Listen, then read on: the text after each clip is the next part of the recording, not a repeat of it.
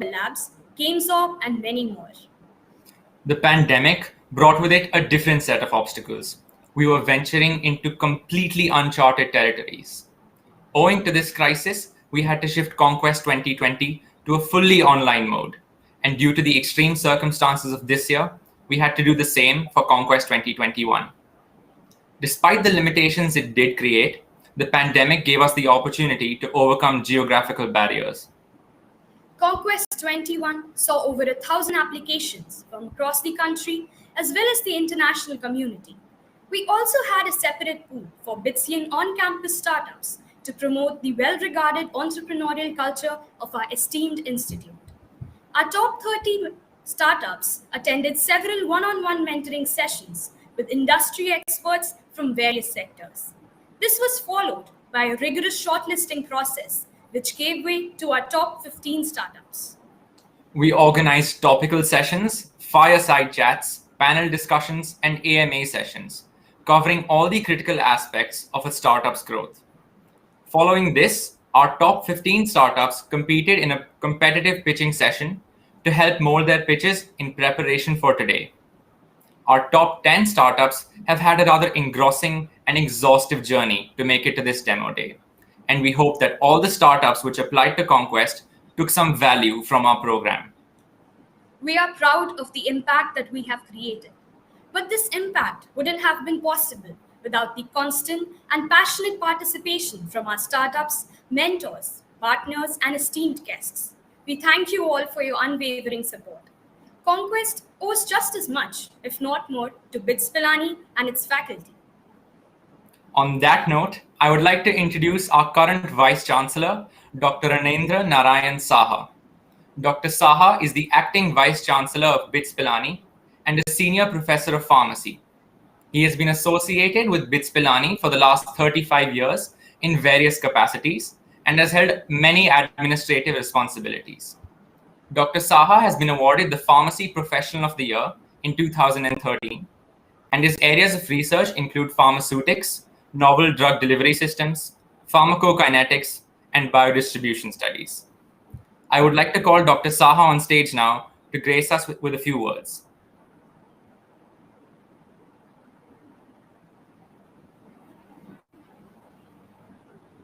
Good morning. It is my pleasure to be present at this demo day of Conquest 2021. I welcome all the dignitaries, special speakers, the judges who will evaluate the final 10 participants, then all the other participants, students, my colleagues, Director, and Dr. Satyen Sharma.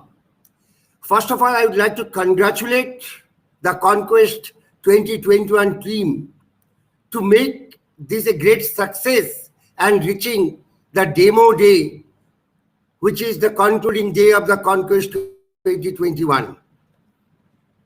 The strong entrepreneurial culture at BITS Pilani, fueled by the strong values of innovation, independence, and hard work, instilled by the long-standing legacy of BITS founders, late G.D. Birla, then late K.K. Birla, and now Mr. Kumar Mangalam Birla, made the BITS Pilani a different class of institute. The strong entrepreneurship culture, which has been consistently there in BITS Pilani, made thousands of successful entrepreneurs across the globe, including the Silicon Valley. BITS Pilani always motivated the students to go for entrepreneurship innovation, and that can be seen by Conquest 2021. Even this challenging situation, they made it virtually and ultimately reached to the final day or demo day. You can understand from the various companies which have been established, including the recent unicorn company from India, that how BITS Pilani students are always motivated toward the innovation and entrepreneurship development. Swiggy, Big Basket, Red Bus, Postman, Jivam, Grey Orange, what not, which have been developed and established in last some years. This culture is there not only Pilani but all 4 campuses, including the BITS Pilani Dubai campus. There are successful entrepreneurs in Dubai also. The graduate of Dubai campus created. I just give a little story, history of the Conquest. It started in 2004, just as a humble B-plan competition. But over the years, it has changed and become a big success by inviting many. I understand this year there were 1,000+ participants for the Conquest 2021, and through the process of various screening systems and multi-stage evaluation, finally 15 were selected, and a further evaluation made it to the 10 who will be presenting today before the eminent juries or evaluators. First of all, I congratulate all the participants, especially those 10 who are going to present in this particular demo day. I'd like to mention the people who have joined from other places. What is BITS Pilani? It was established in 1964 as a deemed to be university, and it is now of eminence as recognized by the Ministry of Education, Government of India. It has 5 campuses, 4 campuses in India and 1 campus in UAE, Dubai, which is the first Indian institute opening an offshore campus. It is ranked by all international ranking agencies like QS and Times Higher Education. It is also ranked high in the NIRF, which is Indian ranking system established by Government of India. 8 departments of BITS Pilani are ranked in top 500 by QS subject ranking, highest by any private university from India. This indicates how BITS Pilani is growing, and as I mentioned, from the early stage, it encouraged the innovation and entrepreneurship. So I feel that this Conquest 2021 will create another big impact in the entrepreneurship development by students or young mind. And it will continue to do so over the years. And it itself innovate continuously by changing the process, using technology. I'd like to mention over the years, the ESL culture has been popularized around the country, with every college having one. What differentiates Conquest from its collegiate contemporaries is the fact that Conquest has progressed from the university domain to become an active contributor to the country's startup ecosystem. I remember earlier it used to happen in campus, but more than a decade back, they moved to Delhi. Now it has moved to Bangalore, I understand. The rapid growth of the startup ecosystem in India and how BITS Pilani has been helping other founders since 2004 is a very, very important. I wish all the 10 competitors great success. It is not the important who will ultimately win. It is important that you have worked hard to reach to this stage, which is very, very important success. And it is important also whether you win or not, you may take it to a real entrepreneurship development where you will make a big success. You may become the next unicorn company from the India. I just tell you, it is not necessarily always the first of a program, the best success. It happens some another student who may be at the study time mediocre, but ultimately become a very successful. It happened in BITS Pilani. So my advice to the 10 competitors, irrespective of who will win, if you want, you can become successful, because this is going to be path for your success.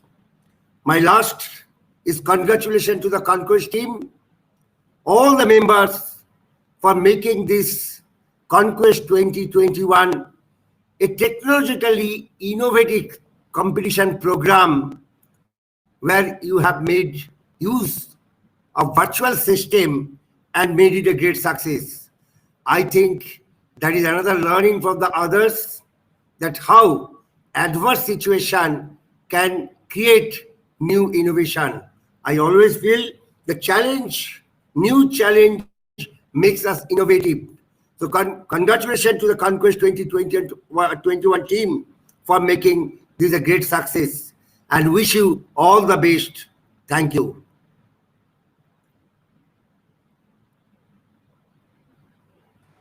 Thank you, sir, for your kind and motivational words.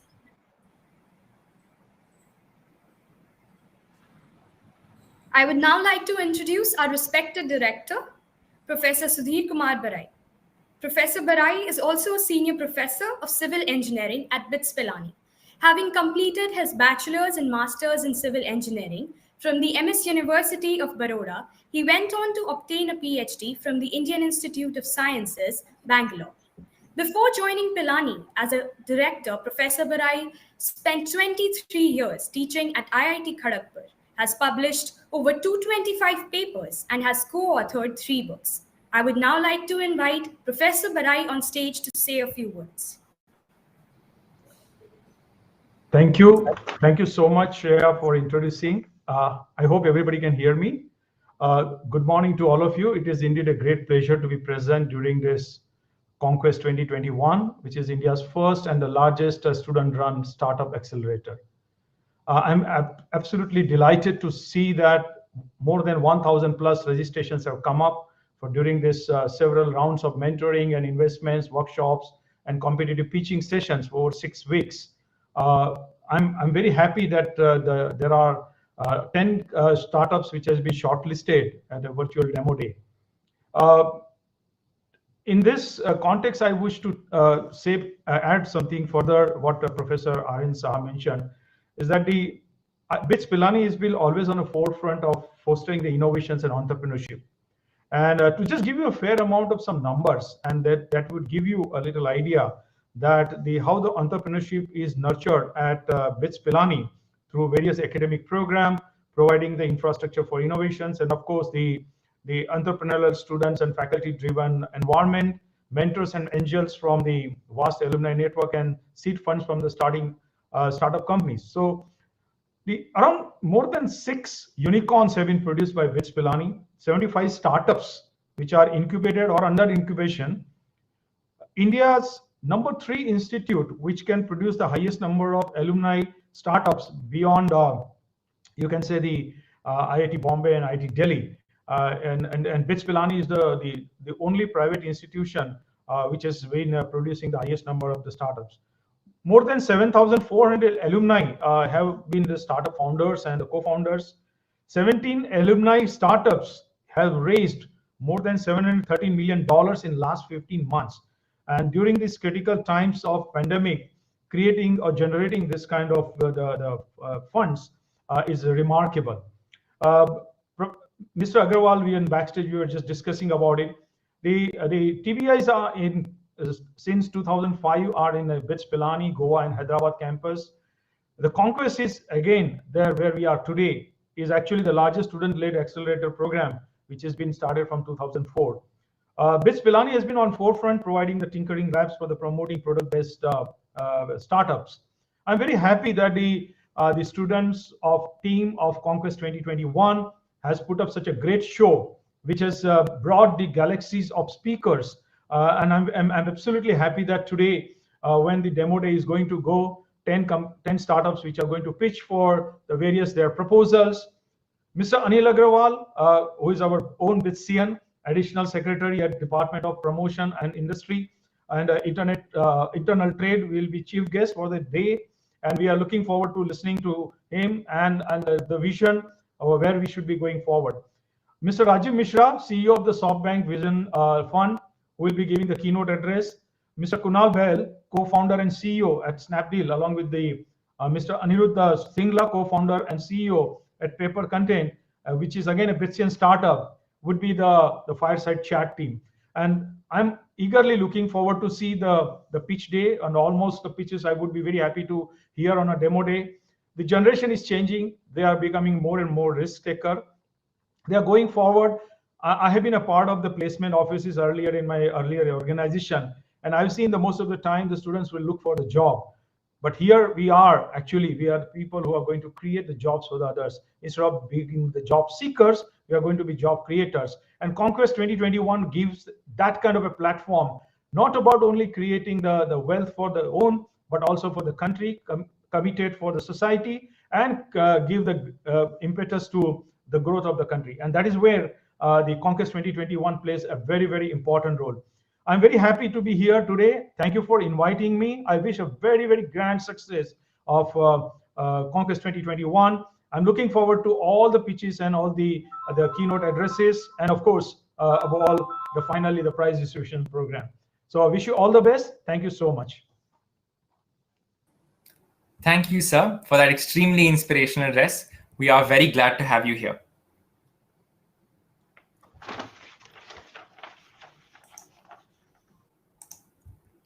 Now, we would like to welcome our chief guest for Conquest 2021. Shri Anil Agarwal is the Additional Secretary for Startup India and the Department for Promotion of Industry and Internal Trade. He graduated from BITS Pilani with a degree in Civil Engineering and the Indira Gandhi National Open University with an MBA in Finance and a Master of Computer Applications. Shri Agarwal has since served in the Indian Police Service for over 33 years in various capacities, including a 6-year tenure in the SSB, a paramilitary force of the Government of India. We are honored to have you here, sir. I would like to give you the floor to say a few words. Thank you, Zishan. Dr. Saha, Honorable VC of BITS Pilani, esteemed members of the faculty of BITS Pilani, all the startups who are participating today, all the investors, startup founders, and esteemed members of the startup ecosystem, ladies and gentlemen. It is a matter of a great privilege for me to be part of this event today. Being a student of BITS Pilani, it rekindles a lots of memories in me. I remember my first day at BITS Pilani. I was all of 16 years old, joined in 1979, and that was the time when the class 11 and class 12 students joined together in one course, and they were given an achievement course to take and complete the degree in either 4.5 years, 4 years, or 5 years. I came from a very humble background. I come from a small place in Madhya Pradesh. I had all my education in Hindi. And in day one, in Pilani campus science block, I still remember room number S39. You go back, I was slightly late. You go back, occupy a rear bench. The professor comes, he speaks non-stop for 50 minutes in English. I have no idea what he spoke. I came from a Hindi medium background. I have no idea what he spoke. That was the background from where I started. For the next 3 months, I could not understand what was happening in classes because English was alien to me. I could not believe that in India there could be classes held only in English. The result is that I flunked in the first semester. I failed. I'm telling you all this with a sense of pride. Coming from that situation, fortunately, I happened to get the maximum CGPA when I passed out of my branch in civil engineering. And that helped me get an interview call from the placement cell of BITS Pilani, which put me on a job which was my dream job.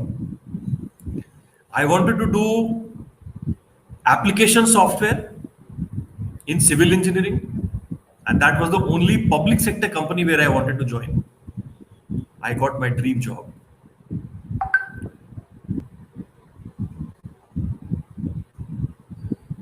And then, in a period of time, I realized that this is not a job that I wanted. Even the dream job, which I thought was a dream for me, is not good enough. I need to do something more. And that is where I started looking for higher opportunities. I prepared for civil services and then ended up joining the IPS in 1988. I have worked in the police for last 33 years with a sense of tremendous pride. For the last 4 years, I have been very, very fortunate to be posted as a joint secretary and now as additional secretary in the Department for Promotion of Industry and Internal Trade in the Ministry of Commerce of Government of India, and given the responsibility of leading the Startup India mission. That is a flagship program so close to the heart of our Prime Minister. And we are extremely proud of what we have done over the last 4 years. In 2016, when Honorable Prime Minister launched the Startup India program, nobody in Government of India, very few people, and very few people across the states, we have 36 states and UTs together, very few people knew what a startup was in private sector, in government sector. What we have done over the last 4 years is every state and UT now has a nodal team in the state or in the UT to support startups in a systematic manner, in an institutional manner. This is what we have done.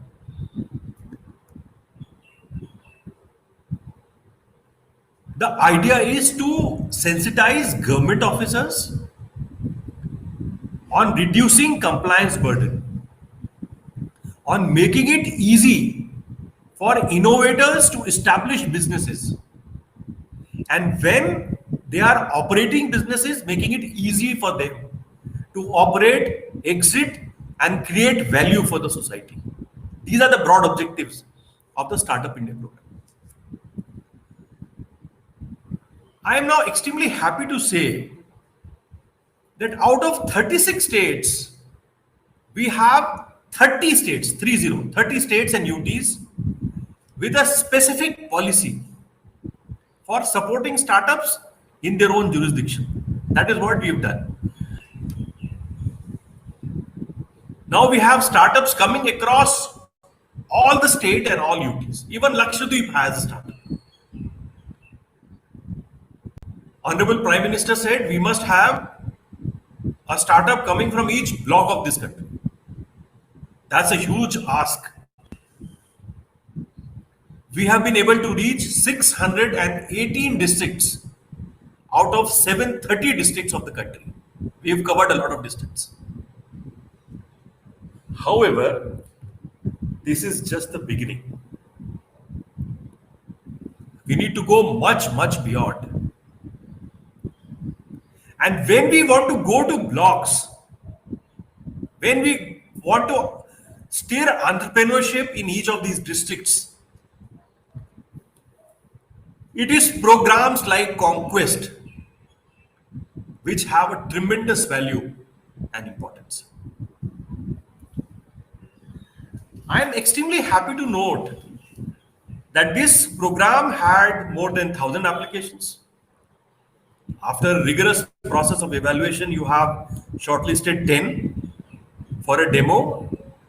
You got some of the best persons to evaluate those startups and then to recognize them. I am also happy to note that this is now, you are into the 17th year of this program. Now, it was said that, during the pandemic, although you used to do this program offline, now you are doing it online. Let me tell you, Government of India has been very, very agile. Last year when COVID started, from our department, in industries, in startups, we reached out to everyone, all industries, looking at interacting with them, looking at their problems, identifying their problems, resolving those issues online. In fact, now you are never going to have an event totally offline. Never.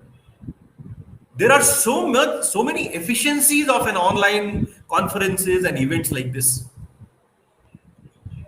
We had conceived the National Startup Awards in 2019, and the evaluations were to take place right at that point of time when Corona struck in February, March. As Government of India, we were agile enough to transform the entire process online. The advantages are tremendous. For one particular sector, you have a startup pitching in from Kerala, you have a startup pitching in from Bangalore, you have a startup pitching in from Haryana, and the judges are coming in from Silicon Valley, from Madras, from Bombay, from Delhi. It is not possible in an offline world. You keep looking at conveniences of people to hold an event.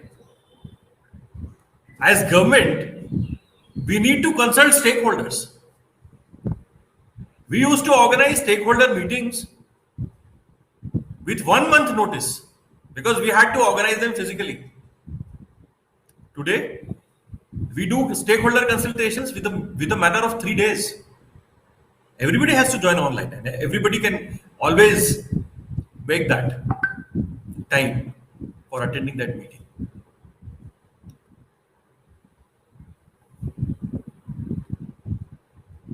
I'm extremely happy to see this transformation of Conquest in an online mode.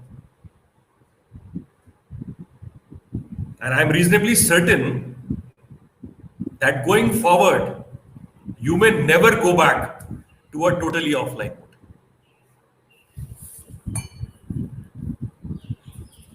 In one of my interactions previously in BITS Pilani, I asked students, what is a startup?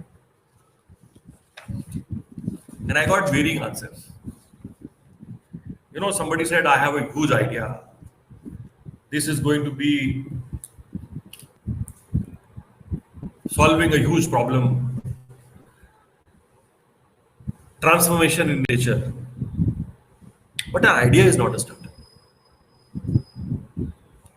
Startup begins when you incorporate a company. So you are doing a lot of research in your labs.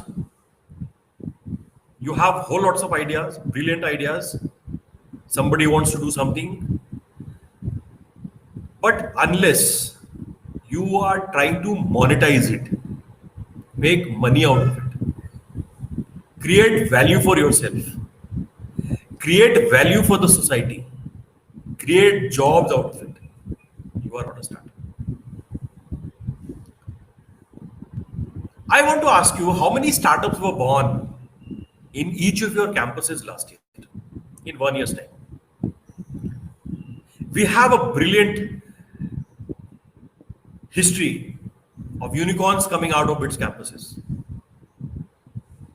And you have, we always start with big basket.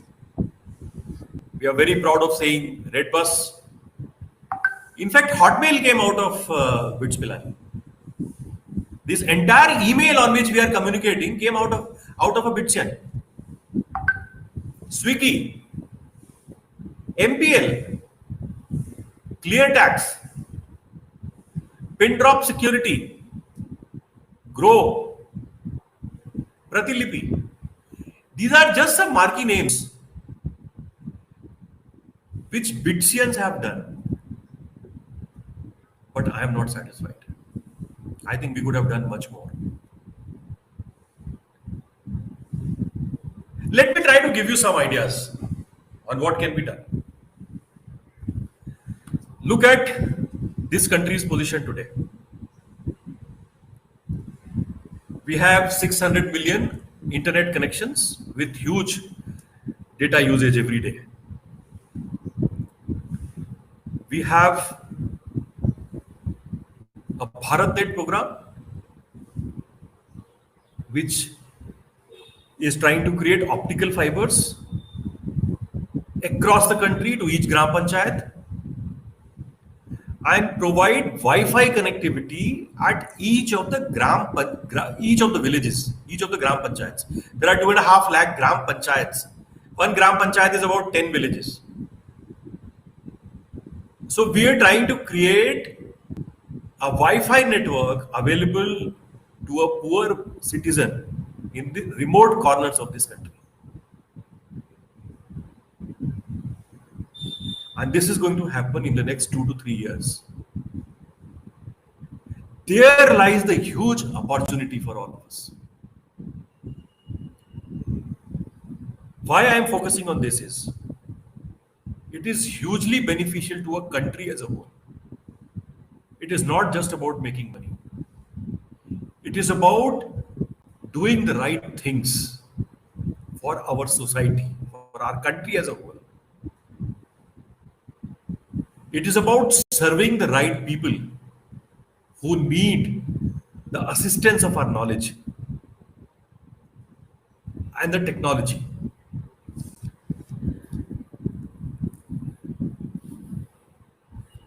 Now, when you have Wi-Fi connectivity at the village level, what is it that will be needed? You will need content in regional languages, content for communication, trading, entertainment, education. All this content is needed in our own languages. Are we prepared for it? There is a huge population which is not educated. Even if you give them a phone, a basic phone, they are not able to read the OTP because they are not literate. OTP was a huge invention, for verification of identity of somebody. We take it for granted today, but OTP was a huge invention. So you are identifying correctly the device that you are talking to, but you are presuming that the other person can read.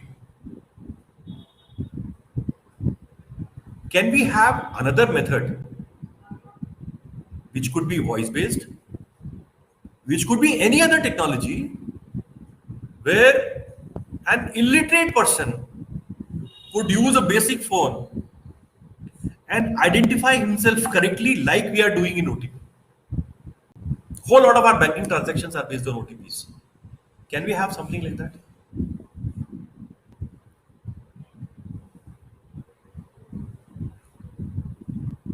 We are now doing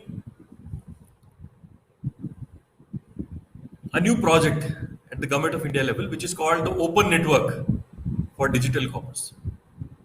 It's again a transformatory idea. Let me try and give you a brief on what it is.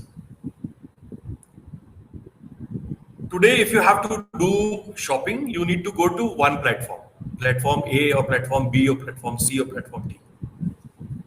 If you go to platform A, you are limited by choice in terms of the sellers that are available there, in terms of services that are offered, in terms of rates that are offered.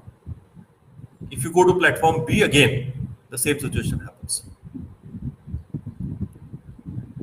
When you want to send an email, you don't have to be on the same platform. I can send a mail from Gmail to Yahoo. I don't have to be on Gmail for sending out a mail.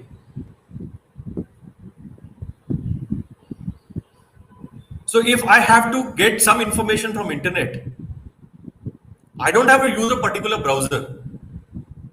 I have to use Chrome or Internet Explorer or Edge or Safari or Firefox. I can use any of them. That operability is there. Why? Because this exchange of information in terms of mails is based on SMTP, Simple Mail Transfer Protocol. In terms of internet browsing, it is based on HTTP.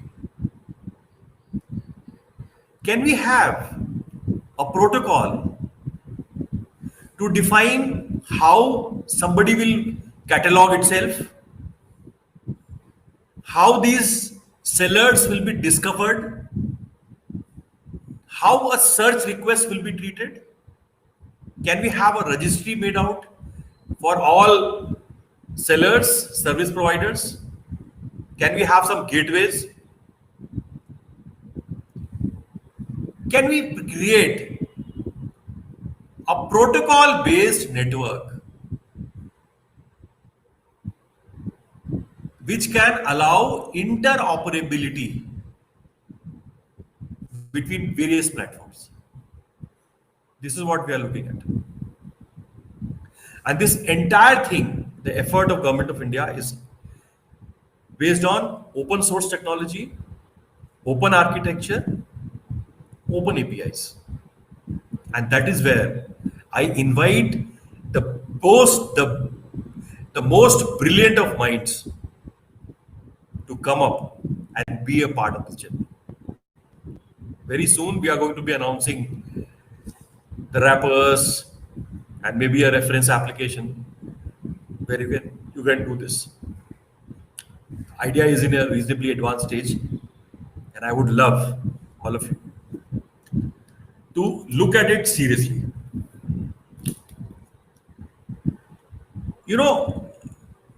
BITS Pilani has a particular advantage in terms of we've all heard a number of speakers speak that we have an entrepreneurial culture and a whole lot of people are doing well.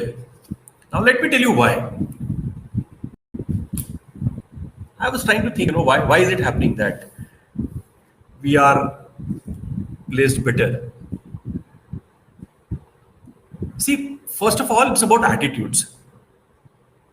So each evaluation in BITS Pilani is based on your ability to solve a quantitative problem.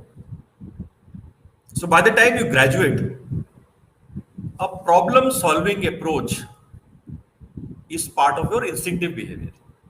And that's extremely important. If you want to actually resolve problems, and go ahead. Then there is process of evaluation is continuous. You get used to working very, very hard in exacting timelines. Now, this is what makes a good entrepreneur. You are striving for excellence. You interact with the best of students, teachers, and captains of industry. You learn humility and you learn austerity. In BITS Pilani, you can never judge a person's caliber by his outer appearance. I hope everybody will agree with me. We've had our professors coming out in chappals. We've been going out to classes in chappals. You can never judge a person's caliber by his outer appearance. And you learn humility and austerity. You respect and practice simplicity. You learn to organize events like Conquest. My head's off to all the team which has put this entire thing together. You are going to do extremely, extremely well when you go out and take a plunge in the professional life. If you can organize things properly at this stage in your life, you are bound to do better. And then there is a residential facility away from the city areas. What does it do? It fosters closer interaction among friends. While you learn to be independent, you also learn to depend on others and prove yourself trustworthy. And finally, the integrated course design. I mean, that is something that is the USP of BITS Pilani. It gives you the knowledge and skills on huge variety of subjects apart from your core subjects.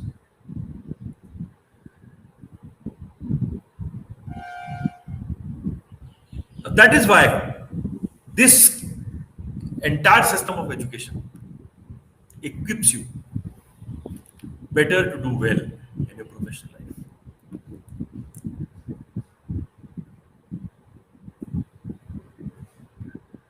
I am extremely happy to be part of this. In fact, it is an honor for me. And for that honor, I am wearing my t-shirt with BITS Pilani logo that I am very proud of. Extremely grateful for allowing me to be part of this. At Startup India, I would be more than willing to collaborate with BITS Pilani in all their endeavors to promote startups and entrepreneurship across campuses. We also have a Startup India seed fund where incubators can apply for a grant of up to rupees 5 crores. And if they consume within 2 years, they can get another grant of 5 crores. That's something that probably you should look at. We also have National Startup Awards. I would encourage a whole lot of startups to apply for National Startup Awards. We have more than 2,200 applications this time. All received online, all evaluated online. We are in the final stages of evaluation and the results will come up very, very shortly. We had a cohort of the National Startup Awardees last year, 2020. 36 winners and 192 companies. We took them as our portfolio companies. Each of the winners was given a 15 to 20 minute slot on Prime Doordarshan in Hindi and in English. And it was telecast across different languages in the country. They were given opportunities of interaction with Honorable Prime Minister. We connected them to foreign missions so that they could access markets abroad. We organized pitching sessions for them, all of them. And they have gained tremendously out of those pitching sessions. We organized mentorship sessions for them. We looked at how government could resolve some of the regulatory aspects in each of those sectors. We also worked on how government could buy what they have to offer, public procurement from them. We sent them, sponsored them for international visits. And we also gave them all the Startup India benefits, apart from showcasing them on Startup India Showcase. There is huge benefits to be taken. It requires that killing instinct coming out of the young friends. And my final word to ladies out there. We still have a very small percentage of women founders in startups. We would love to see more and more women students becoming entrepreneurs, becoming CEOs. Decide the journey and the destiny of not just your family, but the entire society and the country. Thank you very much for having me today. Thank you very much.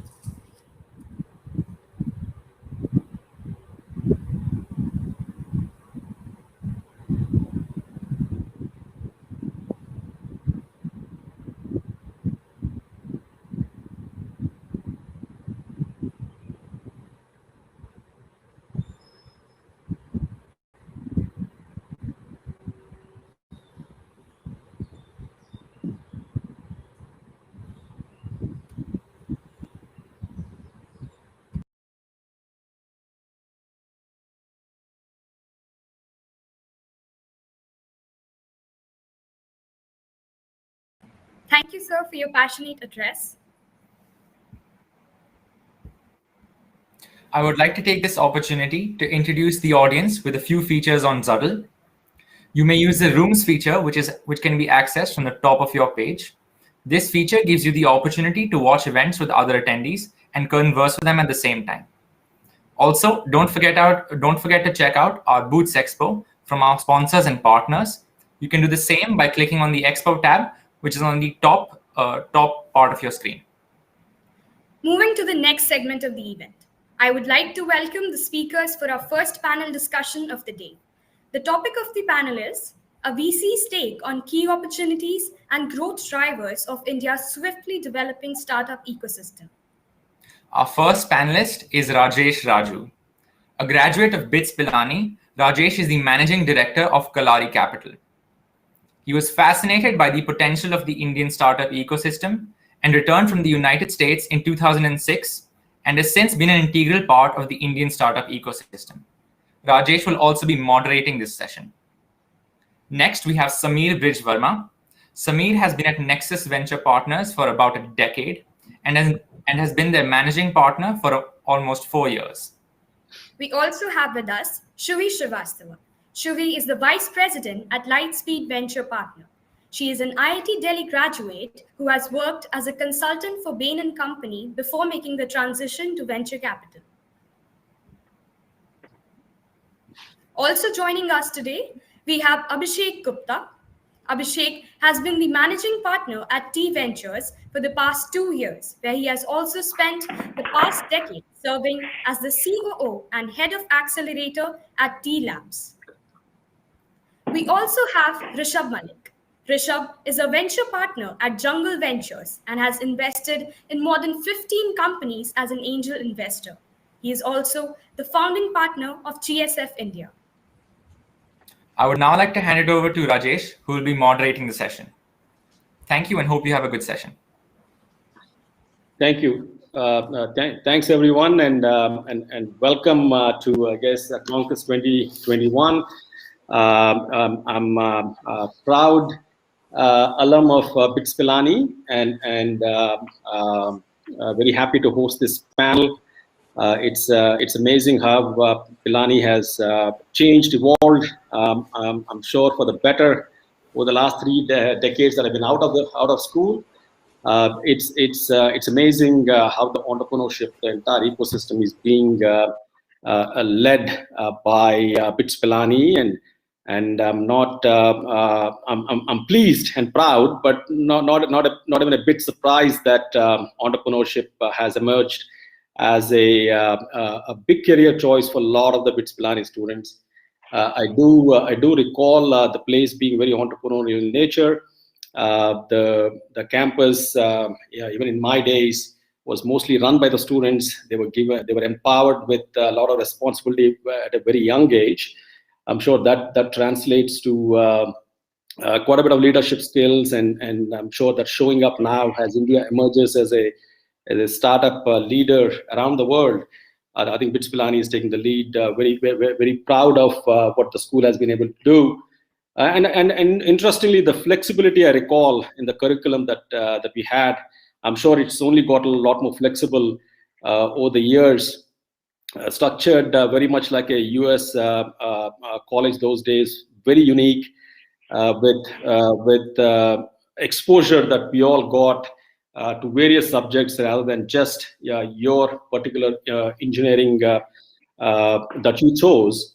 That I think exposure to various other engineering and sciences was of great help. I think makes people well-rounded, and I'm sure I guess at the end of the day, what we look for entrepreneurs is just a well-rounded person, right? And also exposure to various your fellow students in other groups, and you get to know quite a bit. At least in the first 2 years, it used to be common course, right? So you get to know others, networking, and all these skills that you need to be a great entrepreneur. I think Pilani, the foundation was laid, and I think people are jumping at this great burst in entrepreneurship that we are seeing in India, and great to see Pilani being one of the leaders. So having said that, we have a great panel here. I think all of us can learn quite a bit about what's going on in India, the VC ecosystem and entrepreneurship, etc. So I think we have people from various stages and segments of the VC industry here, and welcome all. And I think the intros have been done, so I'm going to jump straight into some of the questions I had. And at the end, if we have any time left, I think there's a chat option here. I'm sure some questions will be posed on the chat. I will try and take some audience questions as well. So I'm going to jump right into with the kind of the elephant in the room, with what's going on with the Indian, the IPO markets, and the VC-backed companies are first time lining up to tap into the IPO markets. Very unusual for me. I never thought this was a possibility, or at least the hype and the expectations that we are seeing today. It's always expected to be a longer term possibility, but never expected our companies to line up for IPOs as they are. And I'm going to jump straight to Samir. I know one of Nexus companies has been talked about for IPO for a while. Samir, you've seen what happened with Zomato, and half a dozen other companies are in the lineup now. The typical Indian IPO candidate is very different from what you and I fund, and our companies, especially the consumer companies, look for profitability second, growth first, which is not exactly welcomed by the IPO markets in India. But definitely there is a change, and I want you to enlighten us. What are some of the trends and changes that you're seeing? Is this COVID? Is this touching every Indian consumer like a Zomato and a Swiggy and others do? Just knowing the brand name. What exactly has made the shift towards accepting loss-making, throwing companies into the Indian public markets? I'll start off with you, Samir. Please take us through your thought process. Sure. Thanks for that, Rajesh. So, I've been in the venture business, early stage venture business now for about 14 odd years. And I distinctly recall till 2006, you could not take a company which was loss making public legally. And that changed in 2006, and that gave birth to kind of early stage financings, and that motivated FDI in the country from an early stage perspective. So over the last 14 years, I've seen the venture ecosystem evolve drastically, and I would say it's really come together very significantly with a confluence of factors. Some done by the government, some done by some very strong companies on the logistics side, on the payment side, on and on the commerce side, companies like Flipkart and Amazon really push the infrastructure on the ground to be able to enable a bunch of new consumption patterns over the years. And that's seeing the emergence of really strong companies on the back of amazing broadband penetration. 600 plus million people have broadband access. Payments have been sorted out. And logistics. Whether it's at a hyper local level, whether it's intercity, all of those pieces have now started to fall into place. And what's also happening is that India is getting more and more integrated into the whole global ecosystem from a financing standpoint. And a lot of funds are looking at investing into newer models in India. So it's a confluence of all these things: GST coming in from by the government, UID, AI, all of those things, cost of acquisition becoming cheaper. So confluence of all these factors have made sure that newer businesses which are coming up or newer models which are emerging, they can scale a lot faster, and they can address new markets. We're talking about Zomato, we were shareholders in the company. Till 2017, they were not doing delivery in many ways. They had acquired a portfolio company of ours called Roadrunner, and that formed the kind of logistics arm of Zomato, and then that scaled up tremendously over the last 4.5 years. And so what you're seeing right now is newer age platforms which are actually creating new trust layers and new pattern behaviors are changing at the customer end. And some of these trust layers, whether it's on commerce, people are comfortable about transacting online. People are comfortable about getting their packages online. All of those things are all coming together. So the Indian, the public investor was, traditional public investors who were investing into companies who are growing 25-30% and were stable. They all want to participate into this new age growth story. And clearly, there's a lot of pent-up demand for that. The IPO for Zomato, for example, which is a recent one, that went public, is oversubscribed to a factor of 20x plus. So just gives you a flavor of the kind of retail participation, which was earlier a big challenge for these loss-making things. People want to buy the new millennial investors. The new investors want to buy the new age growth stories, companies which are growing 150%, and they know that globally some of these models have been able to kind of get profitable in due course. So all of those things are at the back of it. Large institutional investors coming in, holding some of these IPOs. Retail participation is increasing, and clearly there's a strong growth story, and these are household brand names now. And you're seeing, that's what's causing a lot of these IPOs to have an immense amount of demand, and people are buying into the India story for the next 10 years, and these platforms compounding to be 5-10x in due course. And obviously profitability, they understand that globally some of these internet companies take time, but they do get profitable with scale. And and also helps some of these companies are already the top 2 or 3 in their spaces or leaders in their spaces. So clearly they are market leaders in their own domain. And if you see that, that's what people are betting on. Real value migration happening from traditional things, new age trust layers, new age business models, tech-enabled models, and vast growth, and better variability and less asset ownership. All those models are integrated. So that's what's causing, I think, in my opinion, sort of a real rush towards some of these IPOs. I think things are changing on the ground, but you got to be cautious, right? Obviously. Great, Sumit. Thank you. I'll come back to you with a follow-up question on this, but let me ask Rishabh with Jungle primarily used to invest in Southeast Asia, Singapore-based. They're exposed to more, I'm sure, companies and markets. It's easier to IPO, and the IPO trend is not new to Jungle. How are you seeing this new IPO opportunities in India? Do you guys see this with a different lens from what Samir and I, for example, see here? What's your view from a outside of India perspective on what's happening in the Indian IPO market? Rajesh, I think I agree with most of what Samir said in terms of it being a confluence of different factors. I think from a jungle perspective, as you said, the firm has been Southeast Asia focused for the last decade or so, and we have opportunistically invested in India. Now we're building more investment strategies for the Indian market at early stage as well as growth stages. I think when you juxtapose the Southeast Asia market with the India market, we've always believed that India was maybe 3-4 years ahead of Southeast Asian markets, and let's say China was 5-6 years ahead of the Indian market. We have seen a few listings from Southeast Asian businesses. There's a few in the pipeline to go to Nasdaq via SPAC or directly, and there's a few that have already taken place. I think on the India part, specific to your question, my personal view is that we see companies going public much faster here, scaling much faster here.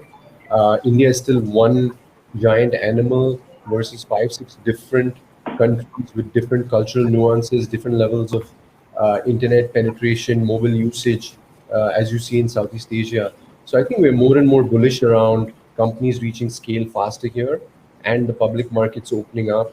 And the way we've seen with Zomato in Southeast Asia, your options are either to go to a Singapore, a Hong Kong, or maybe a Nasdaq. I think some of the domestic exchanges haven't evolved as well as the Indian market has. So I think overall we're very, very positive. Thank you, Rishabh. Let me ask Stewie, and I know Lightspeed has, I'm sure, a couple of unicorns which could be looking at the IPO markets, I'm sure soon. So it's great that IPO markets are opening up for loss-making companies, fast growth companies. But what do you think the fear is? Also too much hype and too many companies going IPO and one or two not living up to expectations, which is very much possible. In the private markets, you can absorb that a little easier, but in public markets, you get exposed, right? There is accountability, growth has to be a lot more predictable, path towards at least profitability has to be predictable, and the regulators are watching you, retail investors who may not be able to absorb these ups and downs and peaks and valleys that we all know in the private markets funding these tech companies. How are you guys seeing? I mean, are you excited? Are you cautious? And public markets can be brutal, right? Private markets with handful of investors, you can massage the story and explain your story better. Public markets, you can get exposed. So how do you see fundamentally? Are you still want your companies to be solid and have a specific growth pattern, or are you excited about what's happening and let's create some liquidity? How do you see from a Lightspeed perspective? So, a couple of things, Rajesh. I think one is, we don't think of them as loss-making startups. It's more deferred profitability over a longer period of time. And then, of course, 1 in every 10, 20 companies will not live up to that narrative. The narrative is, and again, it's not the same. The first time that this story is playing out, we've seen it happen in the US. We've seen it happen in the UK. There's always an Uber, right? Or a WeWork where the company was valued a lot more highly in the private markets than it eventually did in the public market. So, 80% of the times we are going to be okay. And truth be told, we are still in very, very early days of digitization across the world. And so, people have realized that automation unlocks efficiencies in every industry that it touches. So there's just a lot of optimism, overall optimism, as long as the underlying business fundamentals are there for any company we back. And so, continue to be very optimistic around the IPOs that are happening this year and the ones that are poised to over the next couple of years. Thanks, Shuya. I'm going to play a devil's advocate on what you just said, and I'll let Abhishek answer this. It's great. I mean, absolutely. I'm on your side of the table, and that's exactly what I tell my investors as well, that good times are coming. Indian markets are going to deepen. It's deferred profitability that you talked about is the same story I tell my investors when I raise my funds, right? But we have shown very little proof of that, right? I mean, the poster child of our entire ecosystem, Flipkart, has no light at the end of the tunnel, right? Or for that matter, any other company out there. Very few profitable companies that we've created, and China had exactly the same thing, but the markets deepened very, very quickly, and most of the companies are profitable. And whoever the investors going public, whether in local markets or Hong Kong markets or NASDAQ, Chinese companies have shown that there's a lot of money to be made, and most of them are highly profitable. So Abhishek, what do you think about my question? When is that going to happen to India? Right? It's not easy about just expecting something when you don't have the wealth or the spending power to truly for the consumers to truly understand your value proposition and pay the right price, right? The pricing pressure in India is extremely high because we are price sensitive to an extent, but also the spending power is very, very little. So I'm going to contend that the IPO markets are great. The markets are going to deepen, and all our companies are going to be profitable soon. But when is that coming, Abhishek? And do you see the trend changing, or are we saying we are 10 years away? That our consumers and so that the companies are going to be profitable entities. How do you see that question? How do you answer that? Sure, Rajesh. Thank you. So it's a tough question to answer. Put a timeline to it, put a number to it. But I'll rather tell you, how things have changed in the last 10 years, and maybe this is the time to come in the next 10 years as well. When I moved to the investing side from being an entrepreneur in 2012, and most Rishabh and Shuvi and Samir will agree to this, there was hardly an ecosystem of startups in India. Seeing startups going global, IPO right now, and also global, is a big sea change that has happened in India, and it is based on the consumption story of India itself, right? There was few business models that we didn't ever think that will work. For example, subscription. We didn't think subscriptions will work. Right now, there are, at least I can count on my fingers, there are at least 20 to 30 subscription media stories that I can point you to and say that most of these have started to grow and start to make revenue. I remember the whole story of Flipkart and how people would say that e-commerce in India will not work because consumers are not ready for e-commerce. Well, the thing was that consumers were probably ready. There was a latent demand of e-commerce, but what was not ready were companies trying to take a bet on the customer experience and the customer service that Flipkart eventually provided, and we saw a whole different kind of companies, in e-commerce started to fold up. It started to kind of become really big, right? And similarly, on the back of it, companies like delivery and logistics company were made, right? So I think it's going to happen. Whether it's a 5 years or a 10-year story where companies will become profitable, it's very hard to say. Indian consumption story is definitely intact. I don't think that obviously there has been a blip, and this pandemic has caused that blip for India growth story and GDP to go down a little bit or slow down a little bit. But at the end of the day, I think everyone is betting on the consumption story. So I think there will be many, many Zomatos, and you see that there's a lot of IPOs lined up. I would say the consumption patterns are changing. What I'm seeing with early stage startups is that although there is a pressure of pricing, as you rightly pointed out, but people are ready to pay and open their wallets for getting the right experience. Pratilipi is one very good example, right? What we see, Pratilipi reaches out to tier 2, tier 3 audience, also tier 1 audience. But what we see, the moment we started to monetize, we see that there's a lot of consumers who are ready to open their wallet for reading stories, for reading novels, and paying authors, right? Creator economy has also kind of, I see at least in the tier 1 audience, who are not so price conscious have started to open their wallets to newsletters for a few content creator. So again, I don't know 5 or 10, but decade will bring a lot of change. My belief is a lot of these companies, consumer-facing companies especially, will start to make profit in those 10-year period. Thank you, Abhishek. So just moving on to kind of an adjacent topic. Not just the IPO markets, right? I mean that's great. I mean all of us, at least on the VC side of the table, more liquidity options here and more exit options. So that's great.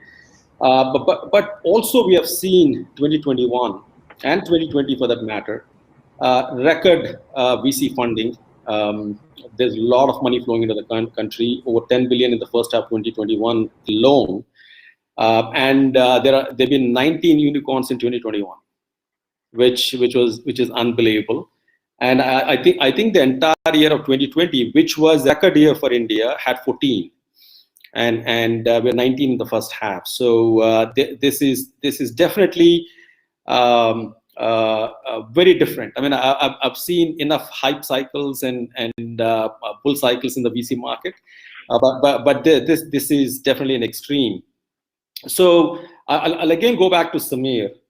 And let's look at this. I mean, it's great for all the entrepreneurs who are pitching today at Conquest 2021.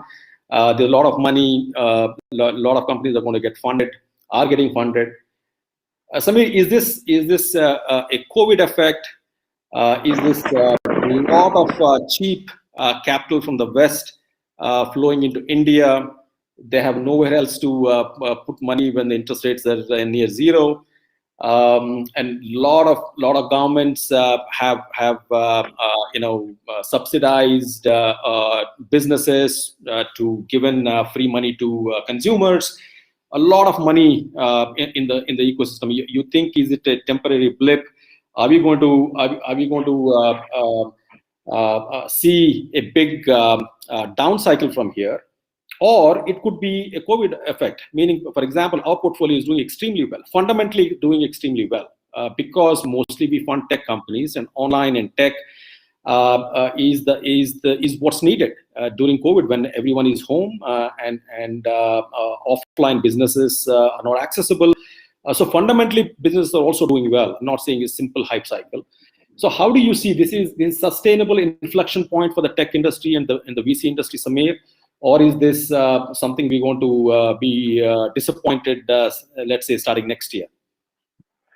So I think, it's a bit of all of the above, or the points that you talked about, right? I think, if you look at it, the world has been in an expansionary zone in terms of money flow over the last, almost since October 2008, right? So it's been 13 years of liquidity being pumped into the ecosystem, right? And you can imagine the liquidity which COVID has itself brought into the markets, right? It's been immense, and so the global backdrop is absolutely crazy amount of money and liquidity in the world, and with near zero interest rates, in some countries it's negative as well. So people are exporting capital out, right? Whether that's happening through FIIs or through FDI and things like that. And of course, people realize that if they want to take a long-term horizon towards things, that they would rather take that money and invest it into new value creation plays, like with funds and all of that stuff. So a lot of big venture funds have been raised, PE funds have also got raised over the years to take care of this. What's fundamentally at play is that, and of course, if you look at when COVID is with COVID, new behavior has been induced, right? Services which came to you pretty much. The entire convenience economy has come into play in many ways, right? Food ordering, education, a lot of these businesses. There is a forcing function for digitization across different industries. And it did cause a lot of people, the gap between newer age companies and old age companies to be even more stark, because clearly the old age companies were not oriented in terms of using technology in a different way. They were, putting together a bunch of solutions and doing this, whereas the sort of new age companies had a fully integrated new age stack, purpose built for the business that they were under. They were able to scale a lot faster. The capital markets were orienting better to them, and the unorganized people in many businesses across different industries were going out of business. There were two or three. There was demonetization, which was an issue. If you look at GST, it made a lot of businesses unviable because people had to do things. So this is something which has been in the works for taking unstructured business away and moving into structured businesses. That's been in play for the last 3-4 years. And with COVID, specifically, if you look at it, we have companies in the education space, in the financial services or payment space, or in the logistics space, which have got a massive, or grocery space. All these companies have gotten a massive boost in the arm to kind of build themselves up. And consumer patterns are changing. People are experiencing the economy. These companies also will potentially charge a little bit more, and a new habit formation is in play. So all of these things are I would say, coming together. And I think there are two or three things. I would say, as long as the companies have a strong unit economic model, potentially, and they're not selling 1 rupee or 100 rupees for 95 rupees and try to get traction, and they don't have any way to make 110 or 115 or 120, those companies will have severe challenges. But if you look at India, the low cost leadership is an important facet, and economies of scale plays. It is a confluence of those two things which need to come into play, and you factor in low cost of capital into that equation. I think you're seeing a confluence of these 3 or 4 and strong tech, new age thinking. You're seeing all of this come together, which is what is creating a lot of these businesses to scale a lot faster. I mean, we have an education company doing $200+ million of revenue in 1.5 or 2 years. They started 2+ years of monetization, right? That didn't happen before. What with Abhishek talked about with Fertility, or what we're seeing with Udan, or what we're seeing with other companies. There's clearly people are transacting online. The trust players are getting there. Consumption patterns are shifting from consumers, even from businesses. Supply chains are getting reoriented, along the way. So I think all of this is going to be, I would say, is great. But of course, as the global liquidity tightens, and people know that it's not a question of if, it's a question of when. And people have different theses around when that would happen. But you would see things getting tempered down a little bit. Either that, or and it could be a mixture of some geopolitical issues. So people have to be watchful of what can happen in that situation. But it is very clear that if the companies do not have a strong unit economic model over due course, and they do not variabilize their costs in a substantial way, and have a better handle around costs in India, and they don't have a good consumer behavior, those businesses are going to come under threat. Regardless of expansionary or whatever environments or a recession. So. Thanks, Samir. In the interest of time, I have a number of questions here, but I think we have about 15 minutes. So I'm going to move on to a topic maybe that's more of interest to the entrepreneurs who are pitching today at Conquest and others listening in. Let me start with you. Either because of COVID or just the general trends of technologies that change rapidly in our ecosystem. What are some of the sectors, if each one of you, start with Shuvi, then Abhishek and Vishal, can take 2 minutes and talk about within your firm, what are some of the target segments, how your thinking has changed, either because of COVID or because of just general evolution of technology. What's your near-term focus? Pick 1 or 2 segments and spend a couple of minutes so that our entrepreneurs can benefit on what we VCs are thinking of what next in terms of technology investments. Go ahead, Shuvi. In terms of themes, Rajesh, I'd say a couple that are super exciting for me. One is the generational shift that's happening across consumer industries, and whether you take commerce or you take investing, gaming, this new Gen Z, and it's happening across the world. It's not just an India thing, but also certainly happening in India, where profit pools are expanding in ways that we hadn't seen before. So a very classic example is retail investment. And the brokerage market for 20 years preceding versus what happened in the last year. This new trader is so different versus what we've historically seen in terms of their risk tolerance, in terms of what they're coming to the markets for, in terms of how they make decisions, what they're willing to pay for. So again, just one example, gaming again has very similar features in terms of a new segment that's unlocking an industry where we historically did not see ARPUs that were as promising. So this generational shift is going to impact a bunch of consumer industries. It requires founders of a different DNA to create products for this segment. And honestly, that's one of the reasons I'm super excited about panels in colleges like BITS, because that's where we get to see this new generation of founders who will be building for this segment. So I think that's one very, very promising trend.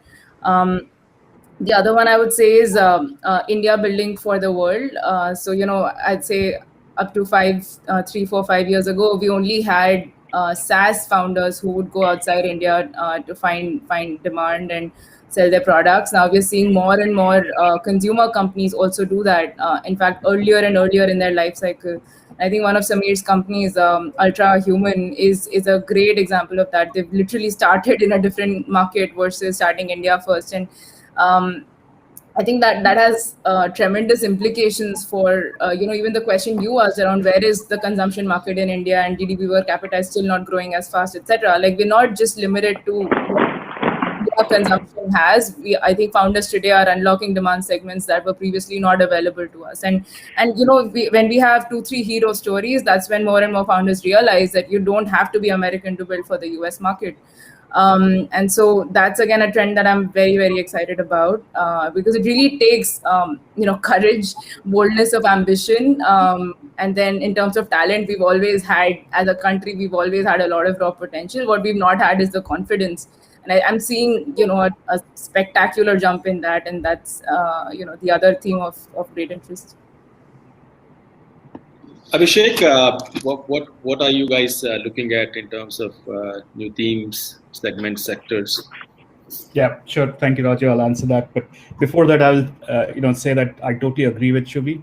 We had raw talent and it was pretty visible, but we did not have the confidence to kind of go to, start companies in India and sell to the US market. That's what increasingly I've been seeing, not only in SaaS, but also in consumer tech. And one of our media and entertainment companies actually, targeting which is also a Lightspeed company, it's targeting the US market. So the whole new confidence and new entrepreneurs that have started to build for the world is very, a big change that I've seen in the last 5 or 10 years that I've been operating in the VC space. I'm seeing a lot of D2C brands also experimenting with, selling directly to the US market or European market or even Southeast Asian market for that example, right? What we didn't realize, there were non-VC funded companies who were already households names in the US. I started to kind of peel the onion and realize that came across 3 to 4 companies where the products don't get sold in India or Asia, but are fairly big household names in the US and European segments. So, apart from that, if you are looking at the Indian consumption story and you're building for India, I think media and entertainment within that specific sector, gaming is one sector that we've been very enthused about. We'll continue to invest more and more money in that. EdTech is something that we have had a fairly good run with. I believe EdTech market has changed a lot. It has consolidated, at least in the last couple of years, a lot. But there are some areas which it still, I believe, are fairly large areas that will get changed. For example, the online program management market, once the government opened 100 universities to open up their programs, is seeing a big growth. Apart from that, I think directly working with universities and colleges to improve education and learning is one growth area that I would love to invest in. SaaS, definitely, I don't do a lot of SaaS, but I have a keen interest in looking at companies. I'm an angel investor in a couple of SaaS companies who are building for the world. So continue to look at it. We will write a few checks, mostly where the companies are working on adjacencies of consumer tech. D2C is something that we are very, very closely looking at and have written a few small checks in. And last D2C enablement companies are something that we continue to take a look at. So specific to our thesis, these are the core areas that we'll operate in. Thanks, Abhishek. Rishabh? Yeah, so no, I think there's some overlap definitely between the funds here, but there's three themes we focus on at Jungle. One is consumer brands and platforms. That could be anything in D2C or consumer facing, whether it's fintech or edtech or what have you, e-commerce. The second one is software. Global. We have a presence in Southeast Asia, India, and the US. So anything that we can help expand into some of these markets, we're excited about.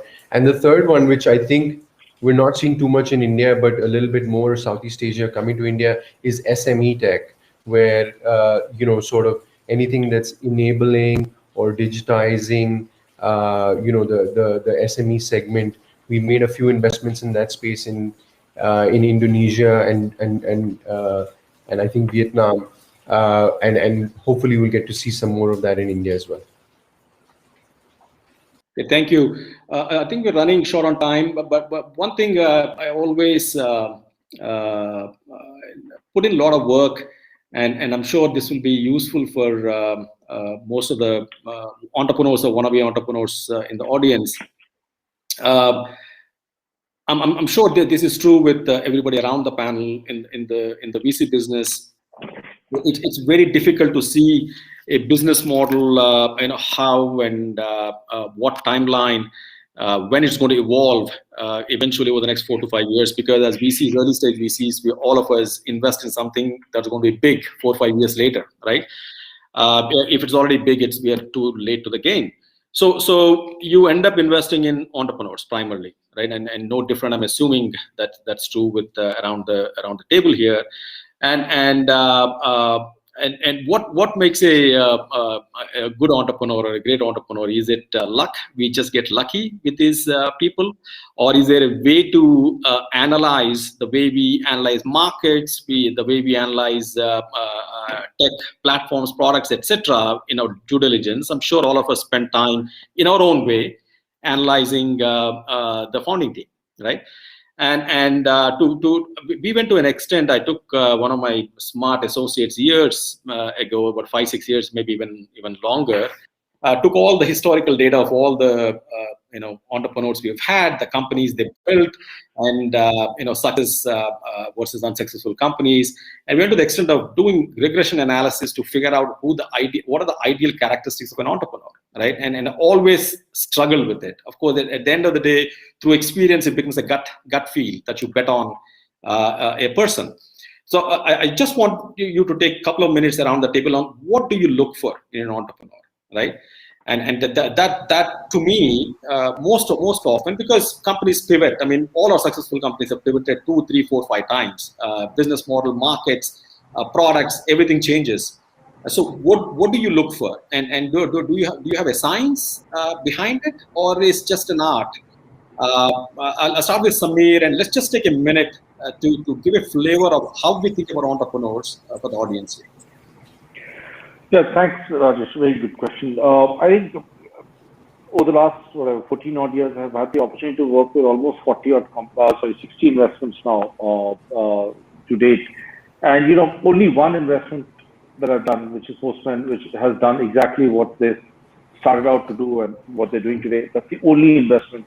That's the only entrepreneur who's done what he was started off with doing, and he had extremely high degree of clarity around what he wanted to do. But every other company, 59 of them, all of them have changed. All of them have pivoted. Multiple iterations, multiple issues, the market that we underwrote, everything. Right? A lot of things change. So the most important thing going in is the people. I think you have to get the people right, and you have to. There's a pattern matching office that we develop over the years, looking at different entrepreneurs. So if you're not stupid, and we try not to be stupid, then we can recognize some of those patterns and see that the basic characteristics of the person, the ability, the intellectual honesty, their grit, their passion and understanding towards the market and play, their agility, all of those are absolute essential characteristics. Integrity, those are things that there's no compromise on. And obviously you do underwrite a broad brushstroke of the market that you want to go after, and see whether there's a sort of a founder product market fit there, a founder market fit. And then you also really deeply understand whether they can be agile and keep changing their approach and build a team of people who are better than them and hire better than them. If you look at all these things, that's what you underwrite, right? Most of the times, 90% of the time, you're writing checks to companies which are pre-revenue, pre-product, right? So that's the only thing that you have. There are no Excel sheets, there are no market reports. They're always connecting dots and looking backward. You have to look at stuff in the future. So only thing that you have is the ingredients at that point of capital in the team, and broadly the market that you want to go after, and their characteristics to kind of go out there and build a company. I think those are the things that we underwrite, and I think that's timeless. If we can do that across different spaces, that's timeless. Thanks, Samir. Zihan, do we have time for other panelists to comment on this, or do we wrap this up? I would request you to wrap it up within the next minute or so. Okay, great. So sorry, I think we're running short on time. But I would like to summarize today what I've heard and my own take on things. What I hear is very positive, right? And whether the IPO market or the ecosystem is healthy, and I agree with that. I think and I hope and hope I'm right. The COVID. I feel guilty sometimes that our industry got benefited while many suffered.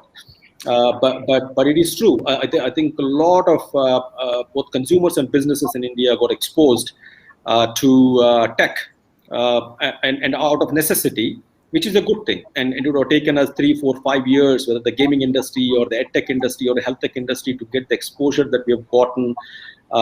Primarily because a lot of people were forced to get exposed to, which is a good thing. I think it accelerated a lot of trends in India, and I'm hearing around the table that it's positive, whether the IPO trend or money flow into the country, deepening of our markets, and people truly understand the value proposition most of these VC-backed tech startup companies provide.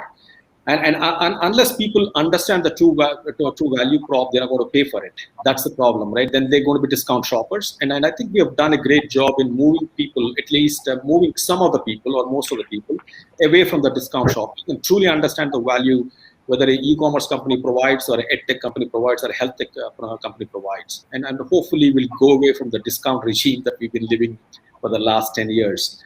So I hear a lot of positivity around the table, and I agree that I think over the next 10 years, India is going to benefit quite a bit from this booming startup ecosystem, a lot of innovation, and India has the ability to. We don't have to create the new autonomous vehicle or the new AI algorithm, but I think India has a lot of inefficiencies in the system. I think a lot of entrepreneurs. Although a lot of cutting-edge technologies can come up from India, but the core efficiencies that we can improve within India, there's tremendous opportunity over the next 10 years. Thank you to all the panelists. I think it's wonderful talking to you this morning, and bodes well for all the companies presenting today, and good luck to the companies and your business models. Good luck to all the entrepreneurs. Thank you all. Thank you, Raj. Thanks everyone. Bye. Thanks a lot. And thanks, That brings us Conquest, to for the having end of our first panel discussion. I would like to thank our panelists once again. It was really captivating conversation.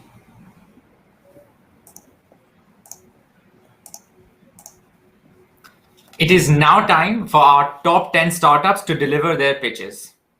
After months of polishing and fine-tuning, we hope that these pitches truly showcase the hard work that our startup founders have consistently put in. Our finalists have been part of this journey with us right from the very beginning, and each of them represent the best minds among the budding startups of our country. We are very impressed with all the highly ingenious ideas that they have worked upon, which has brought them here to our virtual demo day. As mentioned in the rules, each startup will have exactly 6 minutes to pitch their ideas to the jury member, followed by 5 minutes of question and answer round. The buzzer will be played at the 5th minute, after which you'll only have 1 minute to complete your pitch. We request everyone to strictly adhere to the time limit, since you'll not be allowed to go overboard at any cost. At the end of each pitch, the floor will be open to the jury to address questions to the startups. I request the jury members to use the join button on the right-hand side of their screen to come up on stage and ask a question to our startup founders. Lastly, I would like to remind our jury to fill out the evaluation forms during the 5 minutes allotted for questions. On behalf of Team Conquest, we wish all our finalists the very best. Starting with our first startup, I would like to call Euphotic Labs on stage to present their pitch.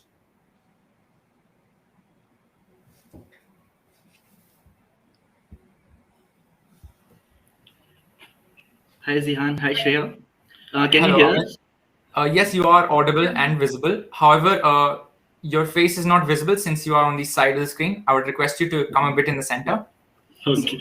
And we will be beginning the timer as soon as you feel comfortable. Feel free to present your pitch deck. Yes. So can you see our screen? Yes, it's in full screen mode. And please let us know when you would like to start. We will begin the timer and you can confirm that it's correct. Okay, where can I see the timer? Okay. So we are good? Yeah, we are good. Yes, Zihan, we are good. All right, so we'll be starting now and we'll be starting the timer. I will sound a buzzer at 5 minutes in. Okay. Okay. The timer Good morning, has everyone. begun. Hi, good morning, everyone. I'm Yatin and this is Amit. We represent NOS. We are building AI-driven autonomous cooking robot that is your life. So it all started when my wife started working and we had started facing a lot of challenges managing our food. We tried multiple cooks, but we being Gujju settled in Bangalore, it was very hard for us to get someone who cook as per our taste. So that time I started thinking, what can I automate in the kitchen? During that time, I spoke to a lot of my friends who are in Bangalore and settled abroad. One thing I realized is though they are very well to do, something as simple as food is not figured for them. So a lot of them cook on the weekend and then have microwave food during the weekdays. Some of them eat out or do takeaways and they suffer a lot on the health. So we started building with motto of freshly cooked meal with convenience. And that's why we build NOS, where you load the ingredient, press a button, and it serves delicious food. So what you can do with NOS is decide what you want to consume during the week, add it to your meal plan. It generates a grocery list which can be ordered through our grocery delivery partners. After that, just load it, give a command, and your food is ready. So during weekdays, you have complete convenience. And this does not only bring convenience to cooking, but it also about deciding what to cook, what groceries to buy. All that thing can be solved through NOS. So it's better to show than tell. So I just played a video of how NOS works. So you load the spice that is in inbuilt store, and this is an ingredient tray where you store all the perishable or recipe specific ingredient. You load this tray, put the tray inside, and give a command. It start following the recipe and cooking to the precision. So it dispense exact amount of oil that you have programmed, recipe has programmed, and then do cooking step by step, right? And this is not only a time-based cooking, but it is a intelligent cooking as well. So camera look at it and figure out when is the onion translucent, when it is turned golden brown, and go to the next step of the recipe. So it can cook any bunch of the dishes, like anything that you cook in a pot can be automated. Pot or karai can be automated through the NOS. So going more deep into the NOS, so NOS has a three key components. One is spice dispenser, ingredient dispenser, and the stirrer. And this we have iterated over time and perfected and patented as well. It comes with two apps, a recipe development app which enable you to develop the recipe, and NOS app where you can do bunch of things. Most importantly, you can do set your preferences. So let's say you consume lesser salt than everyone else.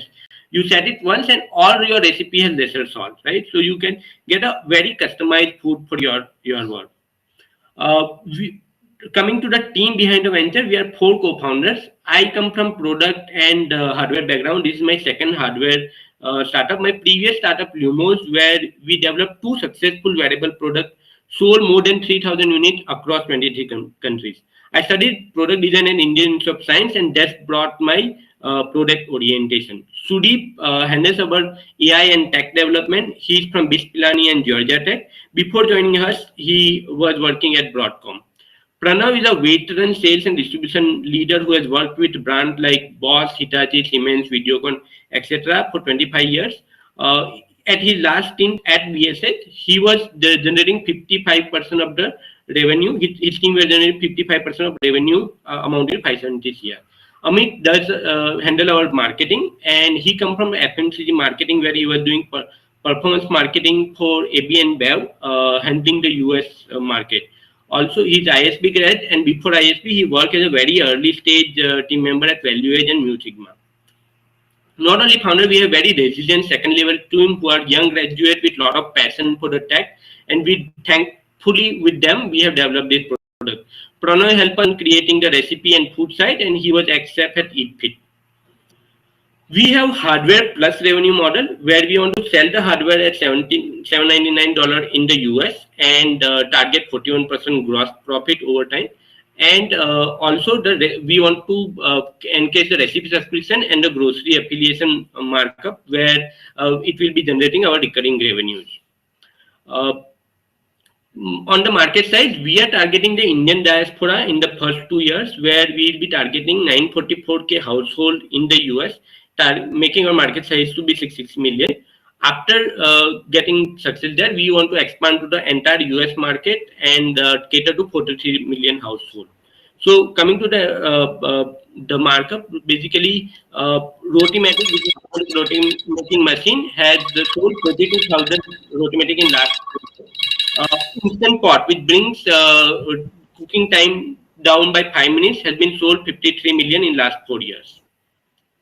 So there are no commercialized product. Coming to competition, there are no commercialized product in the market. We are the one of the early movers, and our key differentiation come from the ease of use and how well the design is done. We already have 361 pre-orders, making our pre-order value 200K plus. We have 1,500 plus people interested in trials and demo who will be converted later. Also, the key part is when we run a story on your story in a 1 week, we got 4,078 visitor, and we could convert 2.8% people to pre-order. We have done many of the apartment demos and taste trial. We also have done demos where we have put the product at the customer place for week and 2 weeks, and everyone has loved the taste. We are using 1.5 million to achieve product market fit, where we want 500 consumers to be using more than 5 times a week. Amit, I would like to ask you to wrap up since you're about 6 minutes. We are done. Yes, we are done, Zihan. Thank you so much. I would now like to open the floor to questions from the jury. For all members of the jury, please press the join button on the right-hand side of your screen to come up on stage and ask our startups a question.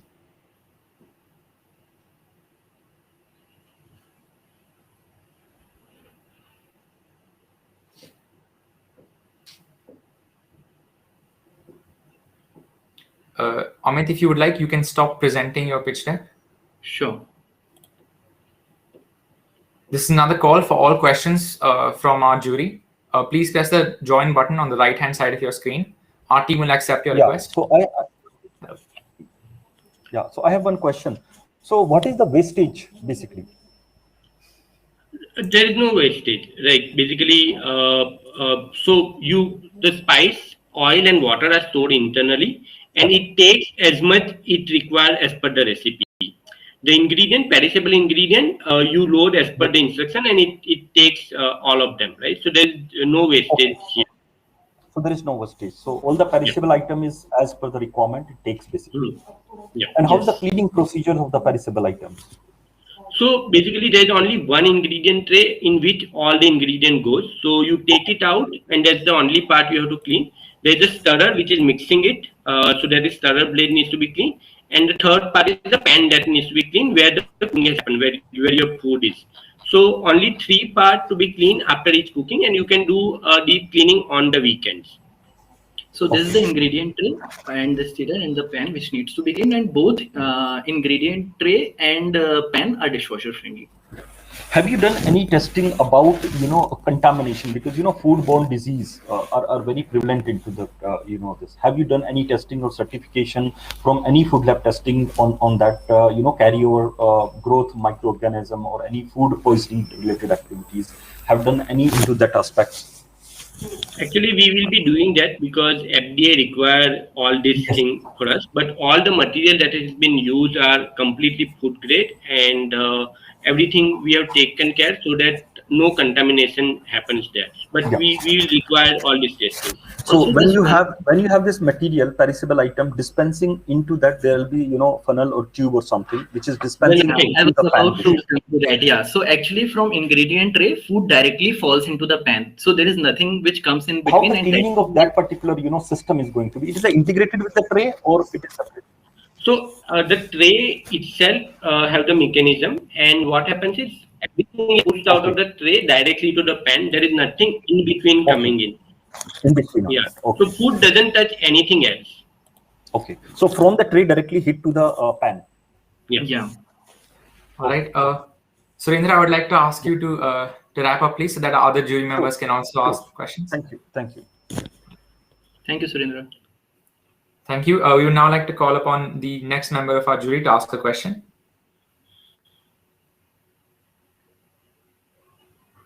In the meantime, I would like to remind our jury members to fill out the evaluation form. Welcome on stage, Ramnath. Yeah. Hi, Yatin. How easy is it to add a new recipe? Like if someone needs a new recipe? Yeah. So basically, we are creating a recipe creation app where what happens is you take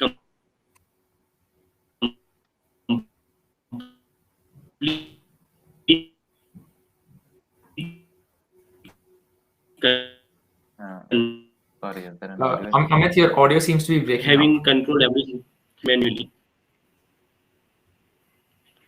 Hello. Amit, could you please Can you refresh hear your us? page? Yes, I can hear you now. Okay, so this is the recipe creation app, Ramnath, which Yatin is referring to. This is what we use currently also to create recipes, and this is something we are making more user friendly so that not just us, even our users can create the recipes and they can share it with their friends and family. Okay. So are And you they only can- targeting US market as of now? We will have like presence in India as well, but India we see that due to various options and number of people, dual working population, right? Our key market is going to be market size wise. Key market is going to be US. Yes, and just to add, the availability of alternatives is very high in I mean, the cost of the alternatives is very high in US. So that's where this product becomes a need or a necessity there. Okay. Have you tasted With it, respect the recipes yourself? Yeah. Amit uses it for daily even right now Yeah, when I we are have it in sitting, my it is in the kitchen. Yeah, and in fact, we did just to add, we did lot of society demos also. So, I mean, people tasting it and saying that they love the food is very critical for us. So we have done lot of society demos and user trials, and we have received a 4.6 out of 5 on the taste by more than 150 users. Okay. Thank you. All the best. Thank you so much, Thanks for that. Ramnath. Thank you. That was all the time we had for questions. Thank you, Amit, again. That was a very interesting pitch. Best of luck. Thank you so much. Yeah, thank you, Shreya.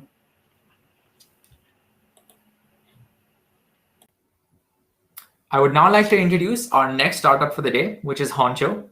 Could the founders of Honcho please come up on stage to present their pitch deck?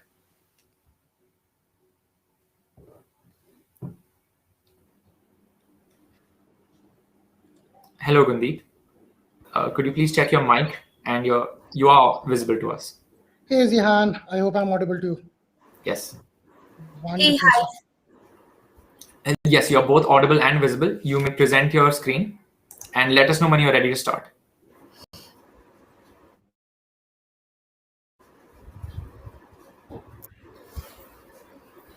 Yes, your screen is visible, and I would like to request you to just inform us whenever you would like us to play any inputs from our side.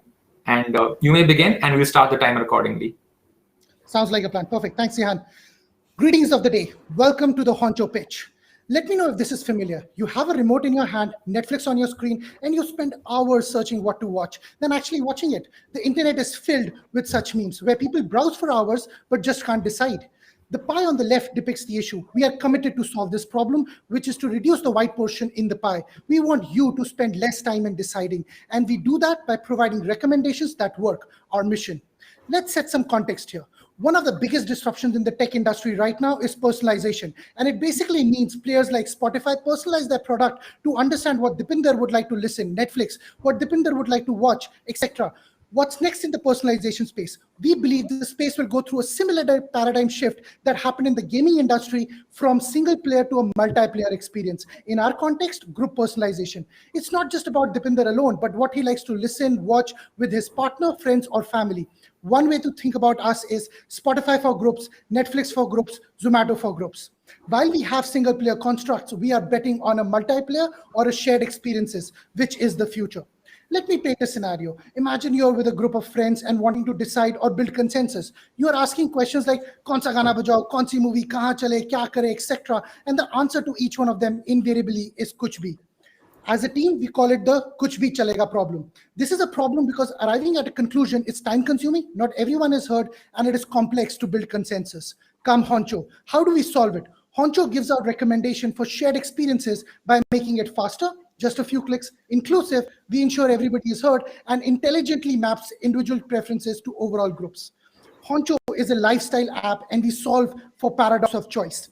In the year of Friends Union, we developed a concept video if the 6 characters in Friends wanted to hang out together. Let's look at some real screens. Our app flow is very simple and intuitive. You log in, tell us what you like, create a space, just like you create a WhatsApp group, and off you go. Enjoy our tailor-made recommendations for you and your group. Honcho gives out recommendation for formats like music, movies, TV shows, cinema, restaurants, and will soon expand to verticals like activities, trips, etc. However, our beachhead strategy remains to focus on music.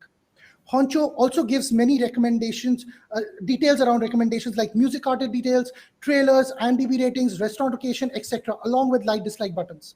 So let me talk about winning propositions. Personalize a group instead of just a single user. First ever decision-making app, building an in-house consensus-based algorithm. Strong network effects similar to Facebook, WhatsApp, Clubhouse, causing a chain reaction. We are more than just an app, but a platform that provides recommendation across experiences. Design is our brand language. In terms of technology, there's a lot that goes behind the curtains to find a sweet spot between what you like and what your friends like. Let's say you like Punjabi and your friends like jazz music. Finding a sweet spot is very challenging, but our tech makes it all possible using deep machine learning and statistical techniques. Our tech is based on heavily researched academia and patent pending IPs. Our competitive landscape, using music format as an example, we play in the B2B2C segment, allowing us to operate both in business and consumer markets, top half of the x-axis. In the bottom right quadrant, apps sync music but do not recommend. In the top right, players focus on individual recommendations. We are the only ones doing group recommendation, hence the first mover's advantage. Let's read this slide bottoms up. To start off, we see a 160 TAM and penetrate 0.5% in year 1 and progressively grow with the market. How do we make money? We start off by a B2B2C strategy similar to what Swiggy used, partnering with your favorite restaurants to get the dish delivered to your doorstep, not just as a food delivery app. Imagine you walk into a salon and you're getting a haircut. Instead of the elevator music that you hear for 45 minutes, you're listening to your favorite music. This will help us reduce CAC and provide us with a stronger moat. On freemium, we will have tiered pricing for business accounts based on number of group members from $4.99 to $9.99. Once we have curated data over the years, we will have DaaS offering building insights on aggregated data to help third-party vendors make data-driven decisions. Our users love us. We are live on stores, 145 reviews, all 5 stars. Some screen grabs straight from public reviews. I am Gundeep, ex-Microsoft, Amazon in the US. My co-founder and I have 10 years of experience each. We are a bunch of dreamers from Harvard, IIT Bombay, Microsoft, Myntra, and we have an established advisory board from MIT, Goldman Sachs, Apple to help us with our machine learning models. In the end, I want to leave you with a statement, which is to use technology to be the recommendation platform of the internet. And if we have time left, 30 seconds, I would like to play a video requesting Team Conquest to help me with that. Yeah. Broadcasting it now. Thank you so very much.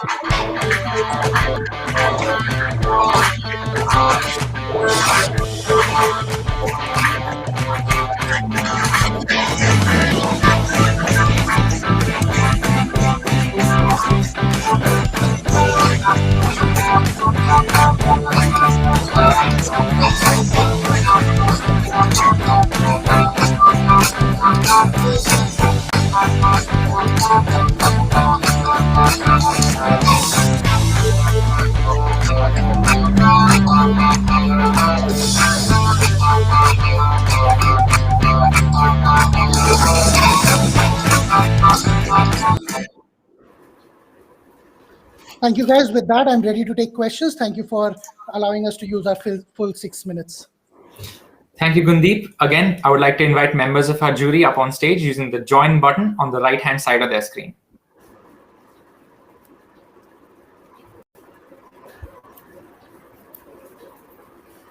In the meantime, another reminder for our jury members to keep filling out the evaluation forms.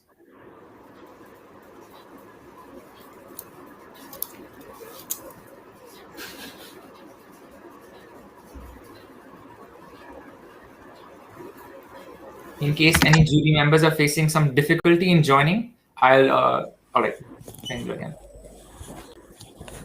So Welcome, Gundeep, it's a very good platform. So I just want to ask one question. So what is the current tractions and how you are, seeing into the growth into the coming month? Good morning, Surendra. Thank you for the question. So we are in stealth right now. We've just exited and launched on our stores. We have about 1,000 users, and we've got some great ratings. And we also see that on average, a user has about 2.5 groups. Seems as if Gundeep has been disconnected. I'm sure he'll be rejoining in a second. Yeah, Gundeep. Was I audible? Can you hear me? Yes, you are audible. Did my answer go through, or should I repeat No, myself? no. Just repeat the 2.5 from there.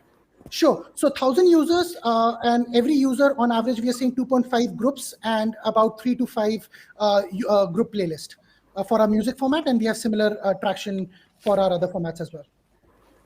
Okay, thank you. And while we are having another jury come in, we also see users making more groups, so it actually helps us with exponential growth. We've got Shruti as well. Hey, Shruti. Hello? Hello, can you hear me? Yes, you are audible. Yes. Hi, Gundeep, great pitch, and I think great product as a whole. I think it's definitely a problem that our generation is facing, rampant, widespread problem. I just wanted to understand a little more about the technology. So, I mean, I definitely understand how individual recommendations to anything, movies or music works, but what sort of inputs do you take in for group recommendations? Like, how does that work? Jax, you want to go take this? Sure. Yeah, absolutely. Thank you for the question. So the way it works is, I'm sure if you saw it during the pitch, right? We have a simple onboarding mechanism wherein when you're onboarding to Honcho, we will ask you, like any other industry, platform, to give us 3 things that you really like, right? And what we do is, we then cluster the choices of every person who is in the group and try to find, based on our data set that we have collected, the neighbors, that will be most likely in the range that people are gonna love. So yes, I mean, there are some machine learning. So every member of the group has to be on board this app, and that app also has to read their profiles so that they understand what everyone is sort of in touch with, and you find the common ground. Common denominator, correct. So we onboard, every person is requested to be onboarded. So you can either onboard using this, and the future, that's something we will enable in the future. We also want to enable like one-click logins. Like for music, understood. So my final question is, do you finally see this as a company that is getting acquired by some large player, maybe Amazon Music or something like that, or do you want to build your own music or service providing app? So Because I don't see, I mean, see, even though this app, this product, this technology has great value, I don't see it having enough independent value. Perhaps it's a great plugin when it's built with an Amazon Music or an Apple Music or something like that. But independently, I don't think it has too much value of its own. Absolutely. So just to quickly add, Jackie, I'll take that. So just to quickly add, we are exploring both a B2C and a B2B channel. And for a B2B, we've been talking to some investors who are wanting to, the overlapping feature set is the same. So we can always be like, integrate ourselves at the abstraction layer on a TV screen where we can be the recommendation app for you, and we can help you navigate which OTT to go to, right? We know you like thriller, go watch. So yeah, B2B is a much longer game. You'd have to sort of prove prove yourself in the B2C space and have X number of client bases, X number of active users before you can go B2B. But yeah, I'm happy with the answers. Thank you so much. Great pitch, both of you. Thank you. Thank you. And just we have 10 seconds. On the data set, we have about 70,000 musics songs, and we have about 50,000 TV shows, and about roughly about the sets in million. Just to That answer your question. that doesn't really matter, right? I mean, what matters is the people and their data Yeah, sets. correct. Yes. And just one more thing to add there. I understand, and what you suggested, I think even in our mentoring sessions, we've had these comments, and that's something we will definitely look at. But one other thing, why we were also exploring the B2C and an individual platform, channel is so that, because we are serving multiple formats, we just didn't want to be a group music there. We were also Jagrati? wanting to build, recommendations around restaurants and movies and stuff like that. So there's no single. Jagrati and Gundeep, please finish since we are past Yes, our. yes, Understood. absolutely. Great That's job, what, both of yeah. you. Thank you. Thank you. Yeah. Thank you. Thank you, guys. Thank you Thank so you. much, Gundeep and Jagrati. This is also just a quick heads up to our jury members to please not ask follow-ups during the pitches so that the other jurors may also ask questions. Thank you. Now we will be having our third startup of the day, Zen Gadi. Could you please call upon the founders of Zen Gadi to come up on stage and present their pitch deck?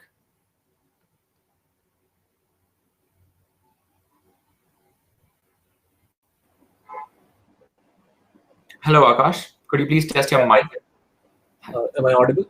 Yes, you are audible and you are visible as well, both of you. Okay, great. I'm also audible to you, Yes. right?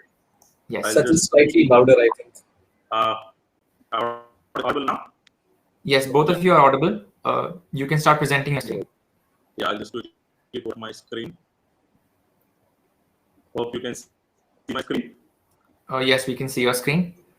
Please let us know when you're ready to start, and we will start our timer, and we'll remind you at 5 minutes. I'm good to go, right? Great. Very good afternoon to all the jury members. I'm Sachin. I'm one of the co-founders of Zengadi.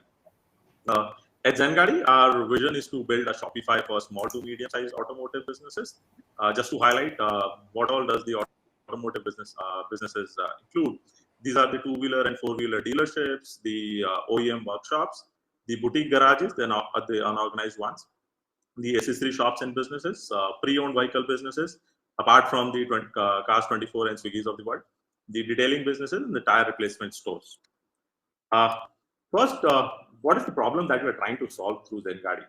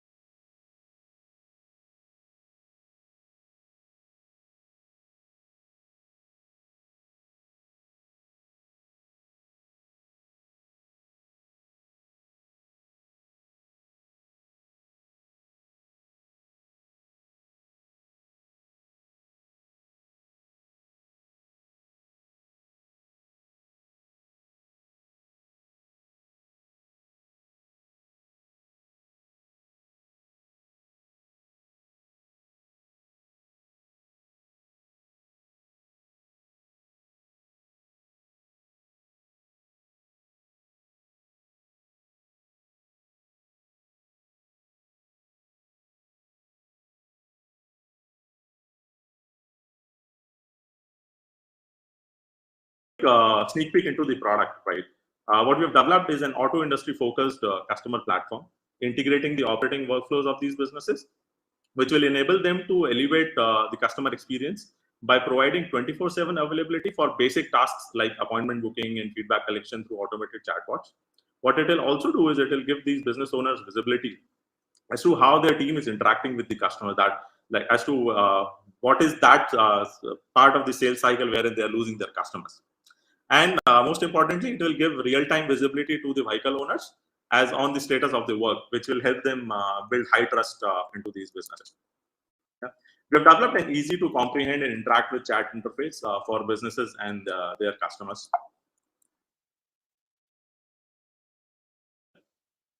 We want to build our unfair advantage by being automotive vertical focused.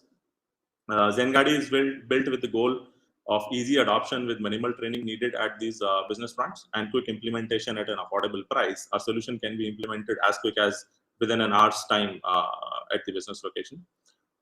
Very, very important.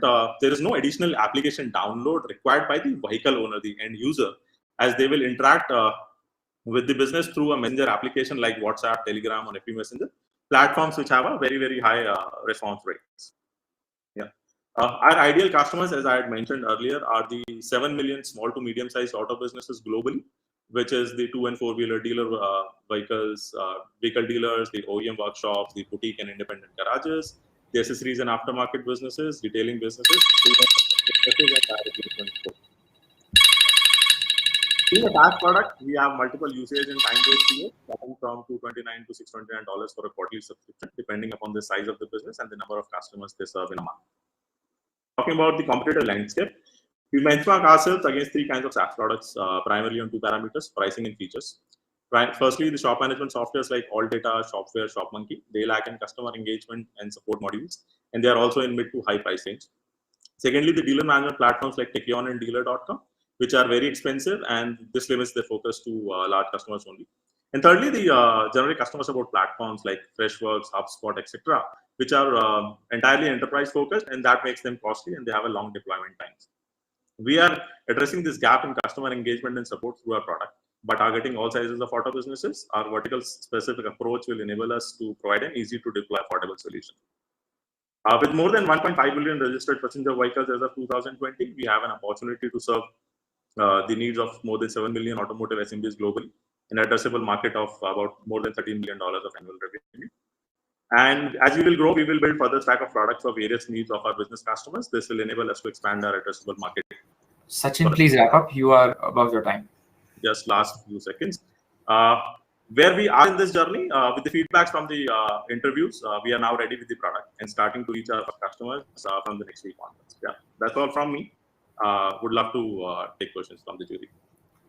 Thank you, Sachin. We would now like to call upon jury members to ask questions. Another reminder to please not withdraw your request when the jury members do send in requests. You are free to send in your request now. And also, please do not ask our startups follow-up questions so that other jury members can also ask questions.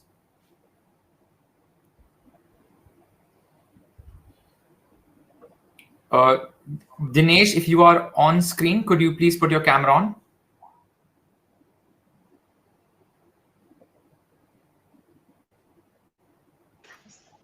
Hello, Dinesh. Yes, you are visible. Could you please check your audio once?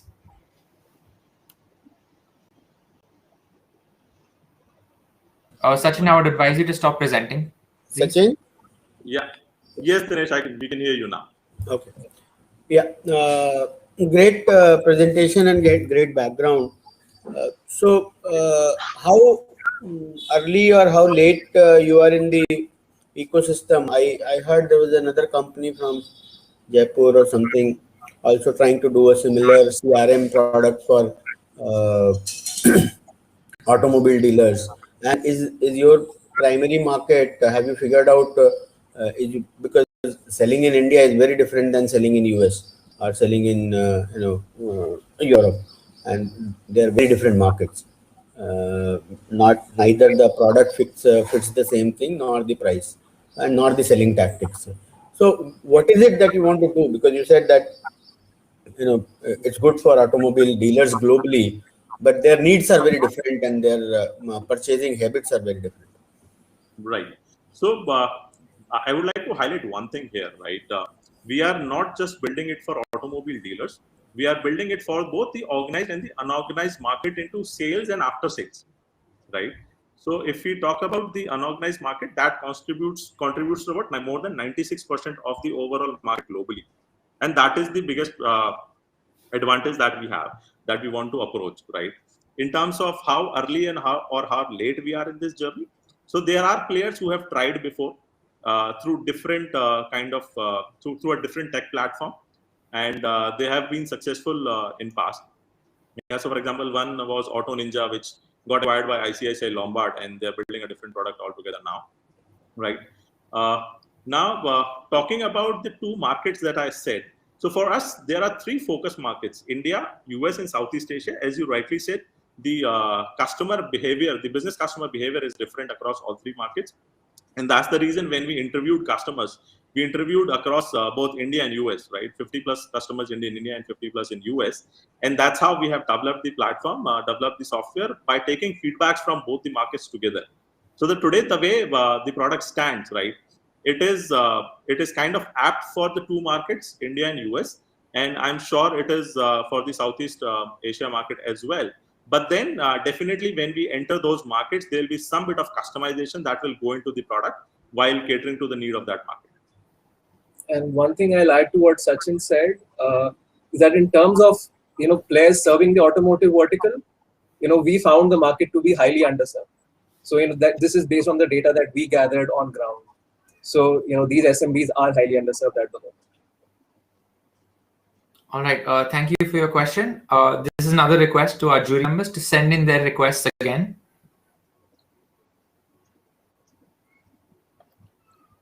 Yeah. Hello, Ramnath. Hi, Sachin and Akash. In terms of the stage where you are in, how many have actually used your platform or given feedback? Like, have they really used it? Yeah. So, see, as I mentioned that when we went out with the interviews, right, we took a prototype with us and we showcased the prototype practically to the customers. We don't have an actual using customer right now. With those feedbacks, we have designed the final product. And from the next week onwards, we are going out in market to get our first customers. Okay. And do you believe the kind of pricing which you have listed, people are ready to pay that? Again, the pricing is a result of the customer feedback that we've gone through. Yeah. So specifically in India, what we found out was that these businesses on an average spend close to about 10 to 15,000 rupees per month into some form of a customer engagement, either a calling team or a calling solution or an SMS solution, right? And that's how we have kept our pricing between 20,000 to about 50,000 for a quarterly subscription, depending upon the size and the number of customers a business serves in a month. Okay. Yeah. Thank you. All right. If you have any other jurors who wish to ask questions, please send in your requests and please turn on your cameras when you do join.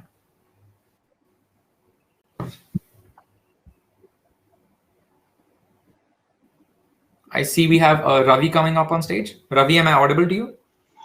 Yeah, I can hear you. Can you hear me? Yes. Hey, I can't turn on the video, but yeah, let's not waste any more time. Hey, Sachin, this is a great presentation, great idea. I really love niche CRMs for niche sectors. The only question I have is, I know that you presented a very large TAM, but a lot of it will actually be taken up by the dealerships and things like that. How is the market share with respect to independent vendors versus private service shops, number one? And how do you think you can get into either of these segments? Do you think you can get into B2B2C kind of a market where you'll partner with Maruti's or BMW's or people like that, or you'll have to restrict yourselves to the private vendors? How do you see that playing out? Okay. Sachin, please keep your answer short since we have crossed 5 minutes. I understand. So see, in terms of the market between the dealers and the unorganized sector, so the unorganized sector contributes to about 96% of the market, right? Dealers and their in terms of numbers, the dealers and their workshop, they contribute only about 4% of the entire market, right? Now, what we want to focus upon, definitely we want to focus upon the bigger market first, which is the unorganized market. And once we have had a substantial presence there, then we will move on to getting into a dealer. Why we are not focusing on dealers starting with? Because when we go to a bigger OEM player right now, which is like the Marutis of the world or the Hondas of the world, they would look for some piece of a customization in the final product. And we want to deploy faster with the product that we have, which can be implemented as it is into the Sachin, business. that's really all the time we have. I'm sorry to interrupt. Understood. Hope I could answer. No, but it definitely is valuable, Sachin. Thanks. Yeah, thank you, sir. Thank you again, Sachin and Akash, and thank you, Ravi, for your question. I would now like to introduce our next startup for the day. Next up, we have Hybrid K8S, and I would like to call Neha and Shubham up on stage to present their pitch deck. Hi, Neha. Hello. Hi, everyone. You are audible and you are visible as well. Okay. Shubham, could you test your mic once, please? Yep. Hi, everyone. I'm Shubham. Hi. You are visible and you are free to start whenever you would like. We'll start the timer accordingly. Please confirm that the timer is marked correctly. Are my slides visible? Yes, your slides are visible. Perfect. So we'll start now. All right, the timer is on. Great. Hi, folks. I am Shubham, and we also have Neha. We are the co-founders of Hybrid K8S. Hybrid K8S is a Kubernetes native continuous delivery platform. We have been into data and platform engineering for organizations like FARI, Lenskart, AWS, and CERN, Switzerland, and have been working together for more than 7 years. Now, coming to the problem, software delivery in most companies today is a mess. Add Kubernetes to the mix, and it becomes even more confusing. We're making continuous delivery on Kubernetes super simple and efficient. Also, given how fast Kubernetes market is growing, there's also a growing ecosystem of tools around it. While continuous delivery also continues to grow at a huge pace, there are no Kubernetes native, no-code continuous delivery product today. For example, today most Kubernetes users manually check each release if the application is working correctly in production, which doesn't scale. Some power users write automated scripts, but they quickly become expensive to maintain and build. Today, continuous delivery is a $2 billion market, of which container CD is the fastest growing space with an estimated market of $450 million today, and is expected to grow to $1.5 billion by 2024. 60,000 companies buy DevOps tools today. If we're able to sell even 2% of the market, 100,000 worth of subscription from us, will be a $100 million ARR business in 5 years. I won't go into details about the product, the technical details, but I'll talk about some core innovations. Every DevOps in the industry wants to set up canary deployment. We help them set it up in 10 minutes, avoiding 6 to 12 plus months of dev and continuous maintenance effort. What's special about a product is we automatically verify the health of an application during a deployment using machine learning. And from that, we figure out we basically do that by looking at the logs and metric data. And we look at different metrics like error rate, latency, CPU, or memory. And this avoids any manual verification which is done today versus any custom requirement for coding. Over to you, Neha. Thanks. Okay. So today it takes a village whenever you want to make a code release or deployment, and the developers are awake until late nights, and until the release is stable, they stay in hypercare mode. But after Hybrid K8S, they can focus on quality innovational work, while faulty deployments will be automatically rolled back to the later inspection mode, right? And we have briefly touched on our unique insights in the problem area, but one of the most unique insight is that modern platforms like Kubernetes require pull-based architecture to automatically heal environments compared to push-based architecture, which is done by leading CD platforms.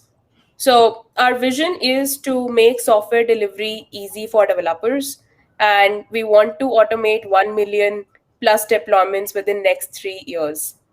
Talking about the CD landscape, Most of our users are on Jenkins, GitLab, or GitHub Actions without having any explicit CD platform today. Harness and OpsMX are the market leaders for cloud CD, but they are not Kubernetes native, which is upcoming in next few years. On the other hand, CloudBees, ArgoProj, Weaveworks are in their early stages of building Kubernetes native CD platforms, but they lack the ease of use and intelligence of Harness because they're open source. So we are focusing on bridging that gap and on bringing harness-like experience to Kubernetes. A bit about our current state and strategy. We launched and we have the MVP around a month ago. We have made it like a DIY platform with all the necessary documentation. Now we have been finalizing the design partners to validate for our product, and for that we have been reaching out to leads in our network, connecting with the beachhead market of Lux and Flagger community, and partnering with system integrators leading in Kubernetes world. Once validated, the aim is to launch the product and set up bottom top sales channel and scale up our team. We've put some of the feedback that we've got while funding design partners, and most of our reviews were positive. So we have started our GTM recently and are doing onboarding discussions with 5 of our design partners. So yeah, that's a brief about us, and the full demo is available publicly on YouTube. We can definitely share the link. We are open to questions now. Thank you for listening. I've shared a link to a landing page, by the way, in the comments as well. All right. Thank you, Neha. Thank you, Shubham. That was a very interesting pitch. Again, I would like to call on members of our jury to come up and ask questions. You may also use this time to fill in the responses for the evaluation sheet. Hi, Dinesh. You are visible. Hi, Neha and Shubham. Sorry, I can't read your. Hi, Dinesh. Hi, Dinesh. So you are targeting this product mainly for US startups or US corporates, or I mean, how is your sales going to work, and what is the ARPU that you are? Is it going to be sold on subscription? So I didn't understand the revenue model. In the meantime, Shubham and Neha, could you please stop presenting? Yep. So yes, Dinesh, our current target, like for the design partner phase, is fast-growing companies, Series C, Series D companies, right? Who have the appetite for new technologies and really have the problem to scale up and to keep things stable. So they are the biggest set of customers. We have a bunch of them in India who are in our network. We are working with them, but once we have that sorted, the product is fully self-service. It takes 5 minutes to integrate. So we are going to have a subscription model, and the pricing is also live on our website right now. And we'll be targeting the US Series C, Series D companies initially, and then moving to enterprise. And obviously, young companies can also get on board, but the focus is going to be right now, medium to large startups, and then it's going to be enterprise. And do you have somebody from sales, because you both seems to be very different? Yeah, so we have. I have spent some time into sales at AWS. For the mid territory market. So I have some experience. Neha has mostly tech and product experience. So for now, we're focusing on the product, and we think we'll be able to hire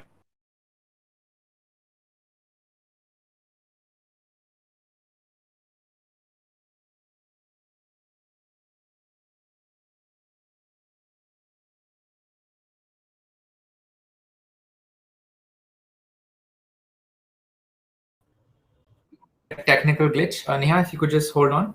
We'll just wait for Shubham to join.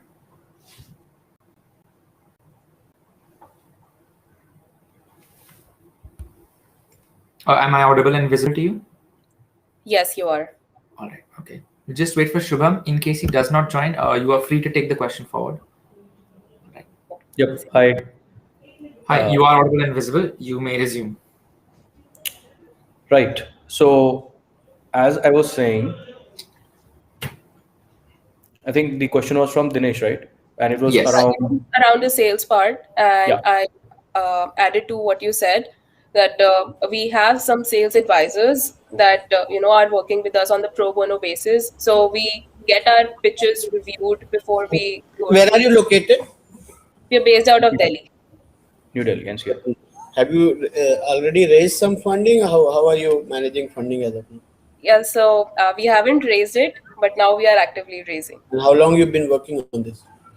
We've been working on this around 6 to 7 months now. Okay, do send me a mail. Thank you very much. Sure. For sure. Thank you. Thank you, Dinesh. We do have some time left for questions.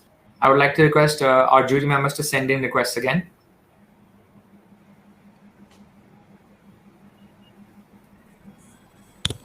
Just would like to ask one simple question. How is your security and how much time in the deployment of these applications like GitHub or GitLabs, right? What is the comparison of the security point of view, basically? Hi, Surendra. I mean, from security side, as of now, it's not our focus. The focus is to purely stability and application management. We are planning security of the data of the customer who are going to use your platform, basically. I'm asking that question. Correct. Because there is a critical applications and the critical things which are going to be deployed through your platform, and then how's your security? What kind of approval you have taken for the security management of that customer proprietary information? Yes. So regular we what we do is we anonymize the logs and everything. So first thing is that whenever we store data, we anonymize logs, obfuscate all those numbers and phone numbers, all those details. And after that, we are also going for compliances. So HIPAA, does your platform is a HIPAA compliance or any other like ISO or 27001 compliance or something? Any compliance which has been deployed on your platform? Not as of now. We are working to get those compliances as of not yet. Okay. Thank you. Thank you. Thank you, Surendra, for your question. And thank you, Shubham and Neha, again, for that very interesting pitch. I would like to give the members of our jury 1 minute to fill out the evaluation responses for hybrid K-test.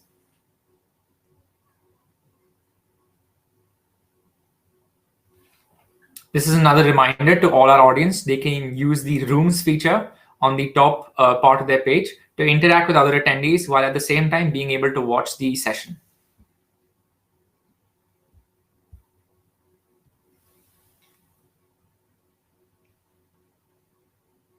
All right, now I would like to call upon Dhwani and Pranjal from Ecovia to present their pitch deck.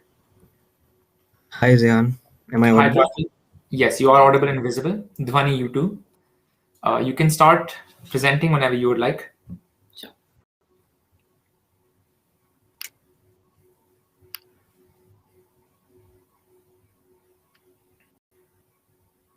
Your screen is visible as well. You can try toggling through a few slides to make sure it's smooth. Yeah.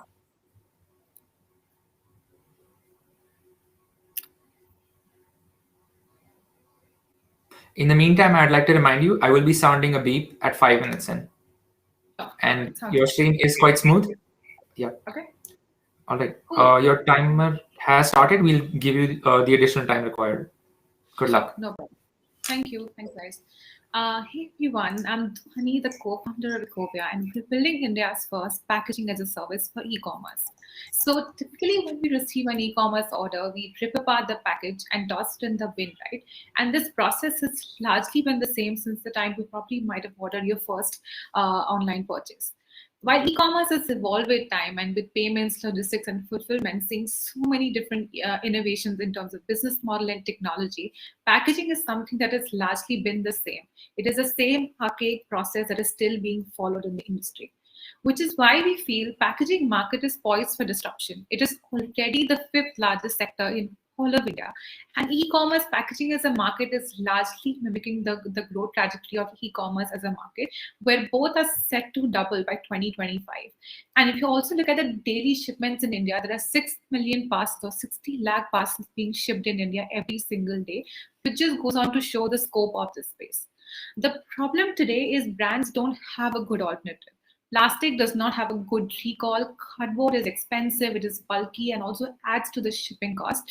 And while paper, it cannot just withstand the wear and tear and the damage it goes through in the process, which is why the brands are still not able to optimize their costs and operations. Even today, 25% of package volume is still air. Brands hold 3 to 6 months of inventory, which blocks their working capital and also increases their storage costs.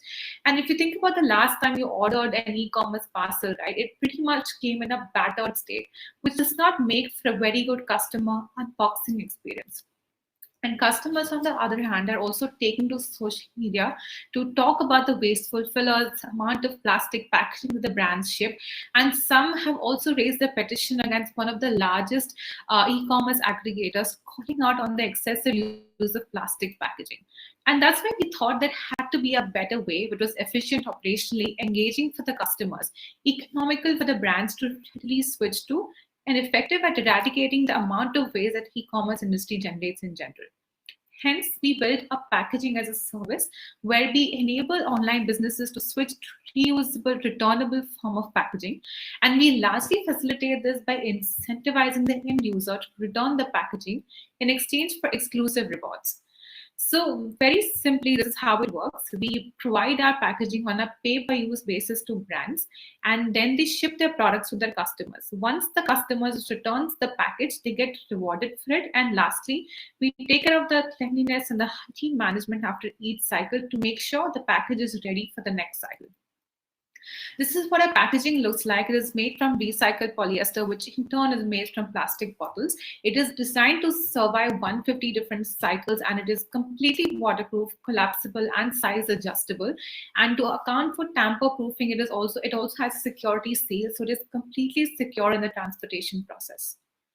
These are some of the solutions that we help, benefits that we help the brands with. We help them reduce their packaging shipping costs. We help them with customer retention by making the process more engaging. We help them eliminate waste. We also help them reduce the amount of working capital required for packaging, because ours is a completely a rent model. And lastly, we also help them streamline or simplify their packaging operations, because now the brands don't have to disassemble or reassemble any cardboard boxes. So very simply, we integrate into the brand's current form of operations, where they use a very simple dashboard where they can upload their dispatch data and get complete visibility into their inventory, their impact, and the returns history of each of the orders that they have. And when the brands provide us with this information, there's an automated message which is sent out to customers, which tells them about the dispatch from the brand, also tells them about the report that they'll be getting if they return the packaging, and so on and so forth. This is also an easy communication tool for them to set up returns in case the customers wants to set some. In terms of the competitive landscape, we are the only one in India providing a reusable packaging offering to e-commerce space. In terms of the revenue streams, so currently we're only focusing on reusable packaging, and eventually we want to use the same network that we'll be building to leverage it for product returns as a service, and also third-party packaging returns, because more and more brands today, they're moving to refillable packaging as well in order to be more sustainable. Since we did not have any precedence for this idea in India, we started to do a pilot for a couple of months in one city, where we worked with 10 different brands and served 650 transactions over the 2-month period. We continually iterated on our operations process, starting with a drop-off model where we worked with restaurants, cafes, gyms, etc., to help us with returns. And then eventually we sort of pivoted to Thanks. We eventually pivoted to a strategic partnership with the Newspaper Association of the city to help us get the packaging back when they went out for deliveries. In terms of the next steps, we want to be able to serve 4 lakh shipments across 3 city and 20 D2C brands. So to start off with, we're going to be live in Bangalore literally tomorrow. And over the course of 3 months, we want to build up playbook, which will be replicated in the next 2-3 cities that we'll be entering. And to optimize our returns, we're also partnering with the essentials grocery delivery companies and logistics partnerships as well. And on the right, if you see, these are some of the brands that we are going to be going live with starting tomorrow. In the next 3 to 5 years, we wish to change the way packaging is looked at in India, and that'll happen through geographical expansion across the country with partnerships with the logistics players, e-commerce players, and warehouse fulfillment companies. And over the period of time, we also want to expand our offering to returns. And lastly, we want to be able to eliminate 10,000 tons of packaging waste. This is what our team is. This is what our team looks like. Pranjal and I are the co-founders. Where I come from a startup background, Pranjal comes from textiles manufacturing space, and we're also helped by Parikshit, who's our tech lead from Amazon. And lastly, we're also helped by mentors, who's Ashwin and Ashish, and they've been instrumental in our journey for helping us with operations and tech. Thank you. Thank you, Dhwani. Thank you, Pranjal. That was a very interesting pitch. Again, I would like to open the stage to the jurors to ask questions. The join button is on the right-hand side of your screen, second from the bottom. Please send in a request, and our team will accept your request. Dhwani and Pranjal, in the meantime, you are free to stop streaming. All right.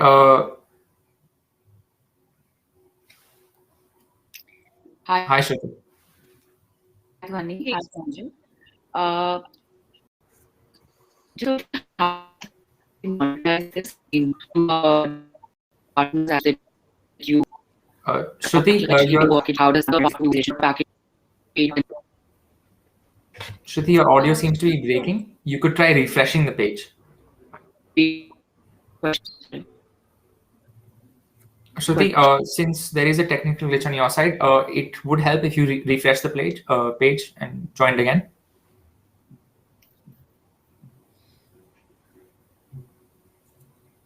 All right. In the meantime, Virtus, you're free to ask your question.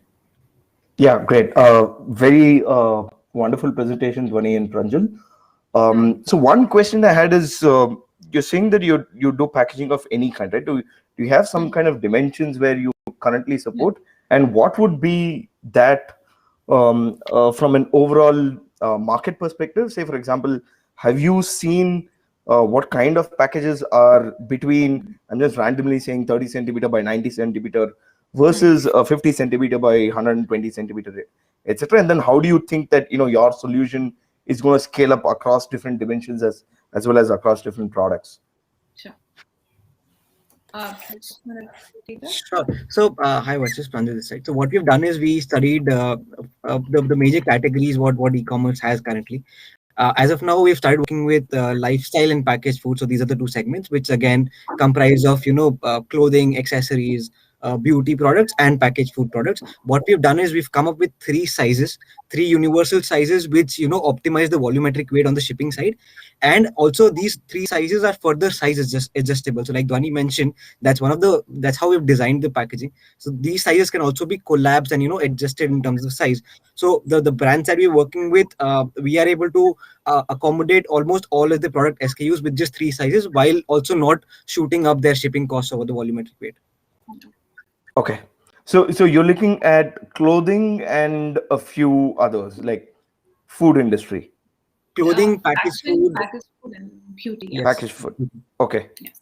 Okay. So, and anything about the weight and stuff like that, and how much of do you think your overall market that you have is actually clothing and packaged food? Is it like 10%, 30%? 67% by volumes. 67% by volumes, yes. Okay, that's interesting. Okay, I'll just wait for Shruti if she has a question, and then maybe I'll come again. Sure. I wanted to understand. So, how do you monetize this? Do the brands pay you per package that you receive back? Right. Is that the way? Right. So the brands pay us per use of the packaging, right? So they don't pay us when the package comes back. They pay us when they use the package, when they ship it out to the customers. Okay, when they ship it out. So, and what about the reverse pickup? So that they don't pay you anything for the reverse pickup? No, reverse pickups is on us. We take care of it. And one more question. So for this reverse pickup, when you are picking up this return, you're going to set up your own team, or you're going to use third-party vendors like, as you were saying, newspaper vendors and other people to do the reverse pickup? So it will be a mix. So to start off with, we have our own delivery agents or collection agents, but then eventually we'll also be partnering with other businesses. So we are in talks with a couple of essentials grocery delivery companies who can help us get the packaging back as well. And other than that, we're in talks with logistics players as well who can help us with collection on deliveries. Whenever the package is delivered, they can collect it there and then. Okay. Okay. Yeah. All right. Thanks. Thank you. We have time for one more question from Amar. Yeah, hi. Can you hear me? Yeah. Yes, you are audible. Excellent. Good presentation. And a pretty good large audience set that you can generate in terms of various categories of products. So I had a question on two aspects on the costs. One is the logistics costs that you would need to incur, and second is the working capital that you would need to have if you were to stock so much of packaging at your end for all these companies, and the SKUs that you would need to have for so many products of so many categories for so many companies. So how are you looking at this? Are you looking at funding all of this yourself, or do those companies bear a lot of it themselves, or is there some third party agency who does this for you? So, Dhwani, I'll take this. Amar, I mean, great question. So, what we're doing is, as of now, we're starting with standardized packaging, which will be shared across different brands. So, essentially, we don't have to, have inventory for different brands. It's just the same inventory, which is shared with different brands. Ultimately, we want to move away from packaging. We just want to be an enabler to implement any kind of take back mechanisms that brand wants to implement. So think about it's the secondary packaging right now. It could be the primary packaging. So maybe the brand wants your shampoo bottle back, I mean, someday later when they have the supply chain optimized for that. So we could in a way with our network help them do that. So that's how we are taking care of it. But as of now, the investment in the working capital in the packaging assets is ours as of now, because brands currently don't really have options out there in terms of reusable packaging. Second, on the logistics front, like Dhwani said, as of now we're doing it ourselves. We are incurring on a per unit level, we are incurring costs in the range of 6 rupees to 8 rupees per collection. We charge brands in the range of 12 rupees to 16 rupees per use, which is inclusive of the cost of packaging and the cost of collections. On the cost of packaging front, our costs per use is really down because we are able to reuse the same packaging multiple times. That's how the unit economics look like. Okay, thank you. All right. Thank you, Varchas, Shruti, and Amar for your questions, and Dhwani and Pranjal for your pitch. We'll wait again for about a minute or so for our jurors to fill the evaluation form.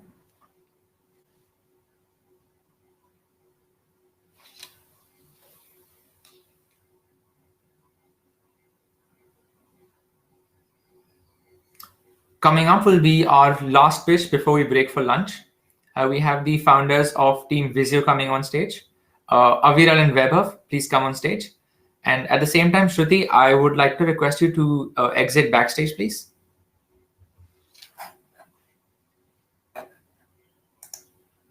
Aviral, in the meantime, you can check your mic. You are visible to me.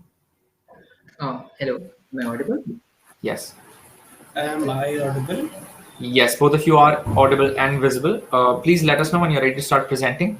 Our timer will start then. And for the video which you want to play, please let us know. We'll push it on the stage. Okay, sure. So we'll start now. Best of luck. Good afternoon, everyone.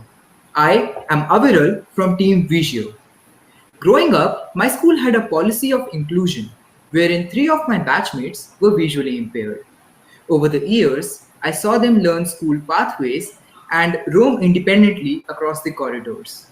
But when in unknown surroundings or environments, they found it difficult to navigate without the help of other students. That is why, at Team Visio, we are working on a computer vision based, voice enabled smart stick to help visually impaired navigate independently. We are students at BITS Pilani Goa campus, about to start our 3rd year. Over the past 6 months, we've been actively participating in national level hackathons and have also won a few of them. The problem we are trying to address here is lack of vision. According to World Health Organization, around 285 million people suffer from vision impairments. Out of these, 39 million are blind. In India itself, 15 million people are blind, which is the highest for any single country. Traditionally, these people use walking sticks, which they tap around in order to detect if there is an object around them. One step ahead from that, stick which is fit for the sonar device. So the stick is such that whenever there is an object within a certain radius of the stick vibrates, making the user aware that there is some object in your surrounding. The problem with such an arrangement is that this stick does not provide any information about the object itself. So, say there's a stick vibrating, you don't know whether there's a chair in front of you or a staircase over which you could fall. What we plan on doing is connecting the user better to the surroundings through the use of computer vision and voice feedback. Our solution is a stick attached with a camera. The camera will send the video to a mobile application which will process and inform the user about their surroundings via voice feedback. We have also registered a provisional patent for the same. As a proof of concept, we developed an Android application. On the left side of my screen, you can see the app is correctly identifying plants to the right and the wall to the left. I request Team Conquest to please play the proof of concept demo video.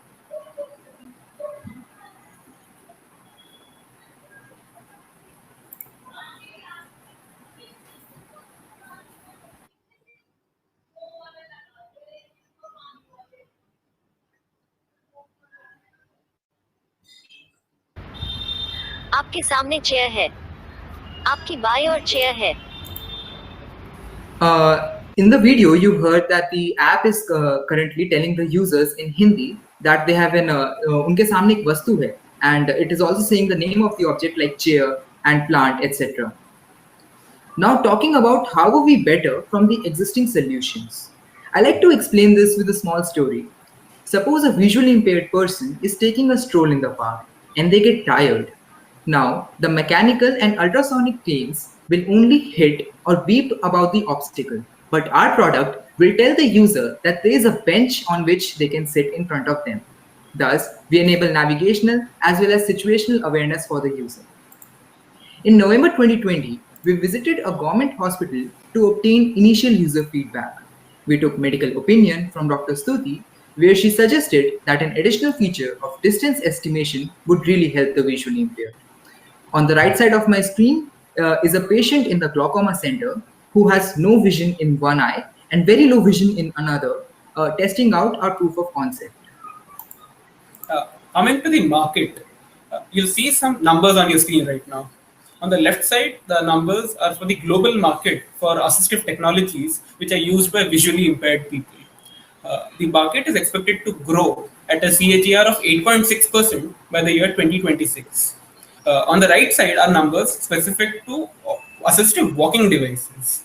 While India is home to 15 million blind people, which is the largest for any single country, India also has the fastest growing market in the Asia Pacific region in terms of ophthalmic equipment usage.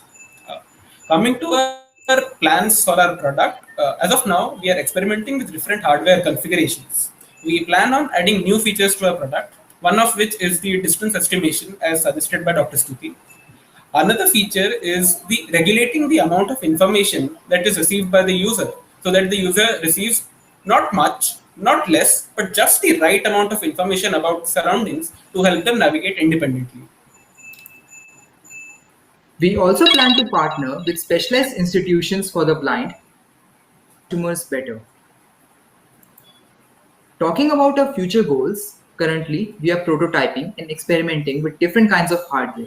We plan to launch our product by next year, and after that, we also plan to conduct some workshops for the visually impaired to help them get accustomed to our product. Thank you.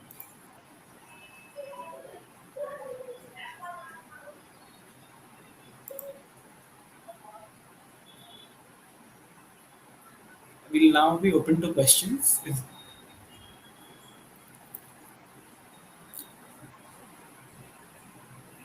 Hello.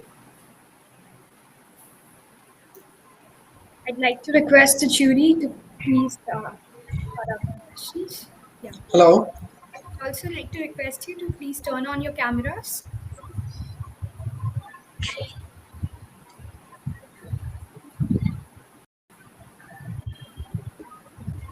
Hello. Can you hear me? Hi. Yeah. Yes, sir. Hi, Aviral. Great pitch, great idea. But I guess you guys have a really long way to go. I guess you guys are in the early product development, prototyping stages at the moment. Yes, sir. Absolutely Yes. right. So, do you guys have any estimation right now as to what your landed manufacturing cost would be? What would you be able to sell this product at?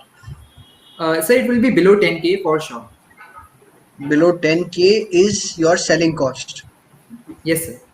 And manufacturing, landed manufacturing?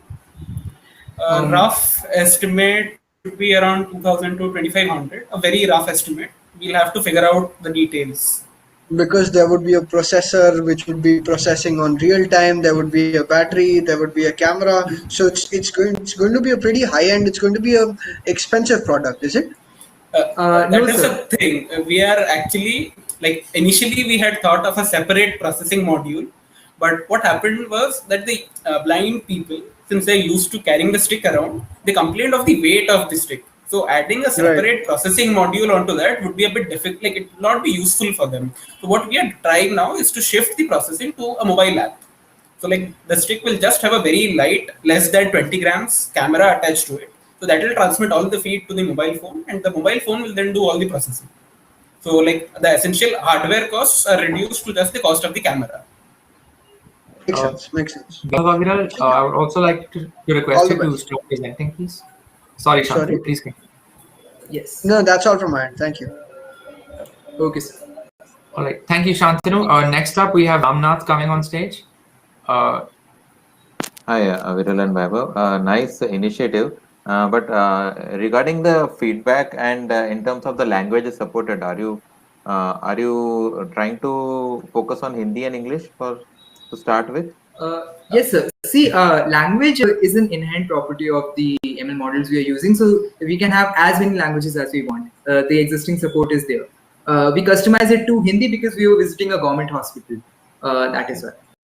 Okay. Like the And are text to they speech converter that we are using that has support for multiple languages. okay? And are people ready to pay for the kind of price which you just mentioned? Do you think they'll be ready to pay that much, like around 10K? So this price estimate which I just stated was what I obtained from talking to customers actually. There is this visually impaired, he categorizes in the highly functional visually impaired person band. And so I will not be revealing his name, but yes, I was with a call on him just a few days back and several other customers as well. And when I say, after explaining the whole process and what we are doing and taking the suggestions, when I ask them that what will you be willing to pay for this, the estimated cost is always around 8 to 10K. So given the functionality that they are getting, they feel that this is a justifiable price. Okay. Yeah. Thank you. And all the Thank best. you, Ramnath. We have time for one more question, and we will have Surendra coming up next on stage. Surendra, am I audible to you? So I just have one question, basically, because when you're putting, this mobile phone, the first thing, how the blind people is going to use the device and putting a phone into that attachment is a little difficult. And then how do we know that where exactly this device is going into which direction, basically, right? Because if the hand goes into the left-hand side directions, is saying something else, into the processing the image saying something else. So how do you going to manage into that? This one question. Second, why don't we use a smart goggles where you're going to process the image and informations and then our economical and then do that rather than putting something on that. So just Yes, sir. Weber, would you like to take the first question? Sir, regarding the phone that you said, the phone will not have to be attached to the stick as such. Like, you can use the phone by holding it on your hand or putting it on your pocket. Like, the phone does not have to be attached to the stick. What we are doing is we are attaching the camera and camera to the stick. So since the people are used to, it's natural for them to use the stick. So they are in that natural environment while using the stick. It will just have a camera attached to it. So like they'll know like in which direction the stick is pointing, and that way we can manage. And then all of that is redirected to the phone, and the phone can be placed anywhere in the surroundings, but they'll have to be connected, like voice feedback. They'll have to receive voice feedback from the phone.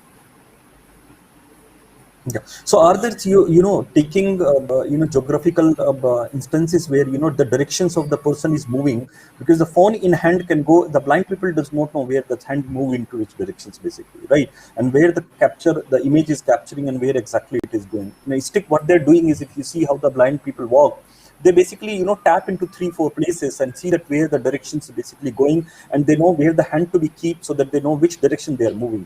So are these intelligent algorithm has been built up into this system, and how they're basically taking process further? Yeah. Thank you. Sir, all the data will be sent to a mobile phone, and these algorithms, mobile phones have accelerometer, magnetometer, and these accelerometer and magnetometer are cheap devices which can be built right into the hardware. So we can have that functionality as well in the hardware. This is not a roadblock, I'd say. And about your second question about the why I'm not using goggles. So I would like to take an example of a Swiss startup here called Horus. They built this device. It was basically placed on the neck, and it had goggles and all that stuff. But from my experience of spending time with visually impaired and talking to a lot of customers, the thing is that using a cane is their natural environment, and due to that they undergo special training of using canes. So when we are attaching when we are not replacing the cane, just providing them extra information, that is really comfortable with that, and the comfortability of the user is our prime goal. That is why we are sticking to the cane model and not smart goggles. Okay. And sir, having the cane as such will, like, it'll also act as a feedback. So just in case, in the off case that our product stops functioning, like, they always have the usual cane that they use to go around. So they're not left clueless, which is the case when we build a goggles. Thank you, Weber. Thank you, Aviral. That's all the time we have. Thank you, judges, for your questions. I would like to give a minute or two for the jury to fill in their evaluation responses. Due to any technical glitches, if there were any problems, the jury is free to fill out any pending evaluations right now.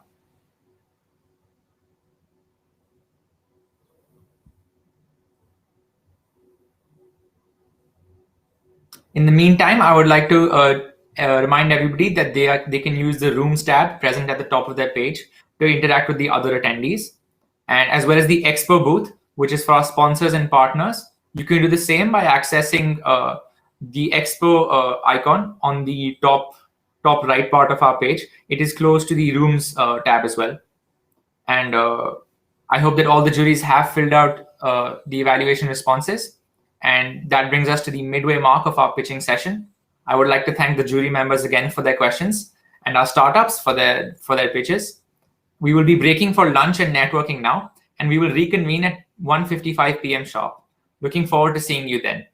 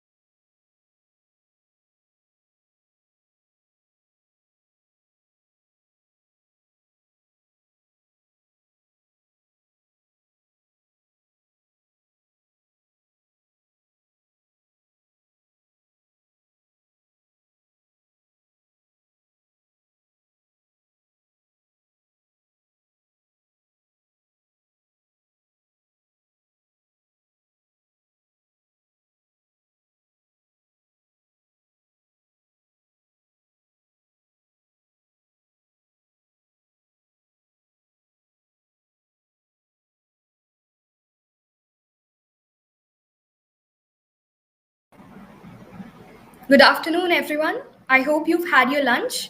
We'll be starting shortly in 5 minutes.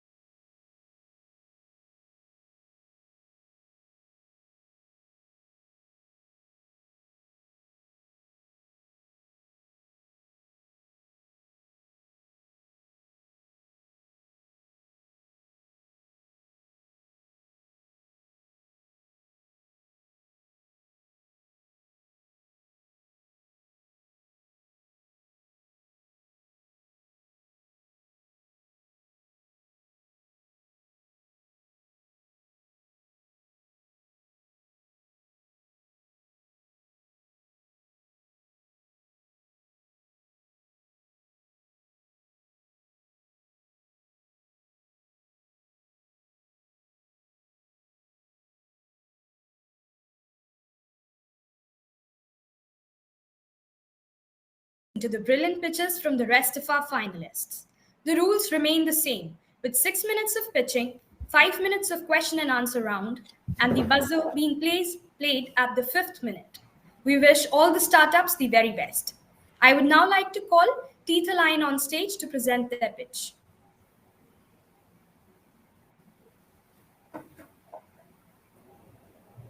Hi, Swapnil. You're visible to me. If you could also check your mic once. Yeah, am I audible? Yeah, you're audible. So you can start presenting your pitch and let me know when you're ready. We'll start the timer accordingly. Yeah, the screen is visible? I'm not able to view it as of now. Okay. Yeah, is it visible now? I still can't see it. If somebody else from the backstage could confirm.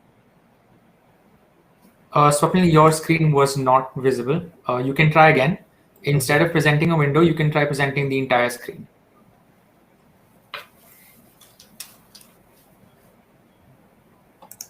Yes, it's visible now.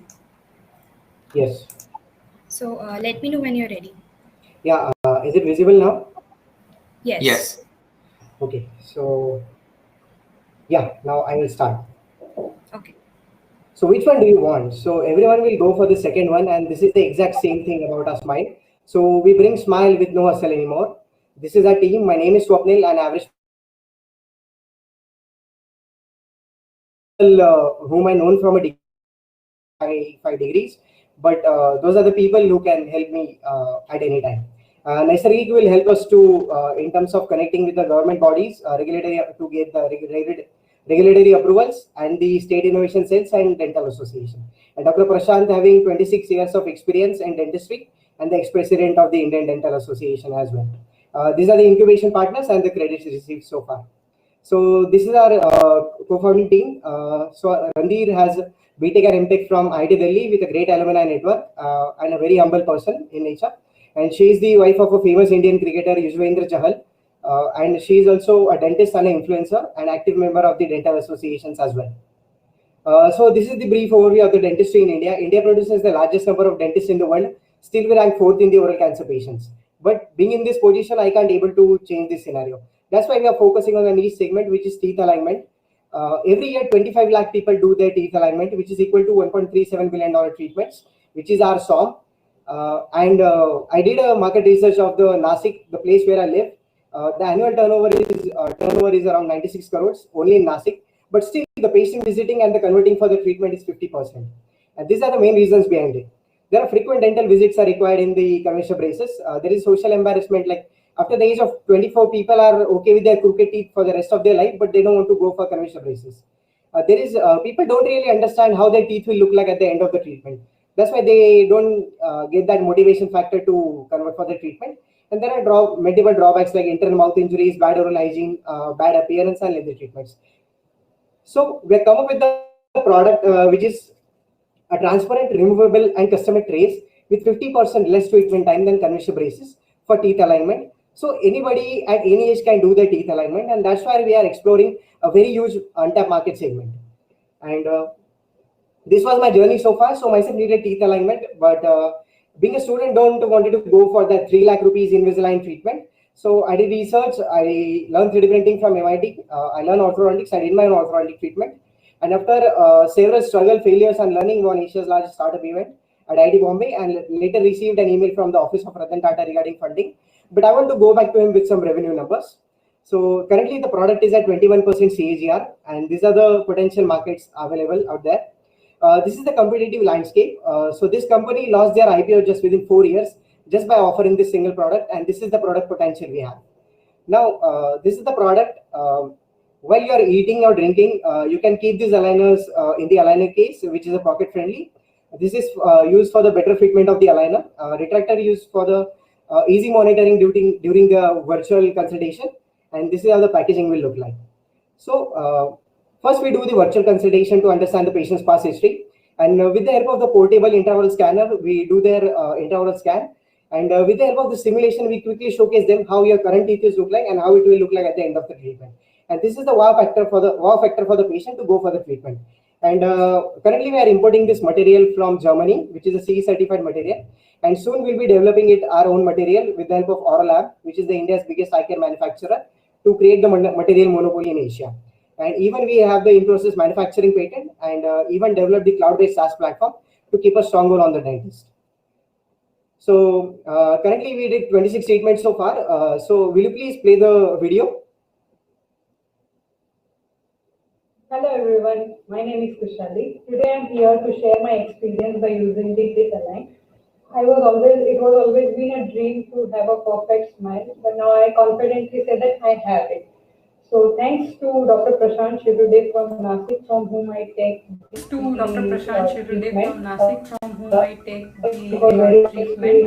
was very wonderful experience. And let me tell you that it is painless and very smooth treatment.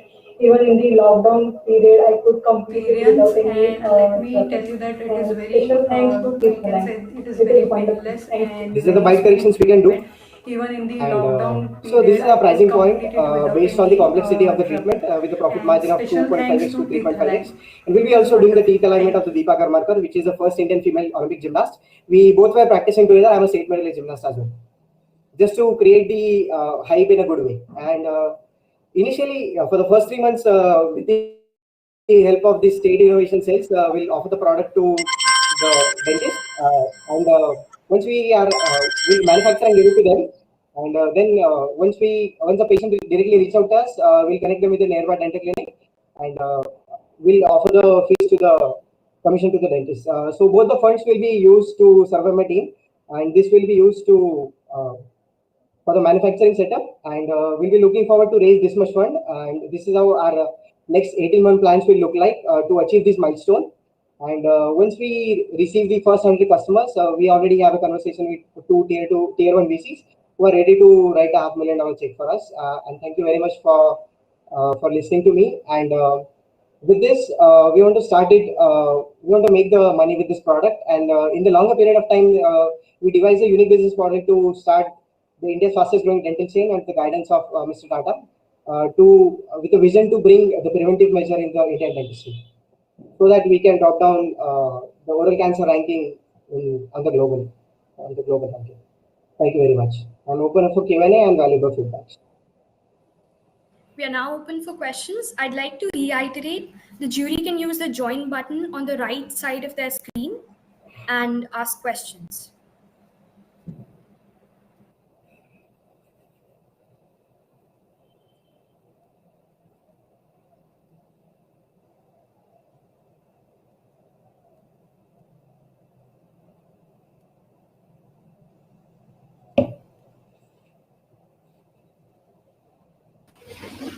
Hi, Swapnil. Yes, sir. Thanks so much for the presentation. So, question which I'm still not able to, like, I couldn't get it from the deck, which is, how are you different from competition, and why do you think that, this difference or the competitive advantage that you have is definitely much better than, like, you have a much better competitive advantage, and no one can easily replicate what you are doing. How is that different, and how do you take this competitiveness to all of the dentists? What's your go-to-market plan? Yes. So talking about the competitive landscape, so as the product potential is very huge and the segment is very large, so currently we are building, we are keeping ourselves ahead in terms of the technology. That's why we are developing the SaaS-based cloud platform. Currently, we only have one competitor, which is Toothsy, which is a D2C brand, and this is how people are writing about them. So people are ripping them off on their social media platform because they completely cut off the dentist as well as the orthodontist, and which we don't want to happen. And that's why what we are doing, our B2B model is we'll manufacture and give it to the dentist, and it's for a dentist to at whatever price they want to pitch initially. Then we'll get the recommendations as well as the advice from the dentist. And once the patient started to reaching out to us on the online platform or with the Pharma Easy platform, then we'll connect them with the nearby dental clinic, and then we'll offer commission to the dentist. So we are keeping dentists with us as well. we are not completely cutting them off. And that's why the 2C model is very easy to make money, but it's not a sustainable, because people are ripping them off on the social media. And our model is sustainable model, and soon we'll try to deliver all those things. But from a technology perspective, what is the difference? Is that the technology or whatever you do is the same? Yes, so we have a different manufacturing method, which is a 3D printing method. Another one is we are developing this own aligner material. So we'll be the first one to develop that in entire Asia to create the material monopoly. And third one is we have developed the cloud-based SaaS platform through which we can completely streamline the workflow between the dentist, patient, and us. So that's the difference we are building. Okay. Thanks, Swapnil. Yes, Hi, thank you, sir. Swapnil. Yes, sir. Yeah, hi, Swapnil. Piyush here. Yeah, how many orthodontists you have on board, as of now?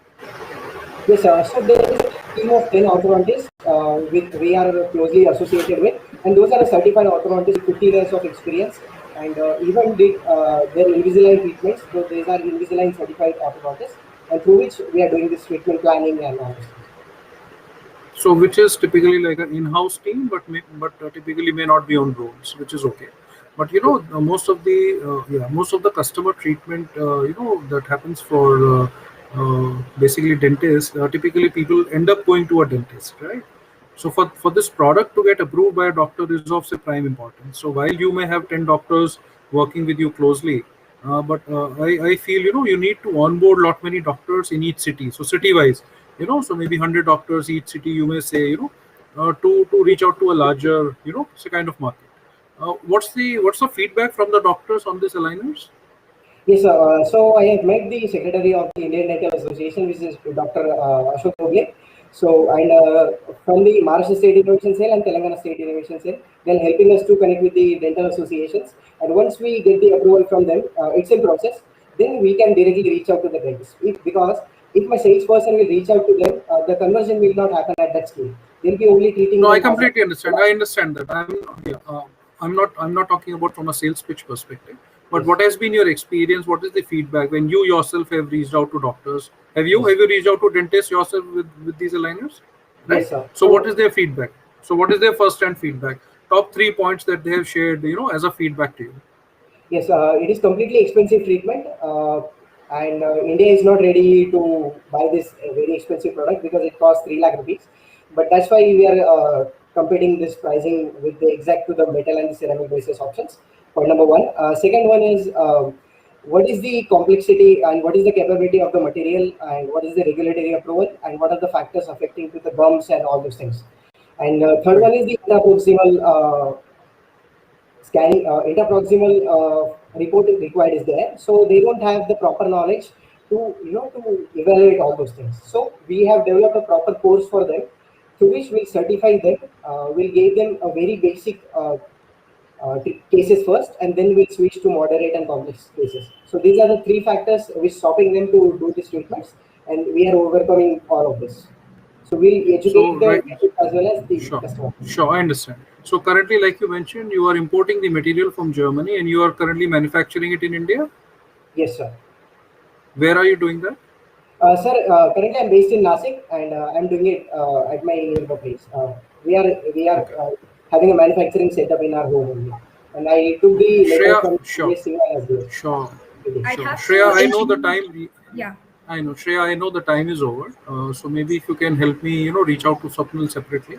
I have few more questions, and I think, I think I think it's an interesting, so kind of product as far as India is concerned. Happy to, engage with him and understand more, and then kind of take it. Thank you, Swapnil. Thanks You a can lot. also use rooms for networking, which Sure, are the sure. tab But then is on the. I know, but then that would typically happen after the pitch is done. After the pitch is done. Okay. Thank you, Piyush. Yeah. Thank you, Swapnil. Swapnil, yeah. Thank you, Swapnil. We'll now be moving forward to the next startup. Before doing that, I'd also like to remind the jury to fill out the evaluation form. We'll wait for a minute for that.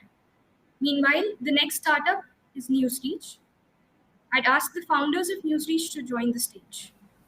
Yeah, please create. Yeah, Thank you're you. audible. Yes, yes, audible. I'm sharing the screen. Okay, I am audible. it is visible. Yeah. Yeah, the screen is fine. Yes. Okay. So you can let me know when you're ready. I'll start the timer accordingly. Okay, fine. Yeah, I think we can go ahead. Okay. Yeah. Good afternoon, all. I am Darshan, co-founder of NewsReach, and with me I have Trayambak, who is a core team member at NewsReach and looking after the technology. Here we are building a news ecosystem 2.0. Okay, let me take you through an exciting story where we meet Arjun, who is a local newspaper owner from any rural or semi-urban areas. He has his own user base who is reading his print publication. But as Arjun is coming from a rural and semi-urban, he has a limited access to the technology and the resources to go online. So main pain point with Arjun is the digitization. Secondly, let's meet Nakul, who is a freelance reporter who is working, let's take an example of Gujarat. So like in Gujarat, there are thousands of reporters like Nakul who is working in association with a lot of media publications to sell off their content. So these freelance reporters generally write 8 to 10 original contents a day, and then they go to a media publication for selling of their content, and this media publications, out of the variety of the content, they pick up hardly 2 or 3. And Nakul, like reporters, they generally they do not get the recognition for the efforts they are putting in, and this happens mainly because of the limited market access. So Gujarat kind of reporters are able to access only Gujarat market. There is absence of any platform where they can connect to a global buyers for their content. Thirdly, we have a Beam, which is a media house owner. You can imagine a Gujarat Samachar or Divya Bhaskar, Sandesh, like a bigger TV channel or the news media houses. What is the main problem with these houses are they are still functioning in the traditional way. So like in Gujarat state, there are 33 districts. Whether or not they require a lot of people on their payroll, they have almost 300 plus people on their payroll. Okay, out of each district, they have at least 10 people on the payroll. And this is the way, this dries up their whole profit. Okay, and this the problem stated earlier, like Arjun, Beam, and Nakul. It's not their only problem, but this is the majority of the problem in the whole media landscape in India. And media landscape, you can see, there are over 10 lakhs reporters or the stringers on a day-to-day basis who are making the content, the original content, but they are not having any platform. There are over 144,000 registered news publications, but 90% of them, they are still offline. Okay, and here, we are bridging the gap where we are digitizing the local news ecosystem and making a platform for media buying, selling, and licensing. We are democratizing the way the news is currently being sold in the market. How do we make money? This is an important part. Okay, so when I say Arjun, like a local news publications, we make their website or mobile application and through our SaaS model, where we charge them an annual or monthly subscription fee. Here the main motto is to make the smart digital newsroom. They should know what kind of people are coming onto their platform, what kind of content they are consuming, what should they do in order to achieve more advertising revenue, and everything. This is developed completely in-house, and the SaaS, where we have over 70 to 80% margin, and we make the smart digital newsroom. Secondly, once these news publications come online, we take up their exclusive monetization rights. So this exclusivity gives us the entry barrier for any other player to work with our own publications, and whatever revenue is generated, that is shared between publisher and the news reach. Thirdly, as I said, just imagine Amazon like a marketplace, where on one side the news reporters who are making the content, the original content, they get a platform where they can put their content on sale. Let that be a audio, video, text, images, stories, and all. And being like a bigger media publications, they can, without keeping everybody on the payroll, they can take the content on the basis of the genre, language, location, and all.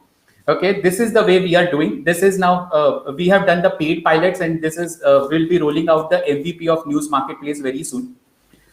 In last 12 to 14 months, we have digitized over 600 news publications, and through our network, we are delivering over 25 million monthly page views. Our monthly revenue run rate is now touching 10 lakhs rupees a month. Initially, when we started previous 12 months back, it was less than 1 lakh rupees a month in a revenue run rate, and within 12 months, we have scaled our revenues. 30 lakhs rupees we have made so far into annual recurring revenue through a subscription of SaaS. We have been working with leading publishers and advertisers and the partnerships which we have made across India and US. This is a strategic positioning where we have one direct competitor called Pebble, and Pebble is funded by Hindustan Media Ventures. How we are different than Pebble? Pebble is only having a similar marketplace model, whereas we have a digitized advertising and syndication. The three streams of revenue which differentiates us from the Pebble. We have a more of an ecosystem-based approach. Rather, Pebble has only one stream of revenue and approach. 90% of the market on the left-hand side you see, that is a regional and Hindi market that is yet to come online, and we are serving them to bring them online. And B2C is the segment where the digital advertising we are seeing. These are the main differentiating factor, and we have a live as a service, which is going to be a patentable technology point where we go ahead in the market. This is our founding team and board of director. I and Sonia Trembak, we all have a diversified technology and other experiences. We raised our previous round of funding from Jito Angel Network, hence investor director is there. We have ex-chairman of Press Council of India, Justice Karju, on our board. We raised funds from US-based venture capitalist Mark Walsh, and we are currently being mentored by Sasa Vucinic, a North-based media founder. It's an international sector-focused VC firm. Okay, and they are likely to come in our next round. These are some marquee angels, right from Bharat Pay co-founder, Omnivore VC's managing partner. They all have invested in their personal capacity and who have believed in our vision. And we have got the investors who have reinvested in our new the current fundraise as well. This is our revenue stream.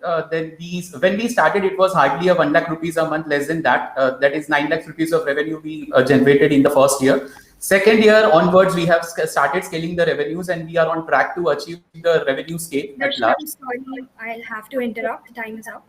Yeah. So just as last slide, that we initially opened our round when we applied to Conquest, and we have closed our round, and we have been oversubscribed in the round, and that's it. Thank you very much. The floor is now open to questions. The jury can use the join button to ask for a request to come on stage and ask their questions. Also, Darshan, okay, you've already asked.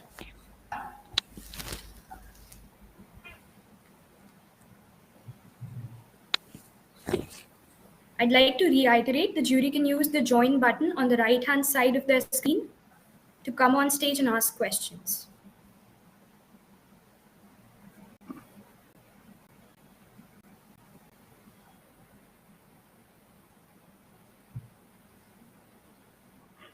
Hi, Darshan and Courier. Am I Hi. audible? Yes. So are you only focusing on journalists or other kinds of freelance content creators also? Currently focused on journalists, and once we have that base in the news market, then we scale it up to across other content creators as well. So What else you have in mind? So what we are planning, we can have a content creators on platform, and then we can connect them to a SMEs in the market. Okay, there are over 60 million SMEs who are looking for a content creation kind of thing. Okay, and they are also looking for the press release kind of thing. Okay, on a day-to-day basis. So we want to have that marketplace kind of an advertising thing in as a module in our overall marketplace. And what do you see as the biggest challenge in scaling the system up? Trembak, on the technology side, yeah. See, on the technology side, when we started initially, it was like a lot of channel because everything was being done in a very manual basis. But right now, once we have developed the software, we have developed the SaaS, and now the publishers can directly onboard themselves. The challenge per se has been solved to a great extent, I would say. But initially, the tech part was a major challenge because news ecosystem, as you know, it was very offline. So that was the biggest challenge in the starting phase. Yeah, and to provide them a scalable infrastructure, this is what we are That was, currently. that was mainly the biggest challenge. Mainly the biggest challenge. So they come from a very offline background. They come Yes. from a very offline background, and this involved a lot of technicalities. So that was one of the biggest challenges, I would say. Gaurav, I hope you can ask your question now. Sure. Just wanted to kind of understand, like, with respect to someone like a local, how do you differentiate them? Okay, so local is it's a completely B2C platform. Okay, whereas we are a B2B platform. Per se, we do not publish any news, and we do not allow anybody to have a publications on our NewsReach portal. Okay, We are not aggregators and we are not publishers. Yes, whereas a local is kind of a it's a platform where people can put it's open for PGCs and UGCs both. Okay, and whereas So in this case, where does the ownership of the news lie with? So imagine there was some sort of a news that was say not correct in its form, and it caused some issues because of that. Absolutely. So who owns the news, and where is liability for that? The publisher owns the news and the publisher holds the liability for that. We provide a technology to empower the publishers come online, and we also do provide a marketplace where the content creator can create a content and the publisher can syndicate the content. The moment the Okay, publisher so, like, syndicates the content, what sort of publishers are these? Like, can you cite a couple of examples? Any region that is out there? Okay, so you want to see it on the supply side or demand side? So Supply reporters, side. okay, supply side. So reporters who are already working with the media publications, okay, so those are there, okay. So they are taking care of the content which they are writing. So they themselves, they are signing an agreement where they say once they sell the content, the copyright gets transferred, and they themselves are, I would say, are responsible for their own content. So we have the complete KYC system in place where when we onboard them, they have to sign some declarations and all. And as per under the law, whatever is required as per new IP Act, we are following that. Okay. Secondly, I myself, I'm a lawyer, so I'm very cautious about this. Okay. We have a Supreme Court judge on the panel who also takes care of the designing of the legal liabilities to circumvent that. So we do not get into it completely. Yeah, Darshan. Yes, sir. Darshan, what's the possibility that basically the news content creator creates a content and it gets copied? Because it's very difficult to get create a unique content, and he kind of publishes it for somebody buying in, but just by reading the excerpts or the headline, someone can create the content. The topic is not that if someone can create the content or not. People can definitely create the content. The headlines and the news is all the same. Everybody publishes the same news. The thing is that you are cutting on the costs that you are incurring. To create the content, you will again require a copywriter. So for media publication, you will require a team of 10 to 12 copywriters. You will be having you will be required to have a robust team. So you are cutting on those costs, and you are utilizing a marketplace to gather your content. Every content can be written by only seeing the expert, and then you can research onto it, and then you can create the content. But then that defeats the entire system. It is like inventing the wheel over and over again. Sure. Yeah. And for as you are from like AI background, sir, we also have a AI module in place. Down the line, we'll be integrating this. We have already started working on the data sets and all. So we'll be having such an AI, where if there is any menace of fake news, we also take care of that through our completely flagging selection, going after the publishing review system, endpoint user analytics. There are 3+ review system, and it is entirely aggregated and fed back into the system, and that feedback is what is used to screen the content creators on the very first place. So it is a self-evolving loop. I'm sorry, I'll have to interrupt now. The time's up. That's all we have. Yeah. Thank you, Priyanka. Yeah. Thank Thank you all. Thank you. Thank you.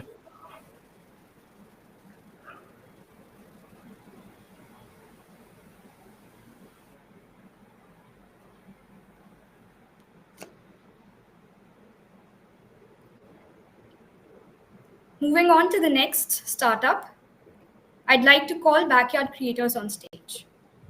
Yes, ma'am. Hope we are visible to you, ma'am. Yeah, you're visible to me and audible. And let me know when you wish to start. We'll start the timer accordingly. Okay, ma'am. Hope our screen is also visible to you. Yes, it's visible. Yeah. We can start now, ma'am. Okay. Yeah. Good afternoon, all. We are Backyard Creators. Our product is Impulse. Make hear the unheard. Meet Mr. Thuru, 21 years old, and meet Mr. Sundar, 13 years old. They both are brothers from a same family, affected by both hearing loss. Not only them, over the millions of people around the world were affected by the same problem. For them, there is an one and only solution is hearing aid implantation. In hearing aid implantation, their children need to drill their skull for hearing. They need to place a magnified electrode inside the skull. On having this hearing aid implantation, they are facing many challenges.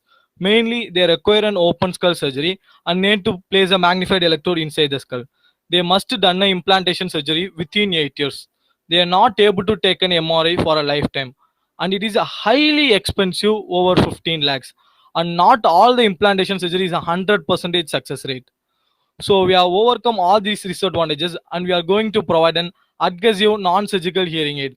No more children need to drill their skull for hearing. We are mainly avoiding an hearing aid implantation for hearing loss. It's suit for all ages. There is no restrictions while using our product. They can take an MRI, they can use a smartphone, they can easily go through the immigration, and it is a highly cost effective. We have reduced the cost of the hearing aid implantation from over 15 lakhs to a non-surgical solution for a 45,000. So we have a patent for our technology. We are giving a nerve impulse directly to the cochlea. On doing that, the patient can able to hear without doing an implantation surgery. Here is our clinical validation images. All these clinical validation are under FDA MDR regulations. So here is our working methodology. Here is a aesthetic look of our product. We need to stick our product behind the ear using an adhesive material.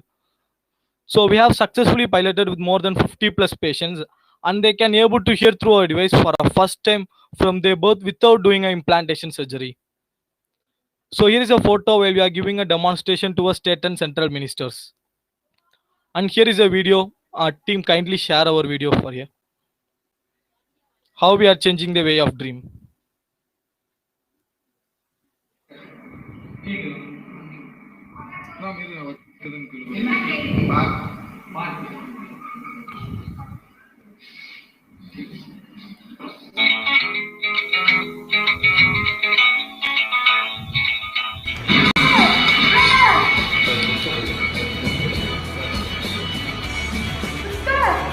You may notice that Sundar tell a book. From the birth, he doesn't hear any word.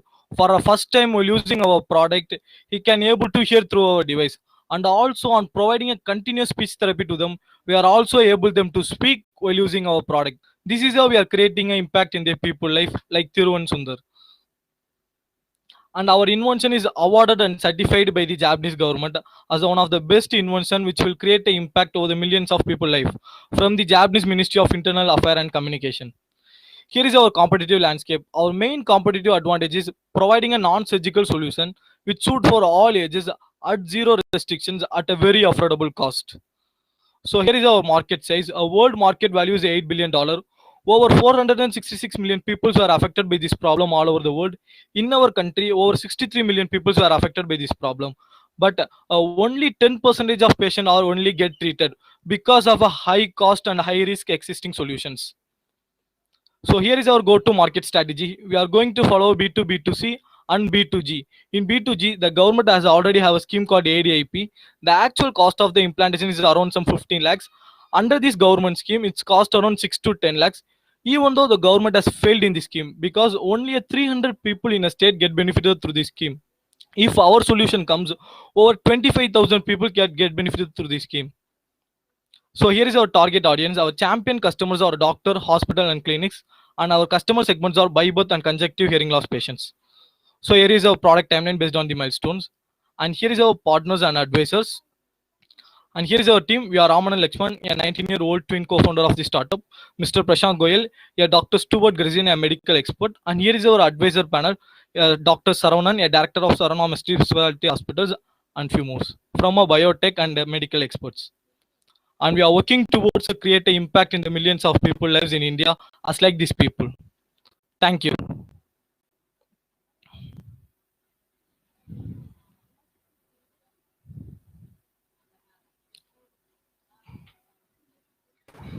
Hi, Raman.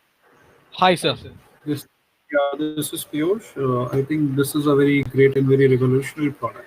What is the pricing of this, and do you have multiple products or just one range which is available? Sir, the cost of the product is a 45,000. So we have a two version of it. The first version has a 45,000, and then second version is around some 60 to 80,000, which has some unique application based integration. So it's a two versions. Right. And you are making this in India, or you're importing it from outside? How is this? We are making it from India, sir. So it's entirely made in India, right? Yes, it's entirely made in India. And what's the margin? What's the gross margin you make on this? Sir, cost of manufacturing is at 12,000, and all includes the sales and marketing. It's over 20,000. We have a cross margin of 25,000 for our product. Which is kind of pretty good. How's the response from the doctors? We could see some response from the video that some of your patients were able to hear. What is the response from the doctors? Are they seeing it as a viable product? Are the patients happy? Have they recommended it to some of their patients? Yes, sir. Now we have give a demo of our product to over 150 doctors. So they are amazed with our product. But what they have advised is they have advised in two things. Main thing is an way of attachment. So we have completed our work on it. We have an adhesive material for it. And thing is Yeah. they have advised us to go for a licensing for our patent. I see. Yes, sir. After getting a certifications. These are two insights from a doctor, sir. And sure, sure. And have you sold how many numbers have you sold till date? No, sir. Prototype stage. We are not in a. We need It's a to get few prototype more stage. Okay. certification. Yeah. We need to get few more certification Right. for getting to market. So yeah. So how much time to market? So if this is getting manufactured in India, you are in the prototyping stage. How much time you think this can be made available, and how many? Yeah. How much months? How many months? At a maximum up to 12 months, sir. So if you get the funding and you get the kind of necessary approvals, it will take 12 months for you to launch this product in India, right? Yes, sir.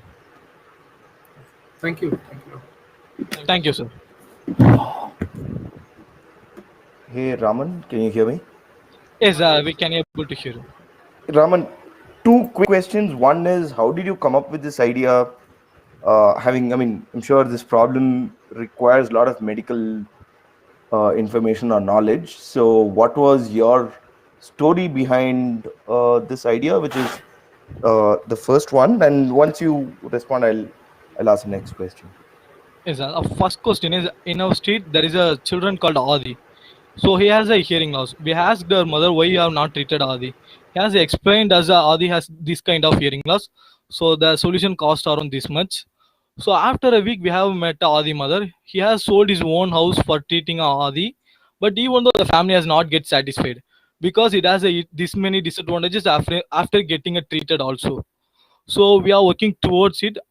From that we have a basic knowledge that after a hard work of 1.5 years we have come up with the solutions. We find that there is in a global there is only two players in the field, sir. One is metal, the another one is a cochlear. There are no more players in this field, sir.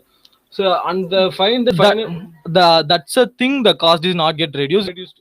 So we have come up with the solution and we have also patent for our solutions. Okay, It's a story and begin, yes. yeah, the second one was on the licensing bit, which also the other mentor was talking. Like, what does it take for you to actually make this as a product and then go and sell it? And what is your like go to market? Like, if the doctors are think that the 15 lakh one is one they prefer, would that be your business, and how are you planning to maneuver that? Because it's a huge difference from 15 lakhs to your 50,000 around. Yes, sir. That is a main challenge when we go for a commercialization, sir. That time we only go for a doctor as a mind of service, sir. So when we prove that the patient can buy the device affordable of 45,000, they sir surely a doctor can recommend our product. Those who afford those solution around the 15 lakhs. But it's a two ways to get into a patient, sir. One is an ambassador. Ambassador who can help us to reach our product, and then service minded doctors. There are a few doctors are still there Have you spoken to any ambassador, or have you tried speaking to a lot of ambassadors? is that we are looking forward to it, and also we have started our conversation on it to get ambassador for our products. Okay, And I'll also get we in have touch with you, Raman. I'll allow Ramnath to maybe ask Yeah. his question. Thanks, Raman. Yeah, thanks. Thank you, Rajan. sir. Yeah, Raman and Lakshman, very nice kind of an interesting initiative. I want to know if someone is assisting you in this patent, because a lot of people might be working on similar idea. How are you protecting your idea? Like, you are getting proper help on that patenting front? Yes, we have a proper help on that patenting. We have our IP attorneys rather than doing for a Sony Ericsson like that. So we have best people on that to protect us from our competitors. And also we working towards for another utility pattern and the design patterns to get into more ways. Okay, fine, good. All the best. Thanks. Thank you, sir. Thank you, sir. Thank you, Yep. Ram. Thank you, ma'am. Thank you, sir. Thank you, Ram.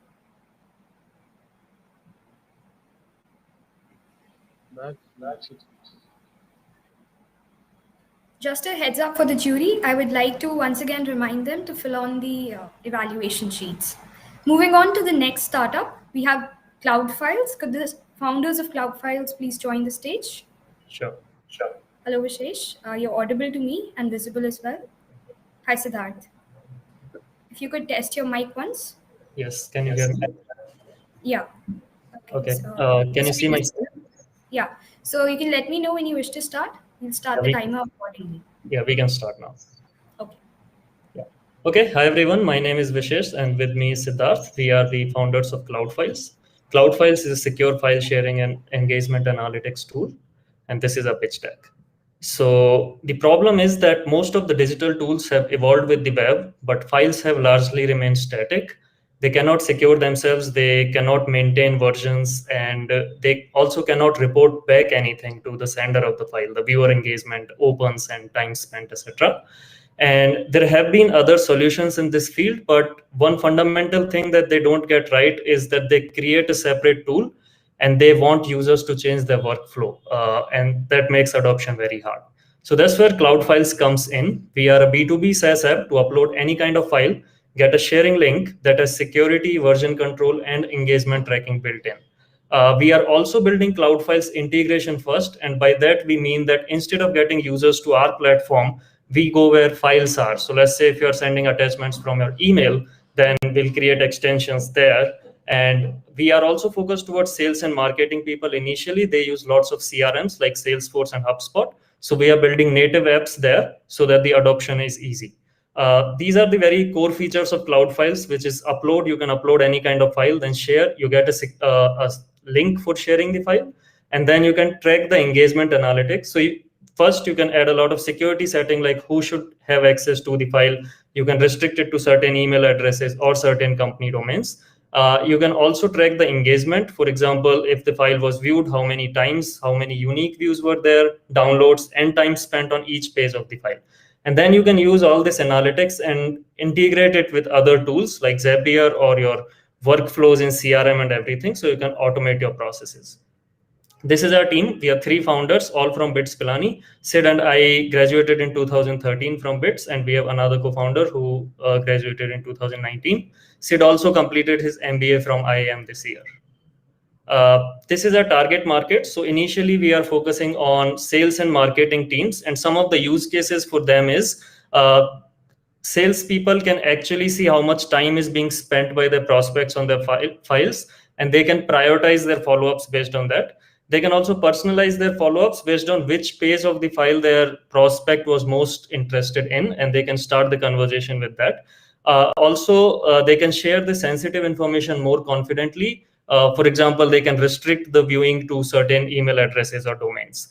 And then marketing teams can use it for different other purposes. For example, content optimization, so they can know that which content is being viewed the most. They can qualify leads better. So currently, marketing qualifies leads based on email opens, link clicks. These are unreliable statistics, but with Cloud Files, they can actually see how much time people are spending viewing their content. Based on that, they can qualify leads. And they can also use it for content RevOps, because they can create different links, share in different channels, and then relate it with the RevOps. This is our market size. So we are primarily focusing outside of India in global markets like US, Europe, Middle East, and Australia. And mostly our product can be applicable for all sales and marketing team. And in fact, anyone who shares files, we are just starting with sales and marketing. We have written HubSpot and Salesforce here because these are 2 major CRMs where we are starting with and making our presence. These alone have 250,000 companies. So this is the total market size, 3 billion plus document analytics market, which is increasing at 40% plus CAGR. This is a go-to-market strategy. So we are creating a lot of content to educate sales and marketing people initially that how they can use content analytics to sell better. And that's why we get a lot of organic traffic to us. Then there's email and LinkedIn outreach, where we are running personalized campaigns on emails and LinkedIn to target people. We also have channel partners from Salesforce and HubSpot. So these are the people who implement people's CRM, implement HubSpot and Salesforce for people. So we are giving cloud files to these people for free so that they can use our tool first and they can tell their customers about it. And then there's linked virality. So this pitch deck itself is shared using cloud files. And now whenever I share it, everyone is going to see cloud files logo here. So whoever shares our file, they are all promoting cloud files in a way. These are our competitors, DocSend being the biggest one, then Tilkey, HubSpot, Documents, Paperflight. Most of the feature set might sound similar, but one major differentiator for us is that we are integration first. So you cannot expect a customer to come to your tool, upload files there, and see the analytics there. They want to see it wherever they are using files. So that's why we have the best integration in market with CRM tools like Salesforce and HubSpot. And we are going to do that with other channels as well. This is a timeline we started in January this year. We have launched our HubSpot app. We have launched our independent of the non-CRM users, and we are going to do that. This is a current status. We are in early revenue phase. Our ARR is $1,000. We have 3 channel partners coming up. We have 10 paying accounts, out of which we have 14 users. So 1.5 users. We have closed our seed funding round, seed funding round recently. So not raising funds right now.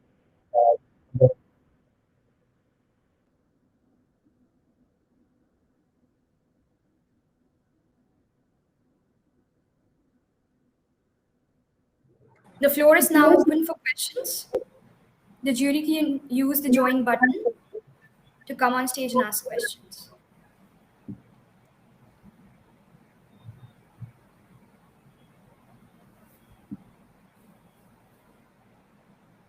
I'd like to reiterate, the jury can use the join button. Yeah. Hey. Hi, Gaurav. Hi, Ankur. Just wanted to kind of understand, can you share a link of your product right now? Like any attachment that I can kind of view right now? Sure. So I'm just going to show a pitch deck, which I was just showing here. Let me put it in the chat. Do you have access to that, Gaurav? Yeah, Like, can you see the link? I'm just checking that. Cool. So, like, it's going to ask. Yes. Yeah, so in case of a DocSend, more of the focus is towards pitching and all. It's not focused towards sales and marketing, right? You're kind of focusing towards Salesforce and HubSpot. Do you have apps built on top of that already? Yes. In fact, before launching our independent platform, we launched for HubSpot first, and all our existing users are from HubSpot.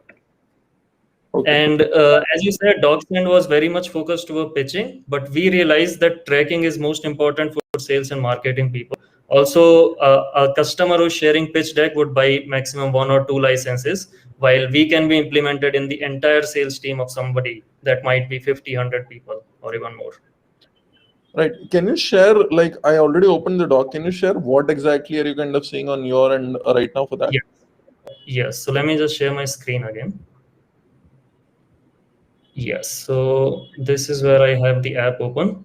And you see, you just viewed it from Delhi on a computer. You haven't spent much time. That's why there's not much. Actually, you have. Why is the email ID like not coming the correct ID there? Sorry? The email ID, right? The email ID. Okay. I think I might be looking at something else. Yeah, this is the one. Yeah. We have gotten a lot of views there. That's right. Okay. So you see, I can see that you did not download it. You spent 11 seconds. You spent a lot of time on page number 12, which is our growth. Yeah. And then there is a bigger analytics view where I can see all my files and what kind of traction they're getting so that I can prioritize follow-ups. And you see here, there is a HubSpot icon. So you can do all of this from HubSpot. So you never have to come to Cloud Files. This is Cloud Files in HubSpot. And you can do everything from in here. And that's our main USP, that we go where files are. So you can upload files here, and you can even, like, you can see all the analytics in here. This also integrates with HubSpot workflows. So you can trigger things like if someone viewed something, then a task is created. And for that, we don't have to do anything except exposing our events. That's it. Got it. Yeah. I request Something like how does turn on their cameras. how does the integrations like have you already HubSpot is already integrated? Any other tools like Google Drive, Salesforce, which is already live?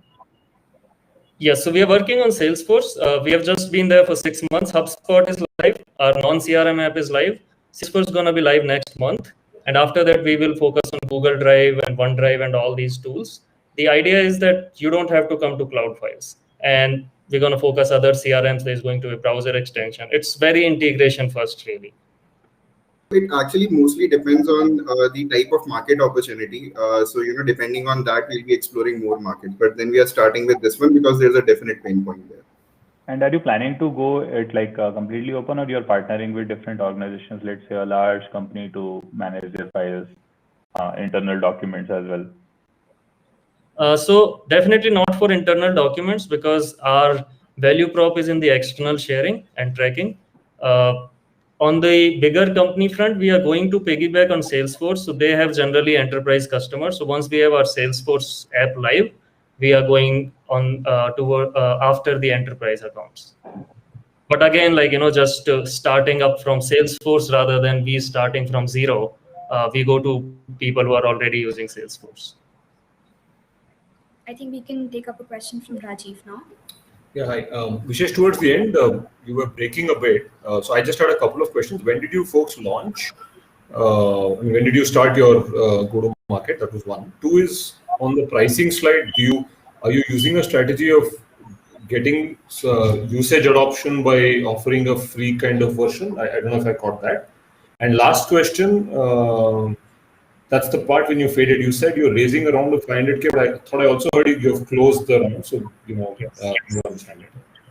Okay, so on your first question, we started in January this year. We launched our product in mid-March for HubSpot, and we got our first customer on 20th of April, I guess. After that, we launched our independent product as well for the CRM users. So these two are launched. Salesforce is in the works. What was your second question? Sorry. On the pricing model, do you have like a free version to drive usage adoption? Is that what I caught? Yeah, so right now there is a free trial for 2 weeks, but we are working on the freemium model as well. And we are going to make it free for startup founders. In fact, we are not competing with DocSend's market. We are going to make it free for DocSend's market. That's too small a market for us. A founder in an initial stage who uses DocSend would not want to pay much anyway. So we are going to just make it free there. On your third question, which was our funding. Just adding on that. So for the freemium model, we are also going to impose heavy metered usage. So when we are saying we're going to give it to founders for free, that is like maybe a business license. But then the freemium model is going to have a free license with heavy metered usage. So neither a salesperson nor a marketer, professional marketer can use it. Understood. Yes, and on the funding, yes, we have closed our round very recently, and we are not raising right now. Sure, got it. I'll reach out offline to you guys. Sounds interesting. Thank you. Thank you, Thanks, Rajiv. Thank you, Vishesh. Thank you. Thank you, Siddharth.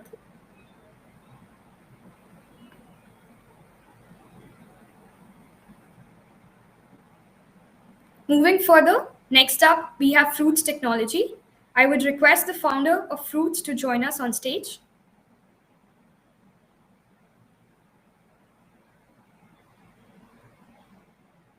I'd like to reiterate. Could the founders of Fruit please join us on stage? Hi, Shifalika. Hi, Shreya. Can you hear me? Yes, you're audible and visible as well. Great. Okay, you can start presenting and let me know when you're ready. We'll start the timer accordingly. Sure. Is my screen visible? Yes, it is. Okay. I can't see the timer, Shreya, so I would request you to just tell me. I'll be playing a buzzer at the 5th minute and then interrupt you on the 6th. So that will be a reference for you. Yes. Thank you so much. Okay, I'll start. Okay. So, hello everybody. The veggies available in the cities are tasteless, nutritionless, chemical laden, and they spend 4 to 10 days in the supply chain and they exchange multiple hands. So what Fruits is working on is a shorter, auditable, and a robust agri supply chain with largest network of logged in, efficient, tech-enabled farms and micro food enterprises with quality as the core. So these are the problems of the current agri-food ecosystems. The problems are multifold, whether it's related to whether they are production related, where there is little standardization. The chemicals applied in veggies have increased 17 times in the last 40 years. Cauliflower, capsicum, and potato, which are simple 60-day crops, there are 2 to 3 rounds of heavy sprayings done there. Then the problems are produce related, because the produce is harmful as well as low in nutrition. Spinach on the shelf, if it's kept for 3 days, it loses 90% of its vitamin C and 25% of its vitamin A. Then there are increasing health issues.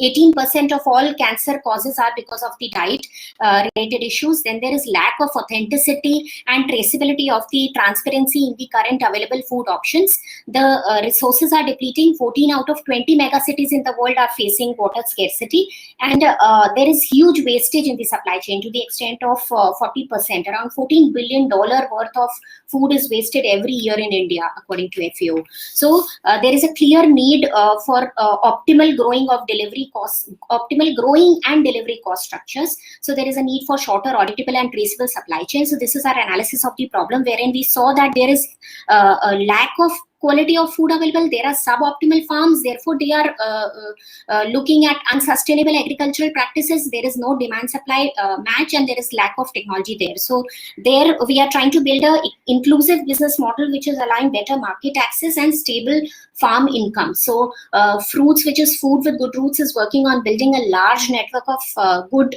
smart farms which are distributed because they are scattered, but they at the same time their efficiency is tech enabled efficiency using IoT and blockchain, and sustainable growing techniques which are environmental friendly. And what we get in return is assured food quality, standardized produce, and the quality is the core, as I said, which is evidence based and tested and verified.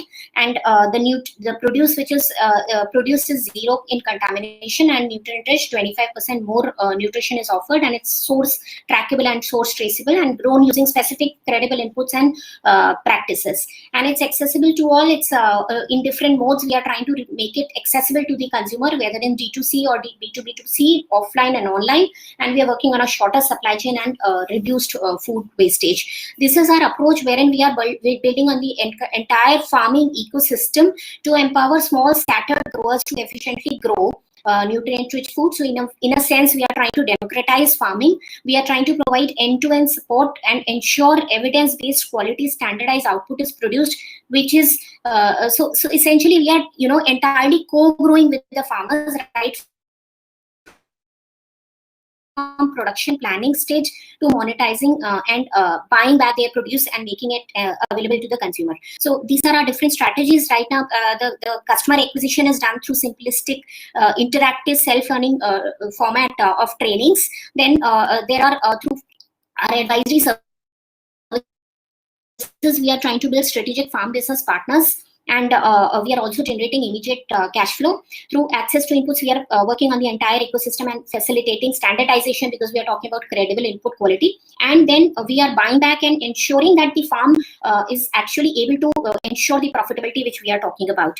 We are leveraging a lot of partnerships at the back end and a lot of collaborations, whether it's with universities for acquired content, whether it's with industry veterans in advisory services, whether it's with the seed, nutrient, pest control providers at the back end, or whether it's with third-party logistics providers. We are not only working on intensification in agriculture, but we are constantly innovating as well. So what our endeavor right now is to capture the market, and our USP which we are offering is same-day harvest and just-in-time harvest, which is trying to reduce the demand supply match and hence the mismatch and hence the wastage. We have started offline, but we are also going digital now. We have introduced non-perishables for better monetization. Mumbai market is our focus right now, and we are trying to capture as many as farms and as many as consumers as possible. So there are 4 main clear streams of revenue which will come. Our produce sale will be always demand driven, so that we incur less wastage. We are looking at subscription model, migrating to subscription model and click to collect for larger then projects with supply. Yes, so the projects are for partner farm, setting up strategic farm business partners and testing tech prototypes. We are using different tech cases to ensure that the farms are scalable. So there are several demand supply mapping ke liye we have figured out blockchain use cases so that we can slowly transition the farms to tech. This is the market and scalability wherein we are talking about 3 billion of annual urban farming spend itself and 1.2 billion of fresh produce market and 8 billion of grocery market. The impact is multifold in several macro and micro aspects, and whether it's related to business, and it's also in the lines of the sustainable development goals, whether it's responsible consumption and production or climate action and partnerships to achieve sustainable development. So these are multifold impact which we were talking about. The core team is myself. I'm the founder, and I'm an agriculture graduate from Pantnagar University with an MBA. And I have a huge passion being a mother myself. I understand the pain of chemical-laden vegetables, and being an agriculturist, I'm trying to integrate it back. Shefali is my batchmate and friend for 24 years, and she is helping me in the distributed farms and projects area, wherein she's working on these smart distributed farms. It is helping us. I am winding up. So these are my mentors and advisors in diverse field. They are guiding us every day. This is our journey wherein we are trying to slowly move towards capturing market. These are some showcase of what we've been doing. Thank you.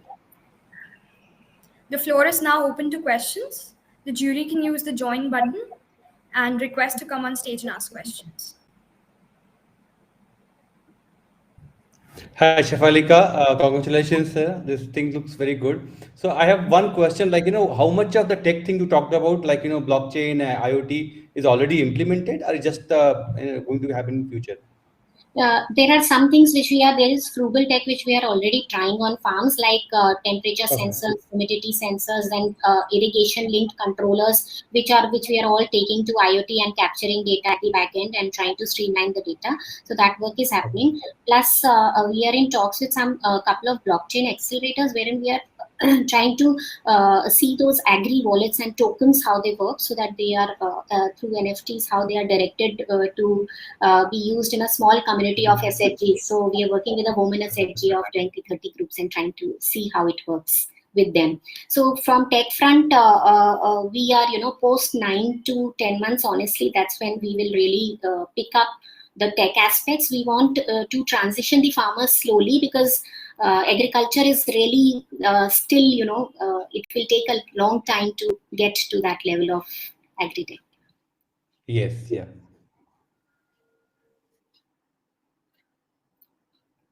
Good afternoon. Happy to see somebody from Pantnagar University. I did my engineering from Pantnagar back in '92. Hello, lovely to see somebody from there. Thank you. How many farmers you have on board as of now? We have 10 farmers and we have 3 microfood enterprises. When I say microfood enterprises, they are honey producers and dal producers and atta processors, and then laddu makers. So those different kind of people.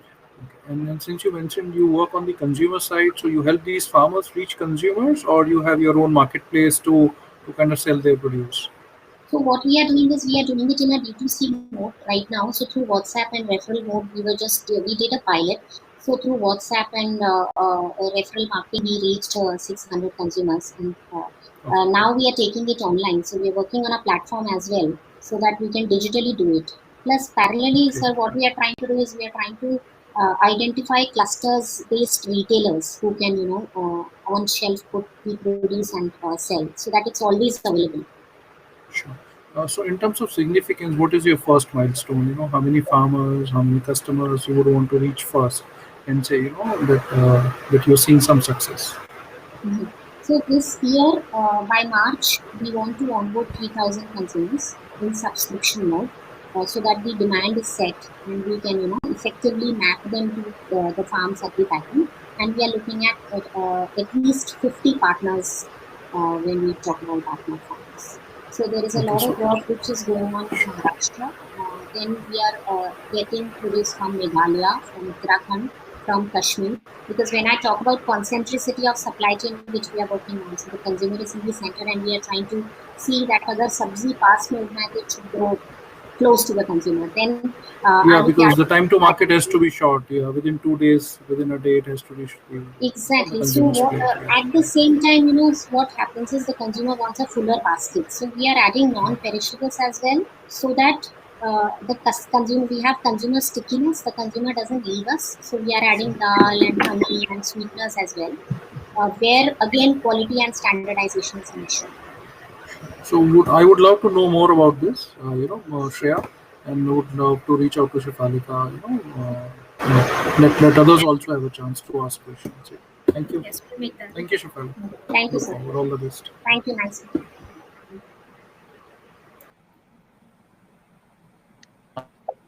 Hello, sir. Hi, Shefalika.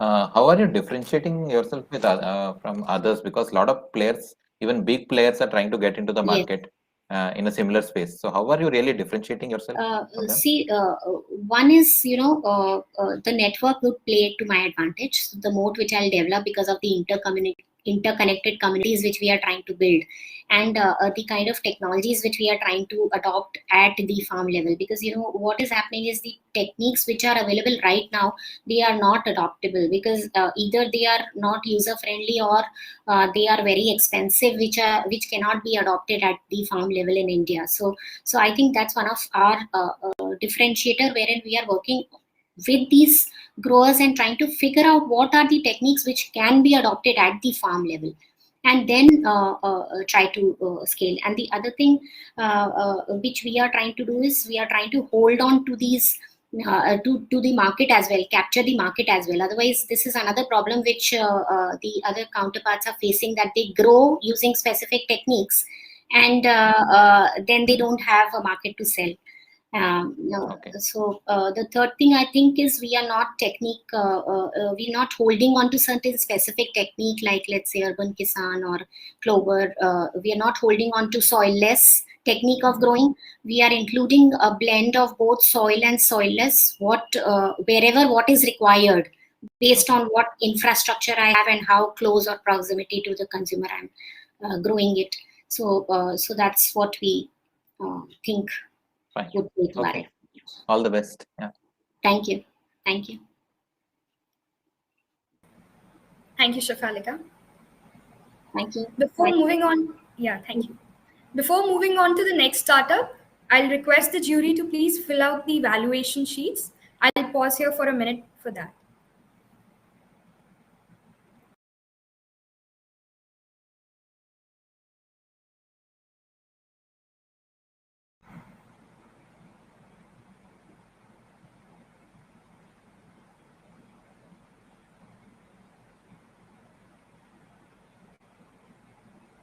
Moving on to the next startup, we have Valerio Electric. Could the founders of Valerio Electric please join me on stage?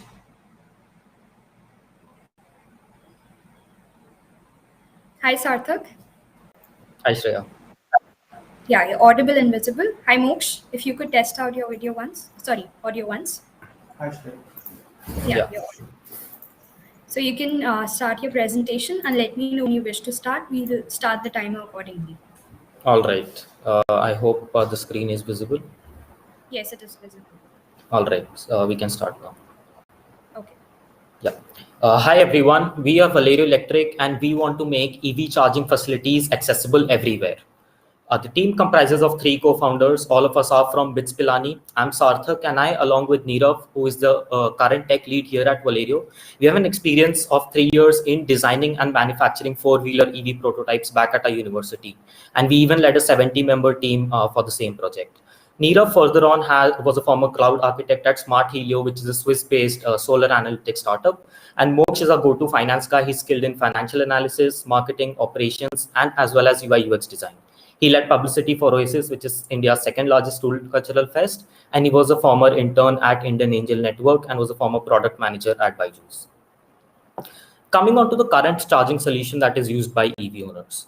So right now, at the time of vehicle purchase, EV owners are provided with a portable charger that you see here on the left-hand side. So it's very similar to a laptop charger in the sense that one end needs to be plugged into the vehicle and the other end needs to be plugged into a 15 ampere standard socket outlet. So currently, EV owners have to undergo the hassle of assembling this entire setup by themselves. And as you can see, so they have to install manual meters, and it's not an automated solution because the consumption has to be manually monitored. And currently establishments are willing to do it for one user, but since it's not a scalable solution, they're not willing to expand on these facilities. Right, reiterating on the problem. So unavailability of such basic charging facilities at locations where vehicles are usually parked for majority of the time in a day. And these are essentially locations like apartment complexes, workspaces, and commercial establishments. And even if establishments want to enable EV charging facilities on their premises, they're not willing to pay 30,000 or even 1.5 lakhs for a single unit of charger. And there needs to be transparency between the charger host and the users about how much energy is being consumed so that they can be billed accordingly. Coming on to our solution. So we have developed a smart charging socket. So it's a 15 ampere socket outlet with an inbuilt IoT module. And anybody who has a parking lot and a standard electricity connection, they'll be able to use this device and enable EV charging facilities on their premises. We'll be installing this device free of cost, and we'll be sharing a part of the revenue with the establishment host, so as to give them an added incentive to be on board our network. And there's an inbuilt billing mechanism which can be used for billing purposes. The benefit for EV users is access to a widespread network of charging points wherever they go, and they can control the device in real time through a mobile application. It is suitable for all three vehicle segments, 2, 3, as well as 4-wheelers. We also provide a mobile application for EV users so that they can locate the chargers, interact with them, and can pay digitally through the app itself. And there's a backend dashboard for the charger hosts so that they can identify the users and manage all the bookings and payments in one place. Coming on to our business model, so we do free installation of the device with refundable security deposit of 3,000 rupees, and we make our revenue in the form of a 15% service charge after completion of each charging session. And this part of this margin is also shared with the host to give them added benefit and allow us to carry out those installations. We want to establish a wide network of these charging points and grab a wide geography, and then leverage that network to onboard other charging providers onto our platform and slowly transition towards becoming an online aggregator for EV charging services. We're currently making each charging point at 2,200 rupees per unit, and this will be incurred as a part of our customer acquisition cost. And we are deriving around 25,000 rupees from each device over a period of 7 to 8 years. The market for this is 1.8 billion per year by 2026 for setting up the infrastructure and related services. And even now, the EV charging infrastructure industry is growing at 42% CAGR. Our target customers are any establishment with the parking lot and electricity connection. So apartments, offices, malls, they become our main primary customers. The currently go-to-market strategy that we are employing is partnering up with EV OEMs so as to distribute our devices as part of a complete package at the time of vehicle purchase itself. And we'll be partnering up with organizations like MyGate and Park Plus because they already have access to a lot of these locations, and also will be providing our solutions to B2B fleet operators like eBikeco. We're also building a community of current and potential EV owners wherein we discuss about electric mobility, spread awareness, and this will also be a good channel for leads for us going forward. We currently have 3 competitors in this space. Reverse Bolt has a competitively priced product at 3,000 rupees per unit, but they can only cater to 2 and 3-wheelers. Charger and Kazam can cater to all 3 vehicle segments, but their product is priced significantly higher at 15,000 rupees and 12,000 rupees per unit. So our advantage lies in terms of the cost advantage and our focus on residence complexes and workplaces, which constitutes of 75% of the entire charging market. And our device can cater to all 3 vehicle segments as well. So traction so far, we have a proof of concept ready. We have developed an initial prototype and tested the device with e-vehicles in Noida. We currently have 25 pre-orders for our product, and 50 units of our devices will be deployed by August for a dedicated pilot. And we have requests from eBikeco and Park Plus for demos for our product with a potential order size of 4,000 units in the coming few months. The mobile app and dashboard have also been launched this month itself. We've currently received the grant under Type 2 program of MIghty and are incubated at PIDES BITS Pilani. And we have won accolades at competitions hosted by Social Alpha as well as ISB AIC. Yeah, that's it from our side. We'll be happy to take any questions that you have. Thanks.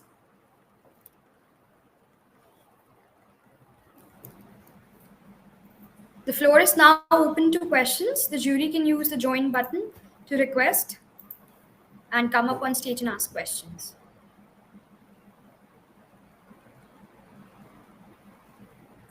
Hey, this is Ravi here. Hey, good job, sir. That one question that I have is, so is it also included with the fast charging capabilities, or is it only with the slow charging that you're looking at?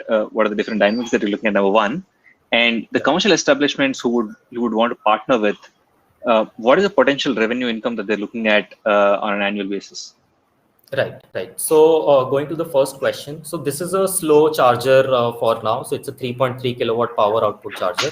And what we have seen is that even in developed countries like US and the European markets, so slow charging caters to 70% of all charging requirements, even if there are alternatives like fast charging or battery swapping available. And the automotive OEMs itself prefer slow charging because that extends the battery life and improves the vehicle performance. So right now, this product only caters to that segment. And moving on to the second part of the question, in which what value are we providing to the commercial establishments?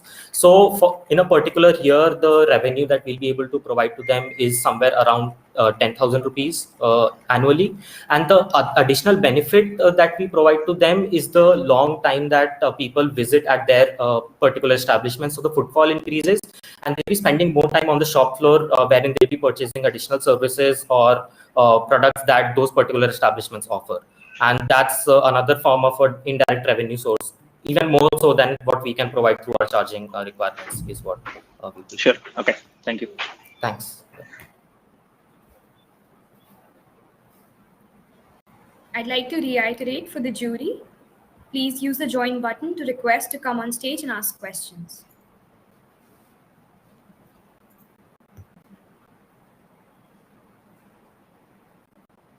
Yeah, hi Moksh, hi Sarthak. Hello, Piyush. I just wanted to check, you said 25 pre-orders are already there, right? Yeah. So the installation will happen soon, and this being made in Delhi itself? Yes. Yes. So we are based out of Delhi NCR, and the manufacturing is going on here as well. And the 25 pre-orders that we already... It's more of an assembling. It's more of an assembly because it requires a charge unit and sockets and stuff like that. Right. So we have developed the cost IoT. that you said is around, say, kind of 2,200 is your cost of. Yes. And you're selling it at 3,000.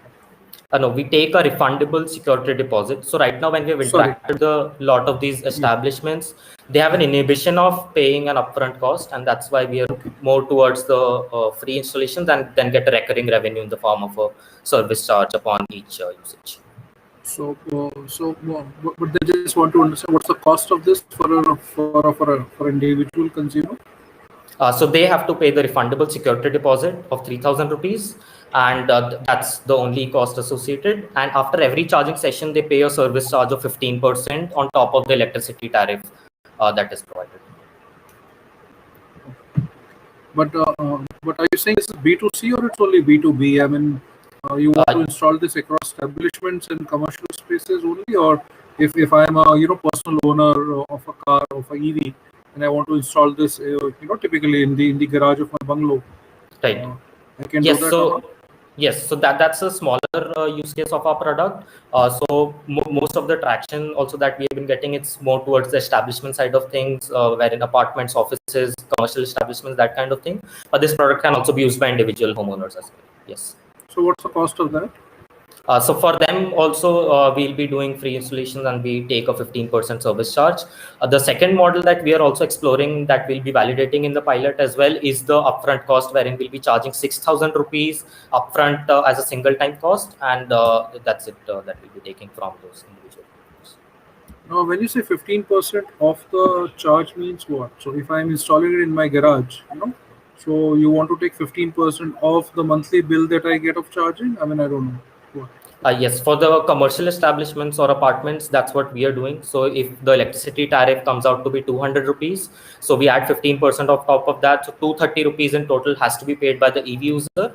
And in case of individual homeowners, like I mentioned, the alternate business model wherein we take an upfront cost, in that case, they'll only have to pay 6,000 rupees in a one-time basis, and we'll do the installations there and no recurring revenue.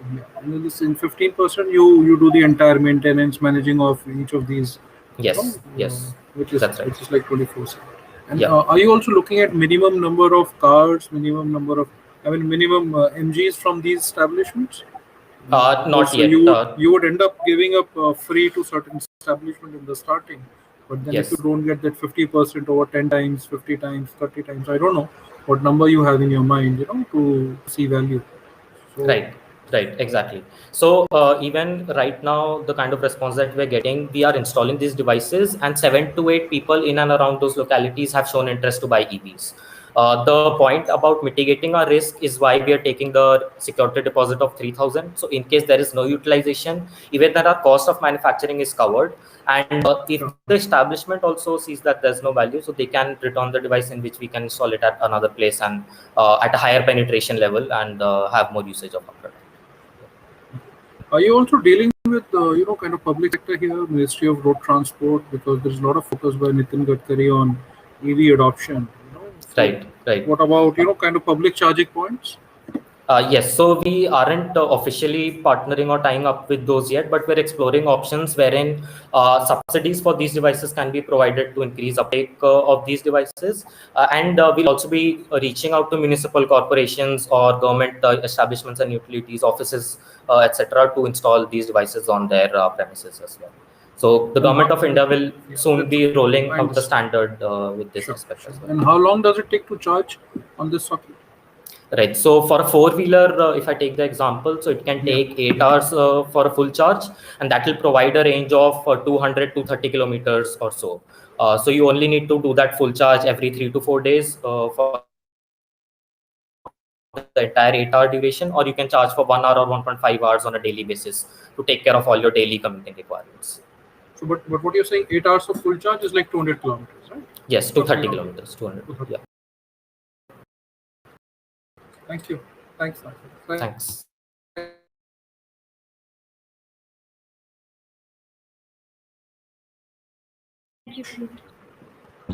Are there any more things, or? I think that. So since we've come to an end of our pitching session, we would like to take a short break. Meanwhile, the jury can fill out their evaluation forms. And we'd be more than happy if any jury member wants to join me on stage to voice out their thoughts about their experience so far.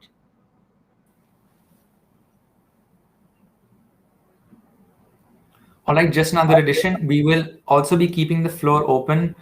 We will also be keeping a minute or two aside for our jury members to finish evaluating their forms.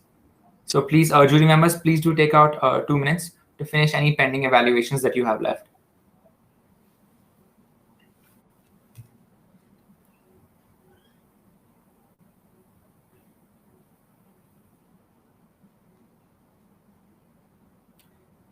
Having seen the top 10 startup pitches for today, we would now like to open the floor to anybody from the audience who would like to share their thoughts on any of the pitches today.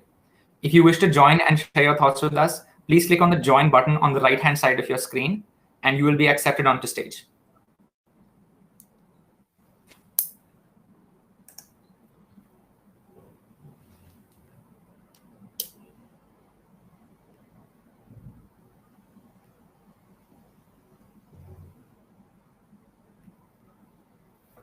We are seeing some requests.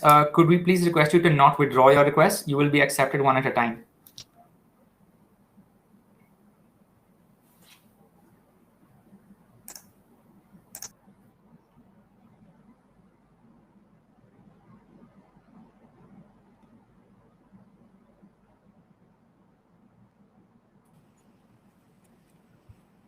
Hi, Surendra. Hi, hi, Shreya.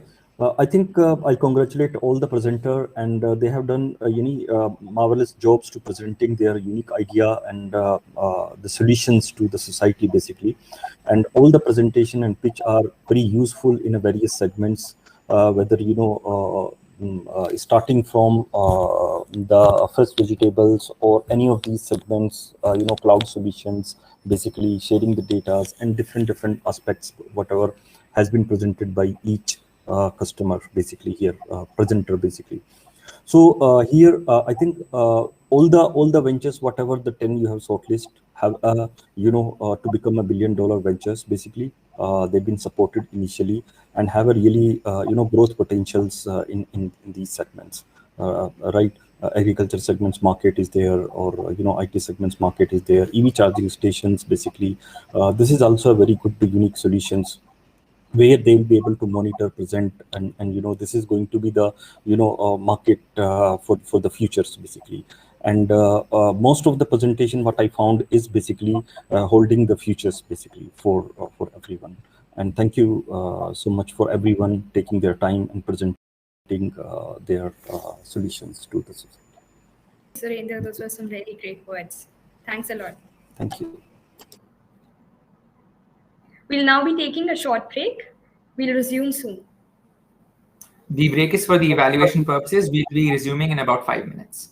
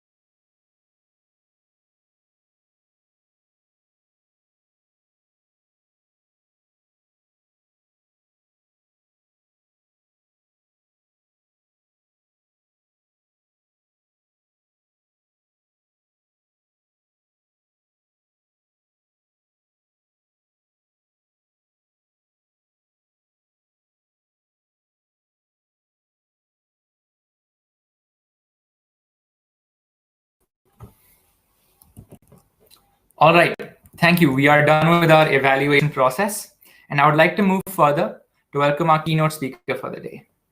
Mr. Rajiv Mishra is the CEO of SoftBank Investment Advisors, which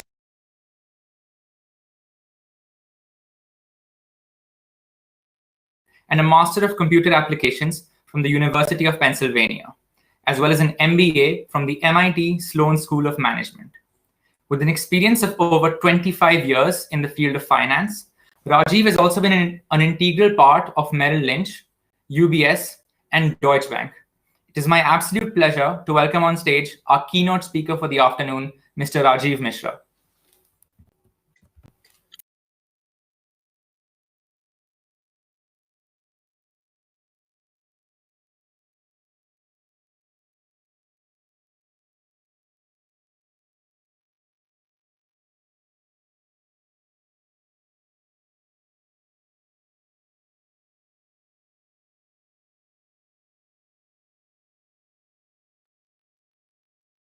And you want to do it as Q&A? You wanted me to speak? How do you want to do me to?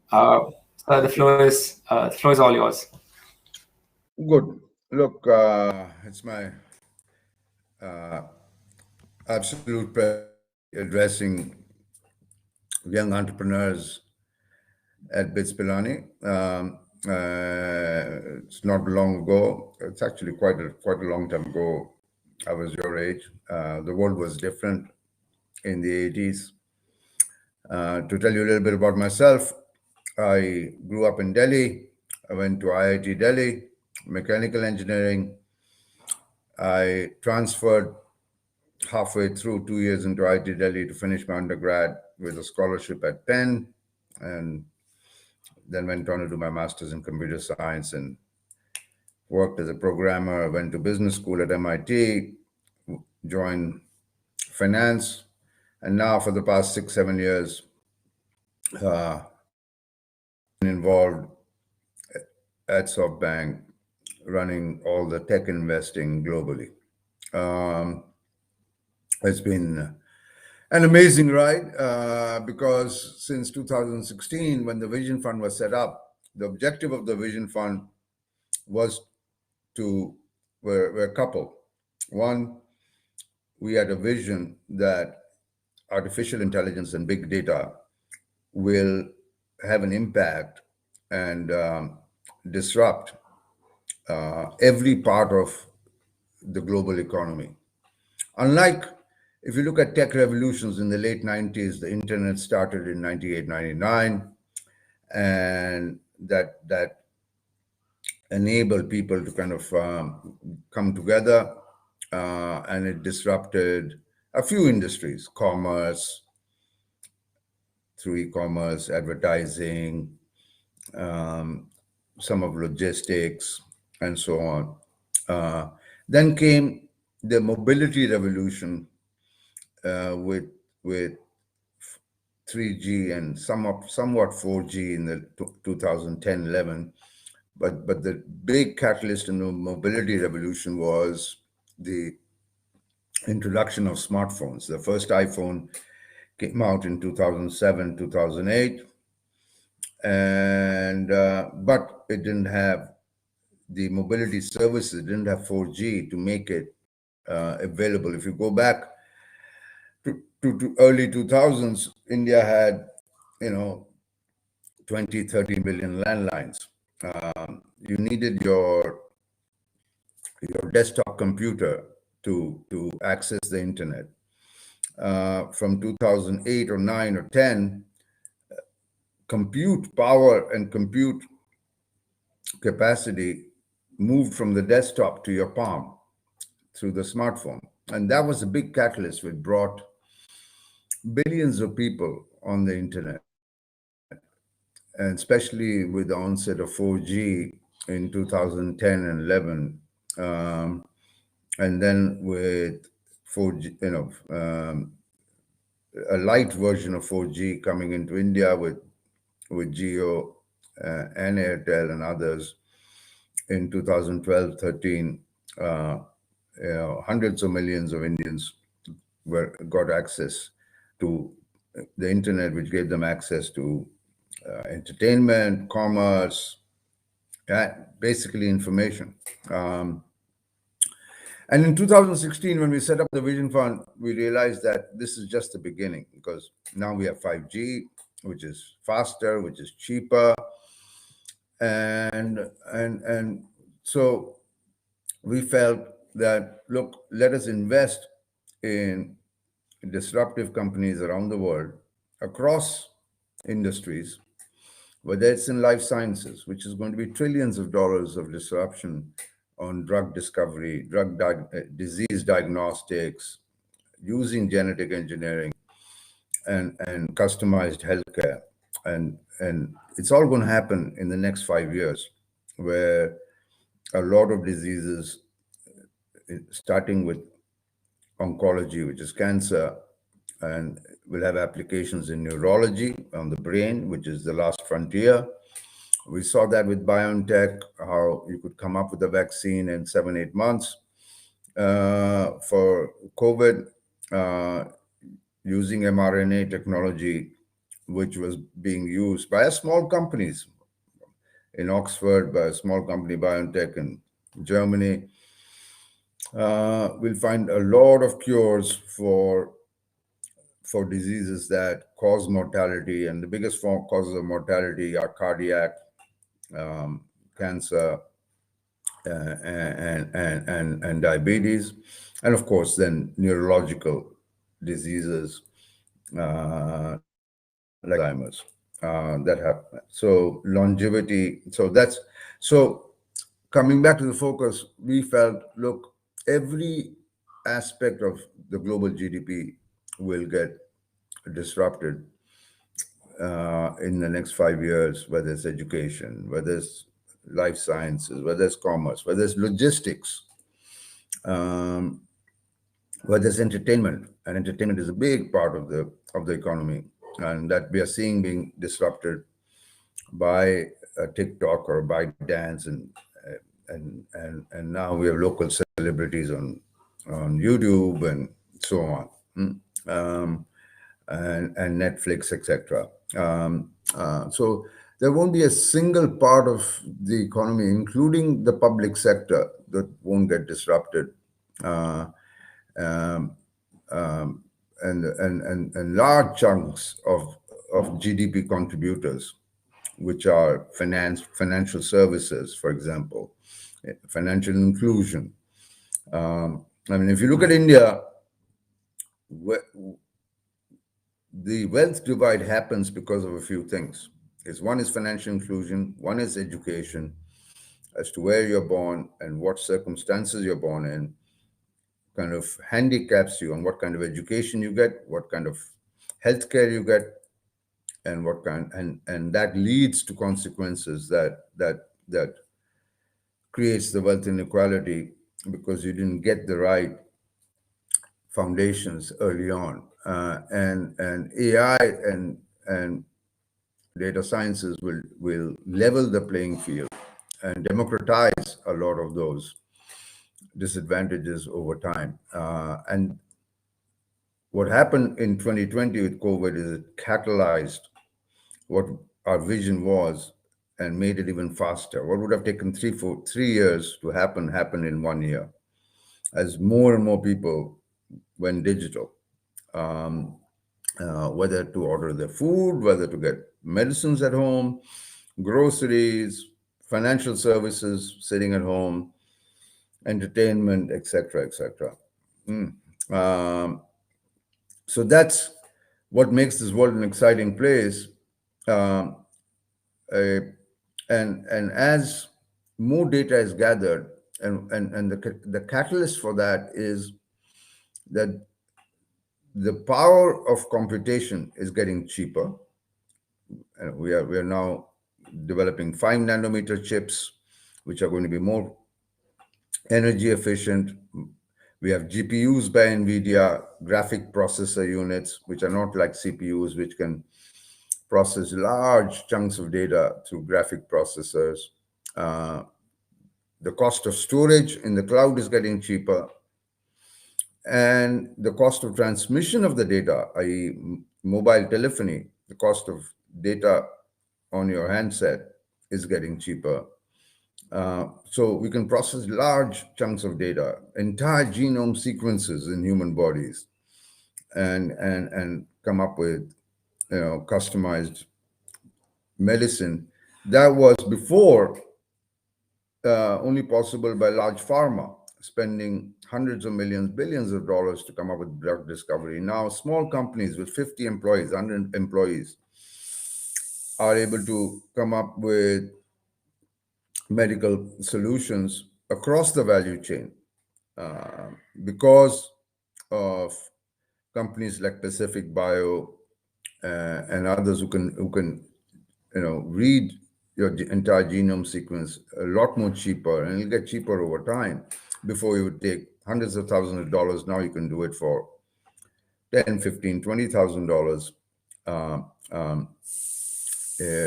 And there are companies like Illumina, Grail, Pacific Bio that can read. Second step is to diagnose diseases. If you can diagnose diseases early using just a blood test with floating DNA. And we invest in quite a few companies in that,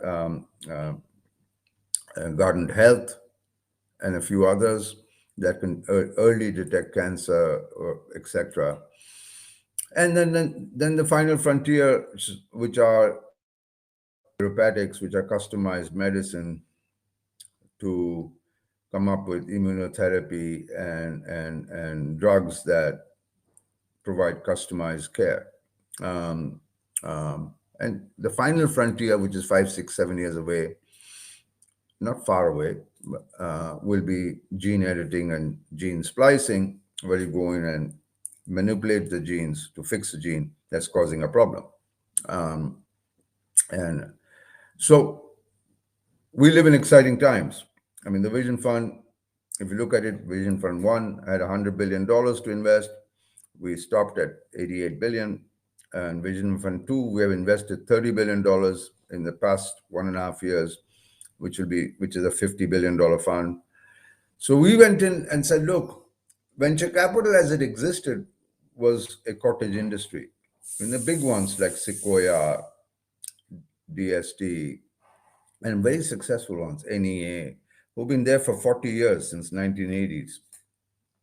We're doing it in smaller scale. Why don't we do it in bigger scale, massive scale, and invest in growth companies which are mid-stage, not early stage, but mid-stage, and provide them with growth capital once they're proven and help them scale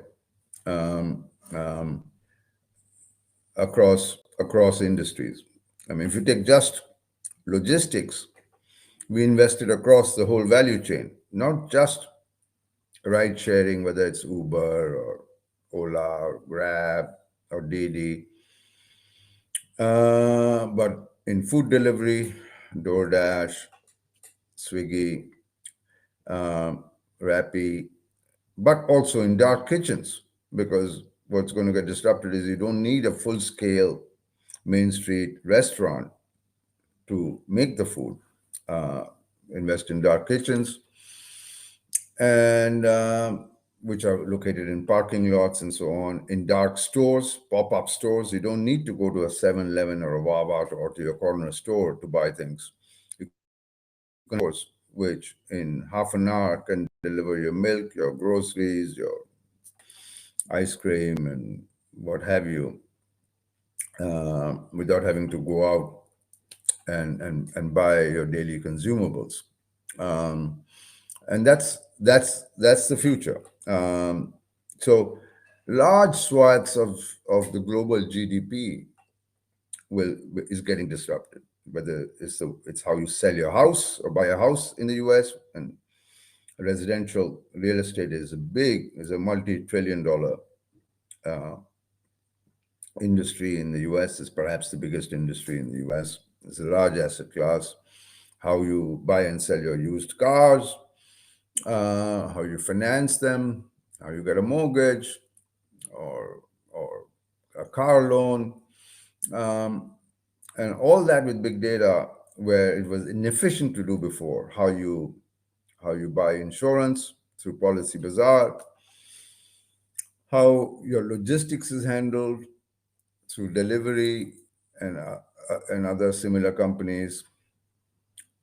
And of course, e-commerce is getting disrupted even further with companies like Shein, Shein in China, which sells clothes and merchandise that they design thousands. They design 100,000 designs a month. And all they do is design, asset light. They don't have any factories. They don't manufacture it. They outsource that, and they're able to sell a T-shirt or a shirt or a trouser for $5, $10, $15, or customized for you. So, look, technology and AI, more AI, will be highly disruptive. It has to be done in an independent way. Where it doesn't work is that an existing company like SoftBank tries to do it internally because the entrepreneurial zeal doesn't come through. If we set up a subsidiary and say, okay, let's try to disrupt telecom or let's try to disrupt financial services, it doesn't work because the bureaucracy holds it back. It requires entrepreneurial zeal, the passion of the founders, the independence of the founders to make decisions without committees and the bureaucracy, to make mistakes and learn from it.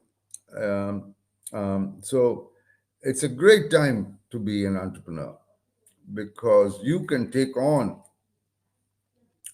large existing bricks and mortar organizations and do it fast and be able to see what inefficiencies are there and solve for those inefficiencies and deliver a better service which is cheaper to the consumer and take on large giants, which is, if you look at India, what has happened with a lot of companies like as I mentioned, delivery or Paytm or Zomato or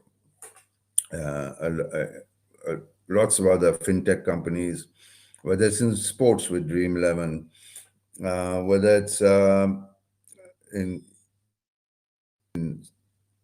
e-commerce verticals like First Cry doing it for children or Lenskart doing it for glasses, early stage. And so that's one where there are a couple of factors that are in favor of young entrepreneurs today. There is abundance of capital. There's enough capital because of an easy monetary policy in the West, which has made the cost of capital substantially cheap. So there's plenty of capital coming in to India to finance and fund these technology disruptors if you're able to prove yourself. In fact, the power has gone to the founder. If you went back 2-3 years, the founder had to convince the venture capitalists why they should be getting money. Today, the founder is inundated by VCs who want to put in capital, are able to select whose money they take, which is a major shift in the power of the venture of the entrepreneur. There is an ability now for Indian companies to go global if they're able to prove it, that they are successful in India. They can go to the Middle East, which is similar. They can go to Southeast Asia. So, it's an amazing time to be a technology entrepreneur. Of course, what are the lessons learned? We have made a lot of mistakes also along the way, which is normal. Between Vision Fund 1 and Vision Fund 2, we invest in 83 companies in Vision Fund 1. We have invested in 140 companies in Vision Fund 2. So we have more than 200, 200 odd investments in just a period of 6 years, 5 years, 6 years. So with these 210 companies, of course, we made mistakes. And what do you learn from them? Where does an entrepreneur go wrong? An entrepreneur kind of goes wrong, and a wrong means is unsuccessful for a few reasons. One, they are not able to solve the problem that they have set out to solve and go deep and build moats and build barriers to entry, and start doing other things in addition to what they started to solve. They started to solve about selling shoes, and they start selling clothes without having created a barrier and gone deep into selling shoes to begin with. It's okay to pivot, but then pivot fully. Don't have your finger in too many pies. Be good at something. Number one. Before you decide, hey, I'm going to go global, what have you. I'm going to offer 5 different services, because then you'll run out of capital without having proven and being profitable in one. Number 2 issue with a lot of entrepreneurs is to attract the right talent. No single individual, he or she, can do it themselves. It's having the ability to recruit, which is not easy for a 27-year-old, 30-year-old, 25-year-old who have never run organizations, to be able to hire a CTO, hire business development people, hire people who are older than them, retain them, delegate power, manage them properly. Because most entrepreneurs try to kind of centralize power and try to make every small decision themselves, where things go wrong. You're as good as the whole team. You have to be able to hire the right kind of people, hire them judiciously, because you can't make wrong hires, obviously. Hire them, retain them. If they're good, allow them to kind of make decisions. That's what makes you unique and different from a large company. Number 3, stay on a tight budget. Keep an eye on your cash in the bank, so that you have at least 9 months, 6 months, 12 months of runway. And if you're running out of that, go out and raise more capital if you deserve it. Because and especially today, where there is an abundance of capital, because what you don't want to do is kind of struggle because your cost base is too high. Tune down the cost base if it's getting too high, but don't run on an empty tank and get stressed out, and don't be continuously trying to raise capital. Run it on a tight budget. And don't get carried away by overspending. That was kind of another. And lastly, keep your eyes focused on what is that you're solving for. If you're solving for that you want to give a great experience to the consumer, create barriers to entry so that other competitors can't come in,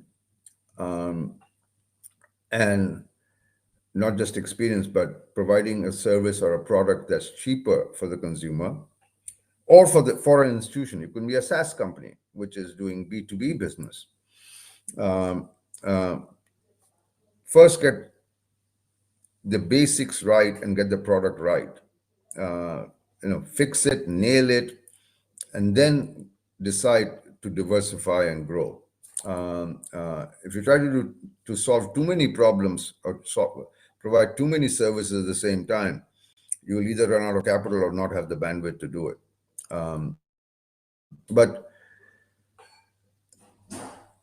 a good Indian company which is able to provide great services in India can over time become a global company, because it's very similar to the next step: go to the Middle East, go to Southeast Asia, Indonesia, etc., etc. So, these are exciting times for many reasons. As I said, the world is getting disrupted. Number 1, no debate on that. Number 2, capital is cheap. You can raise money. Unlike a few years ago, because of easy monetary policy. And number three, study similar companies that are a few years ahead of you. There's no embarrassment in copying a model from China or the US or Europe. Just customize it, copy it, but customize it for India. Somebody's doing online education, somebody's doing online commerce, logistics, what have you. And logistics, and there are many parts of the value chain you can solve for. Logistics doesn't mean having hard assets like delivery centers or trucks. It can be just a software application that lets a small entrepreneur track their shipment. So again, Rajiv, I just had a question for you, if I'm audible to you. Yes, yes. So you did talk a lot about disrupting the industries as they are. My question was related to how does a so-called disruptive founder in the industry, how do you create a culture for those? Are there any common links between those founders which have created these completely revolutionary startups and revolutionary brands? Do you have any thoughts on that? Yeah, like I said, we have 220 companies, so I see these founders, whether it's the founder of, and they're large ones, some of them, which were not large 5 years ago, like ByteDance, which is making 50 billion of revenues run rate this year. Or the founder of DoorDash, which is a $60 billion market cap company. Tony started in 2016-17 DoorDash. And there's so many, I don't want to take names. They do the things I just told you. They're laser focused on what they want to deliver. They do it well. They fine tune every dollar of and every part of they invest in the app.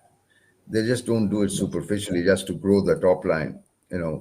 If you say have a business which is going to make food delivery, or call it Oyo, which is going to make a hotel owner use your app, make sure that you constantly improve and invest in R&D and technology to make that app be of value to both the hotel owner and the guest who's coming to stay there. Constantly keep developing and investing in R&D.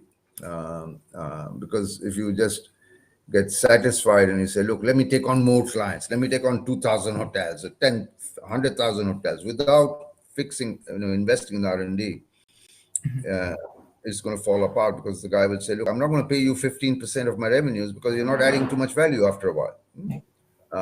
So they're laser focused, and they live and breathe what they do. They're optimists. They don't look at the downside. They're optimists. They're positive thinkers. They're able to hire and retain good people because you can't do it yourself. They're able to communicate their vision, both to raise capital, to hire people, so on. So those are, but it is the attention to detail and making the application, whatever the solution is, whether it's you're in life sciences or whether you're in financial services, making the product better every day, because that's what keeps you ahead. Otherwise, somebody else will copy it anyways. Creating that moat, that scale. So my next question was related more to the IPO side of today's ecosystem, given how the tech unicorns are lining up for that. Especially the contrast which you see in the global market, whereas the solid strength that you're seeing right now in the private market in technology right now. Do you have any insights as to why that disparity is there? Disparity between what? Valuations in private versus public? Yes, in the private market, in the technology side, and the global stock market. we are seeing fluctuations in the global market. However, the There private is a lag. I mean, the stock market globally, whether it's the Sensex or whether it's the Dow or the S&P or Nasdaq, will go up and down. Okay, the private markets are sticky; they don't move every day. So for a while, end of 2020, the public markets had a higher value than the private markets. Mhm. And the private markets have gone up, and the public markets might have come down a little bit.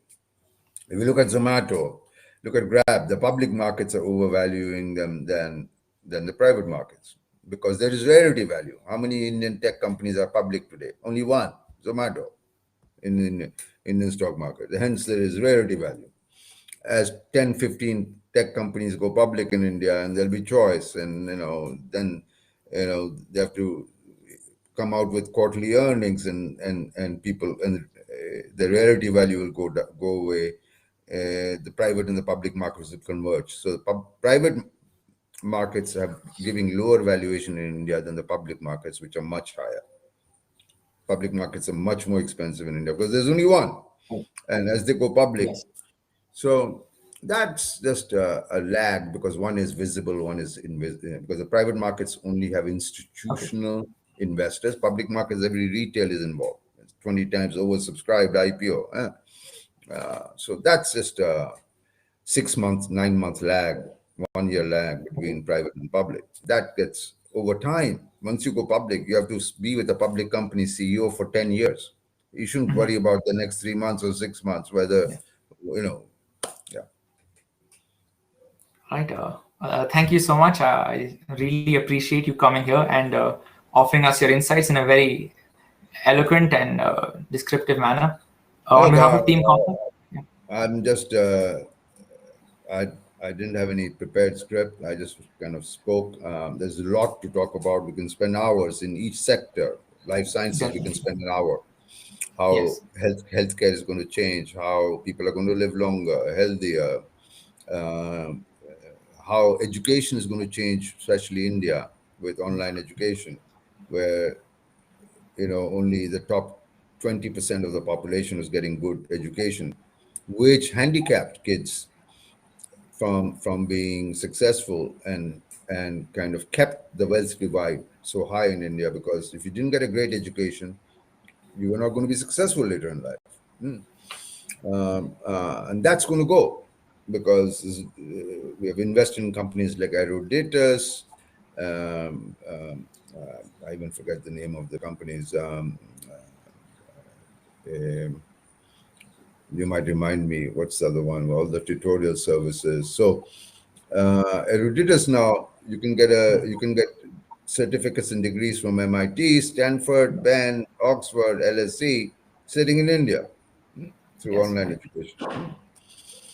And all that will become affordable and cheaper, especially education between age 10 and 18, which is where the foundation is laid and where most of our kids drop out of the education system, and giving them the right education to get into colleges like engineering colleges and other colleges. And that's happening. So, yes, Shreya. Hi, Rajiv. Yeah, I'm a co-anchor with Scan here.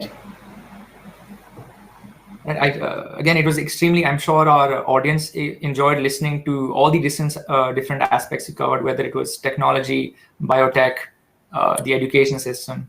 No, it's going to be in every aspect of economy. As I said, the internet revolution started in the 98. You've seen 20 years of impact, okay? And that impact was on 15% of the global GDP, 20%. The AI revolution will be on 100% of the global GDP. And it'll not take 20 years. It'll happen in the next 6 years, 7 years, which is the exciting bit. So buckle up. There is disruption on the way.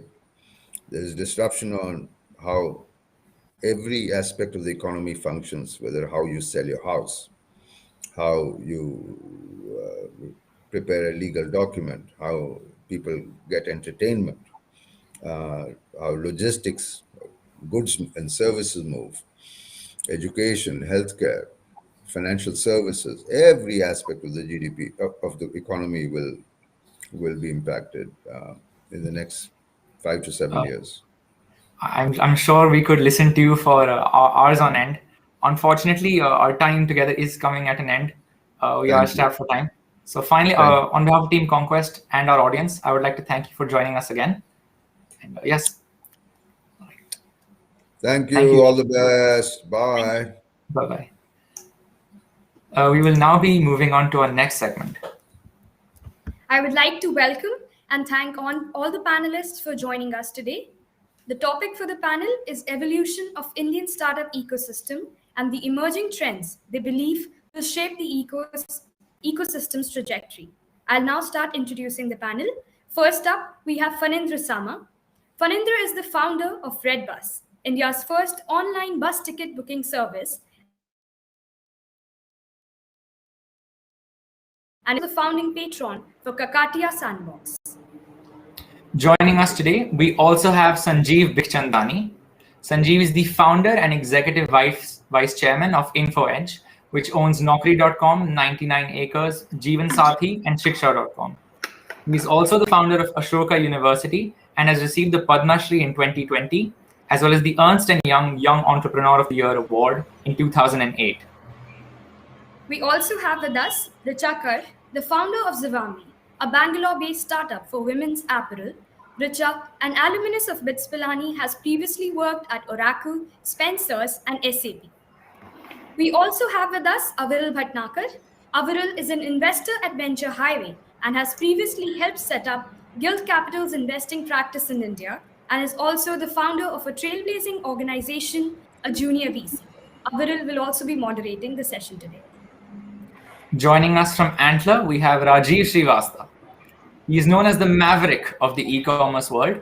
He is also the co-founder of Urban Ladder and is now a partner at Antler. I would like to hand it over to Aviral now. Oh, apologies, we have one more introduction. Next up, we have Shraddha Sharma. Shraddha is the founder and CEO of Your Story, a digital media platform for startups and entrepreneurs. Shraddha has also served as an assistant vice president at CNBC TV 18. All right, I would now like to hand it over to Aviral, who will be moderating our session. Yeah, hope you guys have a good conversation. Thanks, Rehan. Thank you. Awesome. Yeah, I think I'm a bit out of place here, but amazing to be part of this conversation. Sanjeev sir, would love to start with you, and primarily the topic of interest today is,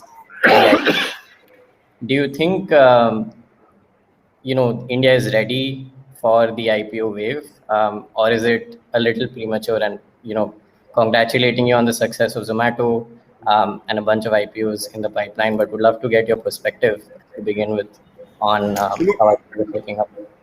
Look, each company is different, and therefore each proposed IPO is different. Having said that, in general, I think the Zomato experience has proved that, look, India is ready for IPOs, or at least some IPOs, or at least the right IPOs. So it's generally in life a bad idea to force an IPO onto a company which is perhaps not ready for it. Right. Right. But look, there will be many IPOs coming through, which, so long as the market is intact, right, those IPOs will go through and they will do well. Understand. And could you talk us through a little bit, maybe behind the scenes on the Zomato IPO as well? I'm sure you would have been very involved, and any learnings from there which you could share with us. Well, actually, it may seem a little strange, but I have never seen a company go public, without seemingly, any stress. Right. When we went public in 2006, it was a massive effort for all of us. Right. It took us. I think we began to talk about the IPO in February 2005. We eventually went public in October 2006. Right. We had to do an audit 3 quarters in a row, a full audit, because stuff kept getting delayed. We had to, the road shows were grueling. Pricing was hard. Convincing investors in India to go behind an internet company, when all they knew was IT services, was very hard. Right. But this time around, I think I think, and for that, I think the credit goes to the Zomato team. Our CFO is very hard to please, the Info Edge CFO. Right. And he called me up, I think 2 days before IPO opened, and we spoke on the phone, and we're all working from home, so we don't meet face to face. And he said, "You know what? I have never ever seen such a high quality effort by the Zomato finance, legal, and secretarial team and the bankers, that with everything's happening on time. Everything is happening. I mean, they work till 2 a.m., 3 a.m., 4 a.m., whatever they do, but it's all happening on time, with minimal fuss, minimum stress, and it's all going through." So he said this has been a remarkable effort from the Zomato finance and legal team, and of course the bankers. Amazing. And I was, and I'm on the board, and I'm a member of the IPO committee. Stuff would happen on time. It'll come to us. It'll get approved, and there was zero tension and stress, at least as far as the board level is concerned, when the investors are concerned. Amazing. So obviously, no IPO happens easily. So clearly, the finance team was going through a lot of stress and working really hard, and so were the bankers. But as far as we were concerned, we did not see any of that. Understand. Hi, Shraddha. Yeah, we were chatting about the IPOs in India, and is the ecosystem ready for this? And Sanjeev sir shared the Zomato experience. Can't hear you, Shraddha. Shraddha, you're on mute. First of all, let's all congratulate Sanjeev sir. We need to congratulate Sanjeev sir, and we need to ask Sanjeev sir, is now the richest man in the country or not? Sanjeev. No. This is not about. I'm not, and B, this is not about any individual's wealth. I think Zomato is building a great company that will last for generations, and will be around long after the founders have gone. I think that's the true test of a great company. And does it outlive the founders? And if so, for how long? And does it continue to reinvent itself, innovate, stay relevant? And I think Zomato has the building blocks of that in place. Shraddha, would be great to get your perspective as well. You've been in the ecosystem for a very long time, tracking it more from the perspective of different companies and how they've grown. Do you think the time is right now for the IPO parade? I don't know if the time is right for IPO parade, but Zomato has shown that you can do IPOs and do it so fantastically. It's a very big moment for all of us in the country, right? Because it actually gives a lot of legitimacy. Because if you spoke in India, then you spoke about Sanjeev's company, right? Info Edge or Make My Trip. Those were the only few companies that you talk about. Now you could go anywhere in the world and talk about a Zomato. I was talking to Falguni. Nika will be filing its DRHP in the coming week. Policy Bazaar is coming with a very, very interesting, powerful IPOs. And these are all solid companies. Paytm has and I don't know if I should announce or should say, but some of the companies, they will also soon, very, very soon. And in fact, some of the fundings have now started happening as a pre-IPO funding. So the ripple effect is in so many ways. So I think it's very interesting. But Abhiral, I'll also say that one, it's extremely proud, and especially for all the students watching today, that it's now you can dream, you can do it. The picture has shown, so many others are showing and will show. But one thing I want to say is that because IPO is the flavor of the season, don't write your own story based on that. Because tomorrow you can decide not to have an IPO and build a fundamentally strong, powerful, lasting business like Funny here has built. Because I'm a huge fan, because he showed us one of the first exits in the startup space, and let's not forget that. And Red Bus continues to exist as a brand. Or right now I'm in Starbucks Indranagar and just close my Zivame store, right? The laundry store of Zivame, and I'm just sitting, and Richa, you would know, right? You have an outlet over here, and she's built a brand Zivame, which is existing. Or Rajiv, Urban Ladder, right? What he's built with Urban Ladder, we got to buy new age furniture through platforms like his. And I think it's different journeys, different things, and somewhere it's very important as young people to remember that the outcome is not IPO. Outcome is not big successes and funding. It's what's the most interesting story, because all these guys did what was interesting, fun, and passion, and being honest to that would be, I think, would be a recipe to at least have a short, peaceful and fun life, if not an IPO life. Yeah. Right. No, thanks, Shraddha. Yeah, I think in all this conversation, most people haven't spoken about is that the next IPO is actually Cartrade India. It's opening on August 9th, and that is 8 days away. So the second IPO after Zomato will be Cartrade India. Right. Thank you for sharing. Rajiv, from a VC's perspective, how have things changed? Due to the IPOs, and what is your view on the ecosystem? You're a longer term VC than me, Havral. So this question should be to yourself. But I've been far more a founder. But I think it's been, it's just like so much momentous timing. It seems the last 6-9 months have been pretty crazy, especially in the early stage. And you're obviously as much a witness to it. I'm sure Sanjeev is a massive witness to that. He's been a founder and an investor for the longest of time. But I think, it's fantastic in one way, right? Which is, when we started Urban Ladder, and I'm sure, all of the similar vintages, Funny and Richa and even Shraddha, I remember meeting even before, just around the time of your story.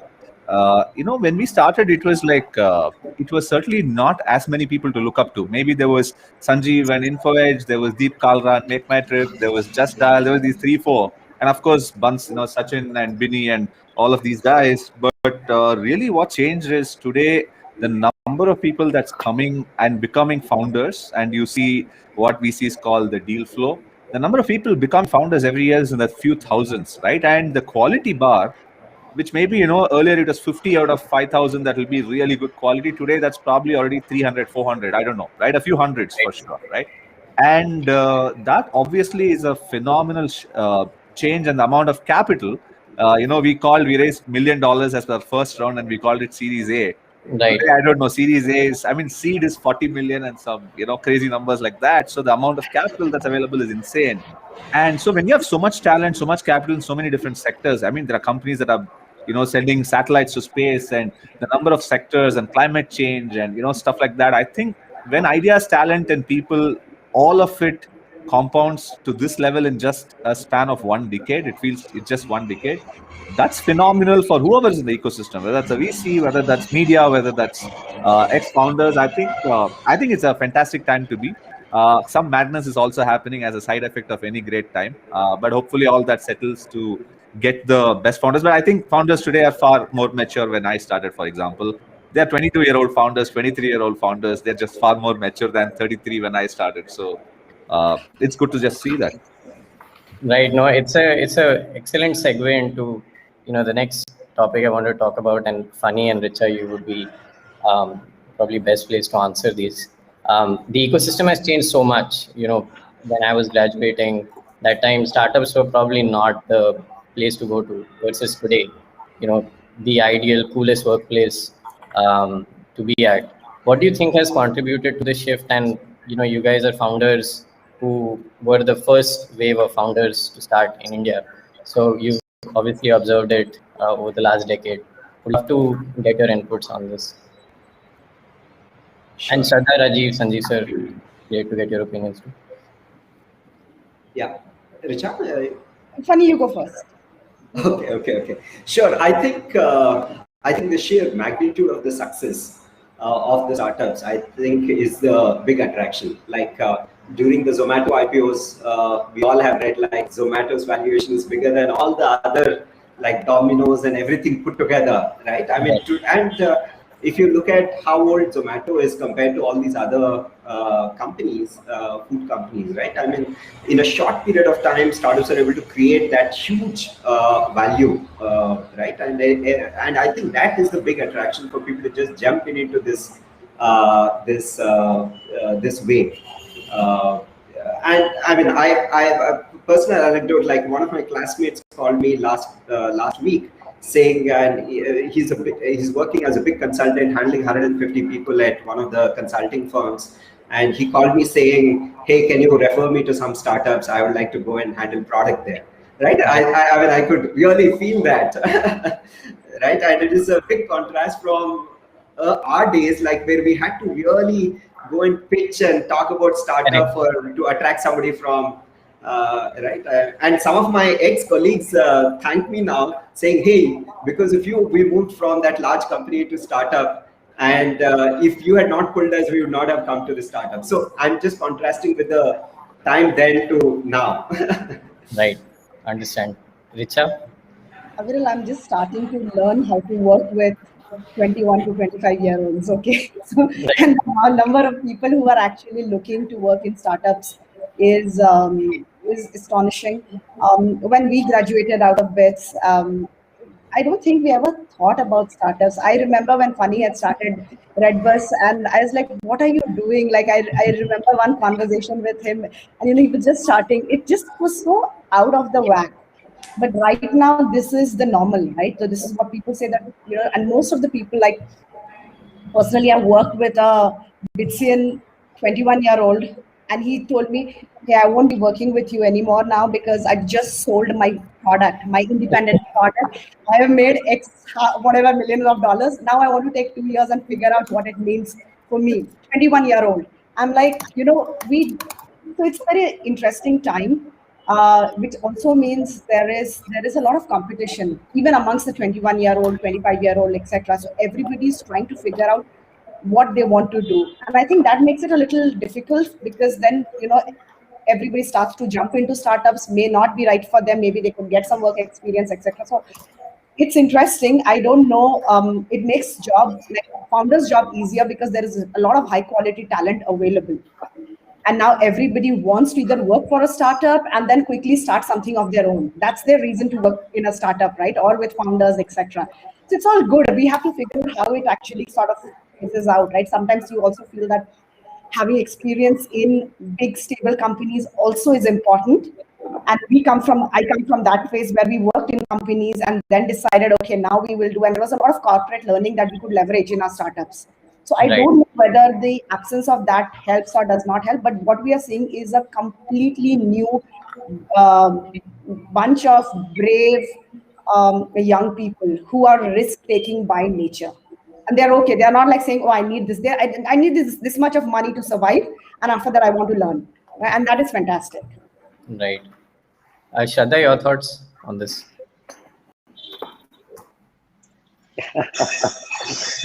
You're talking about young people today starting up.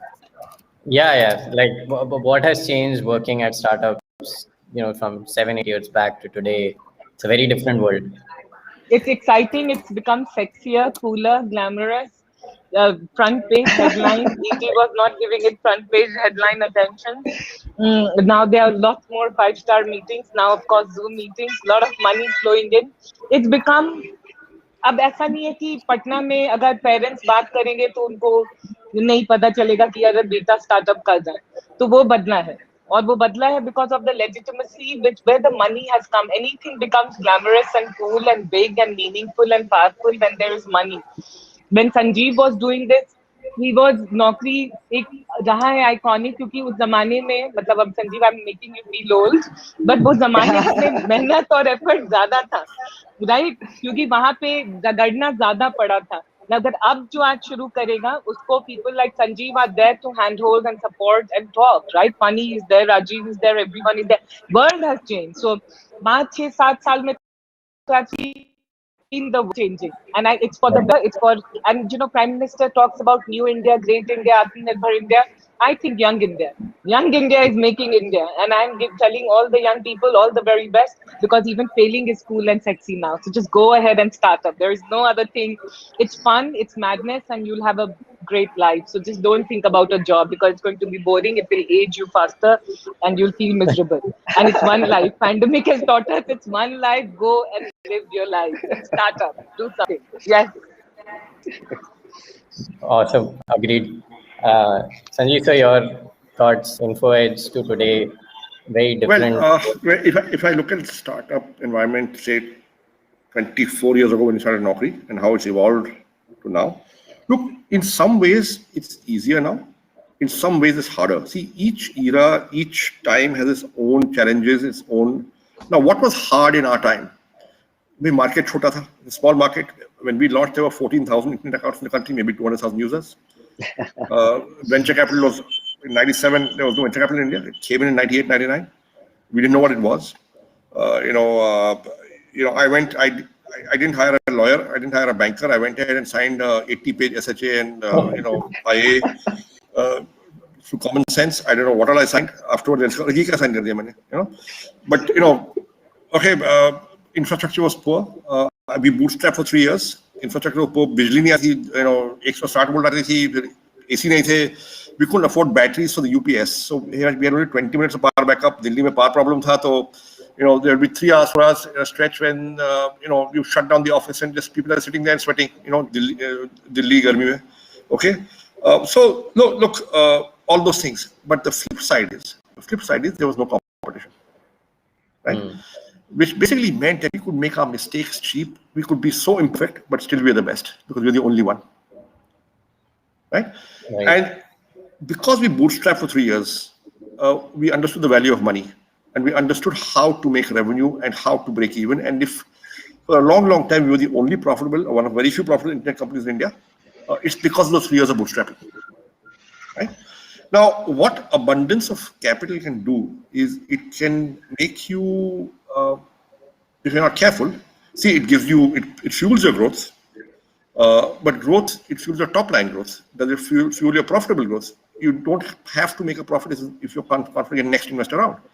Now, therefore, tomorrow if capital dries up, right, will you be, how will you sustain, right? So there's also more competition, but the market is larger. So there are pluses and minuses. I think we lost Sanjeev. Both sides. It's not as if it, and we're seeing that in vertical after vertical. There's if your competition is not big money, bigger money than you, and they pull ahead. So there's a contradiction, right? Shraddha is saying there's plenty of money. Yes, there's plenty of money. So you can get your seed angel round, from you can get from angel networks, you can get from your friends, from your classmates, whatever. You will get that. The cut from seed to Series A can be very significant, right? And even there, depends who you get your Series A from. Right. So you cobble together a Series A size of round, let's say, but it's not institutional capital. It's HNIs, it's family offices. It's one thing. You get a bulge bracket blue chip VC, it's another thing. You get into Sequoia Surge for your seed, it's one thing. You don't, it's another thing, right? There's a caste system. Okay.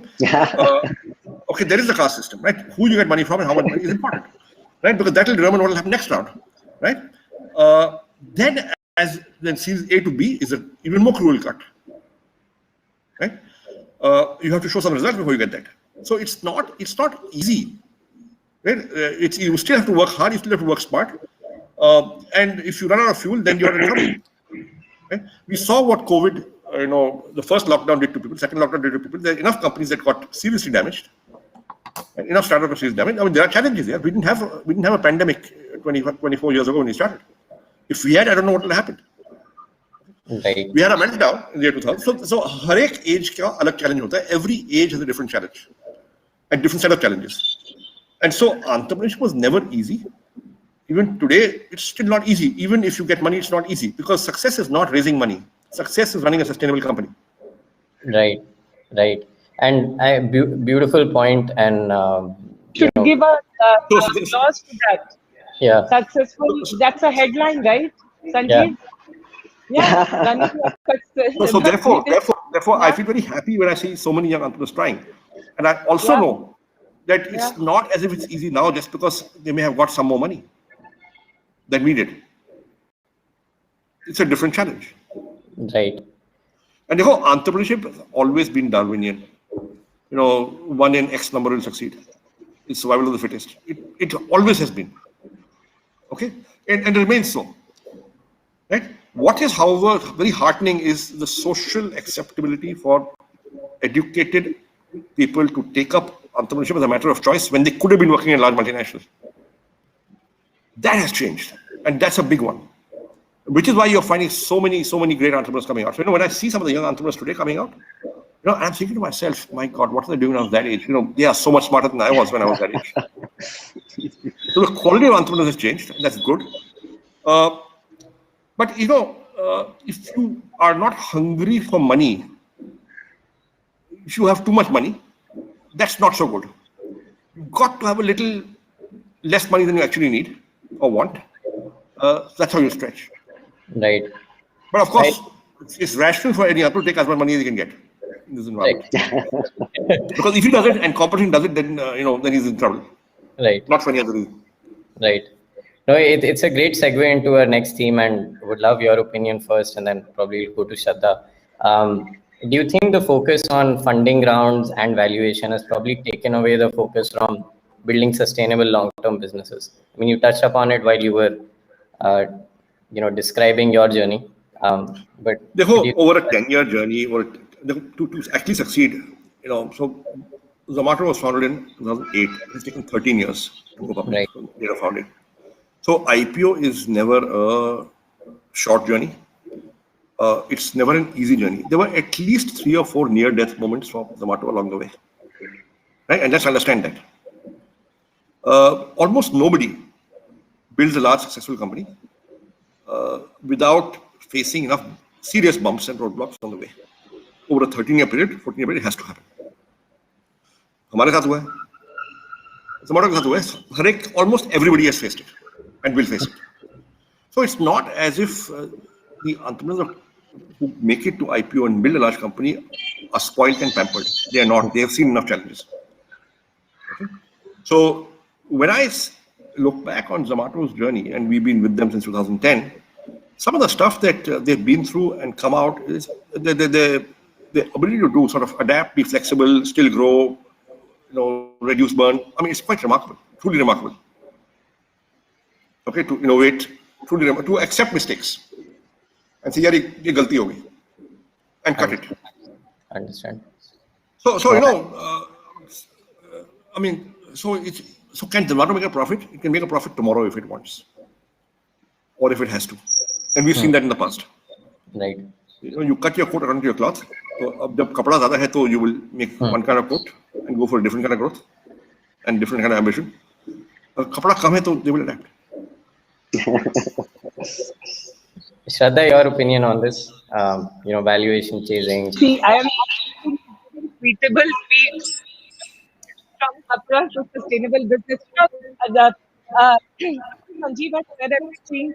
I would just to give a context, I'm just saying this for the first time, like on a Zoom or publicly, is that 13 years he said about Zomato. I have also been doing your story for 13 years.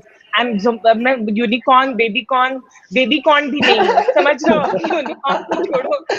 और मैंने story लिखी थी जब वो foodie में था दीपिंदर का 2008 में, और बहुत प्यार से लिखा था वो स्टोरी, और लिखते जा रही हूँ सबकी story. Why I'm telling this to entrepreneurs, to all the students today, that I was always profitable as a company. I've never been, I'm not a baby or Sunni or anything, but the thing is that I was always profitable, raised money in between, became non-profitable, and this pandemic again had a 1.5 crore of profit, right? And where we hired a lot of people, became profitable, and this year again EBITDA का कुछ अच्छा numbers हैं और अच्छे हैं. So the thing is, because somewhere the journey we can tell you, and today you can listen to us, but somewhere the journey has to be your own. And you know what's my biggest journey? I've been such a fraud because I always wanted self-validation. I always want someone should say, "Wow, you're really cool."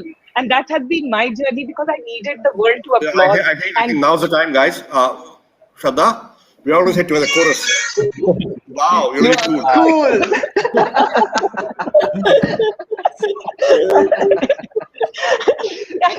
And Sanjeev, you'll agree, and funny, all of you, Rajiv, Nicha, is that the biggest journey I've made is to accept myself and say that this is the journey I want to make, right? And it has been a very, very hard journey. It's going to be a very, very long journey. I think it's a lifetime journey to somehow say that this is what I want out of my journey, right? And somewhere you have to now start as students while you're in college to say, do I want $1 billion business, which could be fantastic and go ahead and we'll write cheer you'll have everything. And as Sanjeev said, no journey is easy. Or do you want to say that, okay, I want to do something else, or I want to build it like this, or maybe I will anchor on something else? What is it that you want is something that you will really have to spend time, because I can just tell you one thing, that in whatever journey you take, there'll be so much of noise. And what Sanjeev said, that today competition is high, I would say noise is high. People giving inputs and what should be success metrics is high. So much is there. So one thing, while you listen to us today, Sunday night is a great time to think, start thinking is, what is it that I want? And that will keep on changing. It's not static, right? But what is it that I want? And don't let the headlines, don't let the world, don't let us or anyone define what's going to be your journey, because you have to live in your own body till you die. Right? And it's very difficult to live in your own body, in your own cell, in your own mind. It's like so tough. You can live in a Starbucks, you can go to a pub, you can drink, you can do everything, but living with your own self is very tough. So define yourself. And I think then define, because I agree with everything Sanjeev has said, that it's going to be tough. No journey is easy. Competition is high. The rewards are higher. The only thing we all I think we all want to say is that, yes, it's time to start up, but define what you want to do and live it fully. It's one life, which Rajiv, you'll agree, right? One life, and we are all inching towards whatever. So, No, yeah. I absolutely agree. See, that's the thing, right? See, Aviral, to your question, and this is the biggest challenge that I think students also need to take care. We have a BITS student. I think BITS is now the hotbed for entrepreneurs. 3 out of the 6 first investments are BITS, ex-BITS. So there seems to be some massive trend here that's happening. But you are cool, Rajiv. I'm like, wow. I've never been to BITS, but I'm interacting so much with so many BITS founders nowadays. It's like there's some clear movement that's happening there. IIT Madras has a very strong program and stuff, but there's clearly something happening there. But Aviral, to Shraddha and Sanjeev's point, right? I think it's important to understand as to what you're creating, this whole legacy. I think all great entrepreneurs at some level want to create a verb, right? Today, Zomato is part of life. Flipkart is part of life. And I think as long as what you're creating is for that, Zivame is part of life, the way Lingerie or Urban Ladder is part of, let's say, furniture buying. All of us, when we started, we had somewhere said that, hey, Redbus, everyone, bus booking, Redbus is the de facto brand name. You go for startup news, it's your story, right? So Naukri is jobs. So I think the whole point of all of us, or at least the starting ambition for all of us, is to create those institutions which become verbs, and anything and everything becomes so much easier to handle. And the other part is it's all cycles. And I have seen at least 2 cycles even during the 8 years at Urban Ladder, right? A lot of hype, front page, this, that, some crash, layoff, hype, front page, this, that, crash. So people, to build a real institution, will have to go through these 2-3 cycles at the minimum, right? Like Sanjeev talked about Zomato's 3-4 near death. You run something for 10 years, you're bound to go through at least 2-3 such, right? The other fundamental problem and challenge that's also coming up with the infrastructural support has to be strong to build all of these institutions, right? Today, there are 5x, 10x startups. Engineering salaries have just gone through the roof. Not just engineering, every salary has gone through the roof, right? So some of those fundamental, thanks to Jio, at least the internet bandwidth has taken care of itself to, consume so many services, but talent and so many others. So nothing is given just because there is 10x capital today, and institutions have to be built over the next 10 years. There are going to be enough challenges. So some level of longevity, and that can only happen if you do this for the fundamental right reason. Whether you take venture money, you don't take venture money, you build it profitably, not profitably, all of those are things that you will figure out, right? But at the end of the day, whatever you build, you need to build that for the right reason. Whether that's 22, whether that's 45, you can start off as a founder anytime if that's the core reason. At least that's my strong belief. Funny, your experience, Redbus, a verb, sustainable, and Rich, I also would love to hear from you. Your experiences of building a business over the last decade, and seeing what is happening in the ecosystem today. Yeah, so basically, I agree with everyone. Like one of the things that helped me in my journey and in general in my life is all these things, I think, need a balance, that Goldilocks balance that we say, right? Because whatever is right, the opposite of that is also right. Like, for example, I'll tell you in my case, like when we started Redbus, I used to micromanage the team, right? Saying, hey, this color, this button has to be exactly like this, and etc. and all that. Then after time, people said, boss is a micromanager, I'm going to leave this company. Right? Then I moved on to the complete opposite, and I said, I'll just come to office, look at all of you, and go. Whatever is getting shipped is shipped. Whatever is happening, right? And that was also going out of control. Then people, the same team started telling me, this guy doesn't, like, he doesn't bother about anything. Right? He just comes and enjoys. He's going on to your story. He's going here and there. But जो business चल रहा है उसके ऊपर उनका control नहीं है.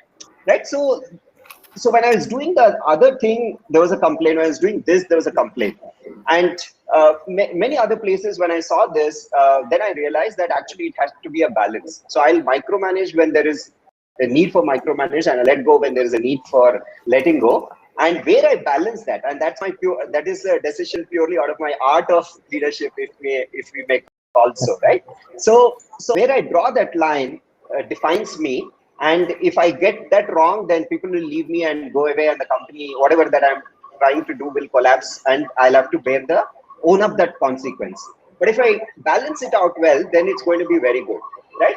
So here again, in this context, right, every day we are seeing this big fundraisers and billion-dollar companies and etc. and all that. So we can't say, hey, we'll not take a note of that. I think we need to take a note of that to be inspired, right? And there are many successful companies that were built. Like, for example, us and Flipkart. I mean, during those days, we used to have a tough competition from Flipkart. Like, whoever we wanted to hire. I mean, we were almost at the same age, right? I mean, we started like 1 year here and there. So, and there used to be like all this talk: should I join Redbus or should I join Flipkart? Right? And our approach is very different from our Flipkart. Like we said, we will never give discounts. We'll always be operationally profitable, etc., etc. And we built out a company that way. And e-commerce is built out in a completely different way, right? I mean, the value proposition is that of a discount because it's cheaper and etc. and all that. And both are today very valuable companies. Indeed, Flipkart is like a multiple time much bigger, right? If I say this is a philosophy, this is how you have to build out your company, it's completely wrong, right? So I think there are examples on either side. I think we need to like study, take note of everything, and apply our whatever, however we synthesize all this knowledge. I mean, that would be my call. That would be my tip. Richa, your experiences. So Avril, I think what's happening right now is a great validation of the Indian entrepreneur. And it isn't like Sanjeev said, it wasn't like people were not having startups or something. The word would be different. It would be business, right? We have been doing business in heavy engineering, machinery, parts, equipments, etc. We've been exporting to different countries, etc. Right now, what has happened, let's say in the last 15 odd years, right? If we kind of put together, all of this has become more, of course, venture money, etc. And it has become more talked about, right? Because it's internet, it's consumer, right? And it wasn't as heavy engineering specific, etc. the way we did not know about, right? So it has always existed. What we know now is the Indian entrepreneur is as competent as any other entrepreneur around the world. So that's a great news. What it means for us now is to say that how do we, another good thing is that everybody has access to technology. Right? Anybody who can imagine technology enhancing your personal, your work life, your relationships, your family life, etc., can build a product or a service around it, right? That could be for an enterprise, it could be for a consumer. So that gives everybody access to, right? If I want to do something right now in material design, possibly I cannot do. But if I can imagine a solution and bringing together, connecting the dots, I can do it. So this gives a lot of us a lot of hope that we can all be entrepreneurs. But like as everybody else said in the panel, it's about being true to yourself. It's not about, there is of course noise about, and there's largely this whole glamour associated with raising money, because everybody writes about raising money. People who are doing things quietly, only if they get successful is when they say, oh, bootstrap company, you know what, let's hail them because they've been so successful, etc. Right? So inherently, yes, there is a lot of, we start looking at raising money as a way of validation, which itself is also right. right? Somebody is validating and says that I like your idea, but that does not mean somebody who is building a business far more quietly, self-sustaining it, building a smaller business is any less or any less competent. I would like to possibly give this tell to all the students here, because the choice is really going to be you don't have to come and say, oh, internet is the booming thing, so let me build something in internet. If you feel product design is your forte, if you feel metallurgy is something that you're liking it, go ahead, pursue that. You never know what opportunities can arise from there and how you can build a company which could be immensely valuable, and that value cannot come from the valuation, etc. All the valuations that are happening I also feel it's a great thing, because it also gives you as entrepreneur a lot of power. You may end up diluting less, you may end up giving less rights, you may remain in control. All of this is good. I like the fact that a lot of money is chasing entrepreneurs, which gives them a lot of control in the way they want to build their company, and that is really important, right? And overall, I think it's a I feel this, the way I'm looking at it, what this era will bring in the next generation of more humanistic entrepreneurs, like the themes that Shraddha is saying, right?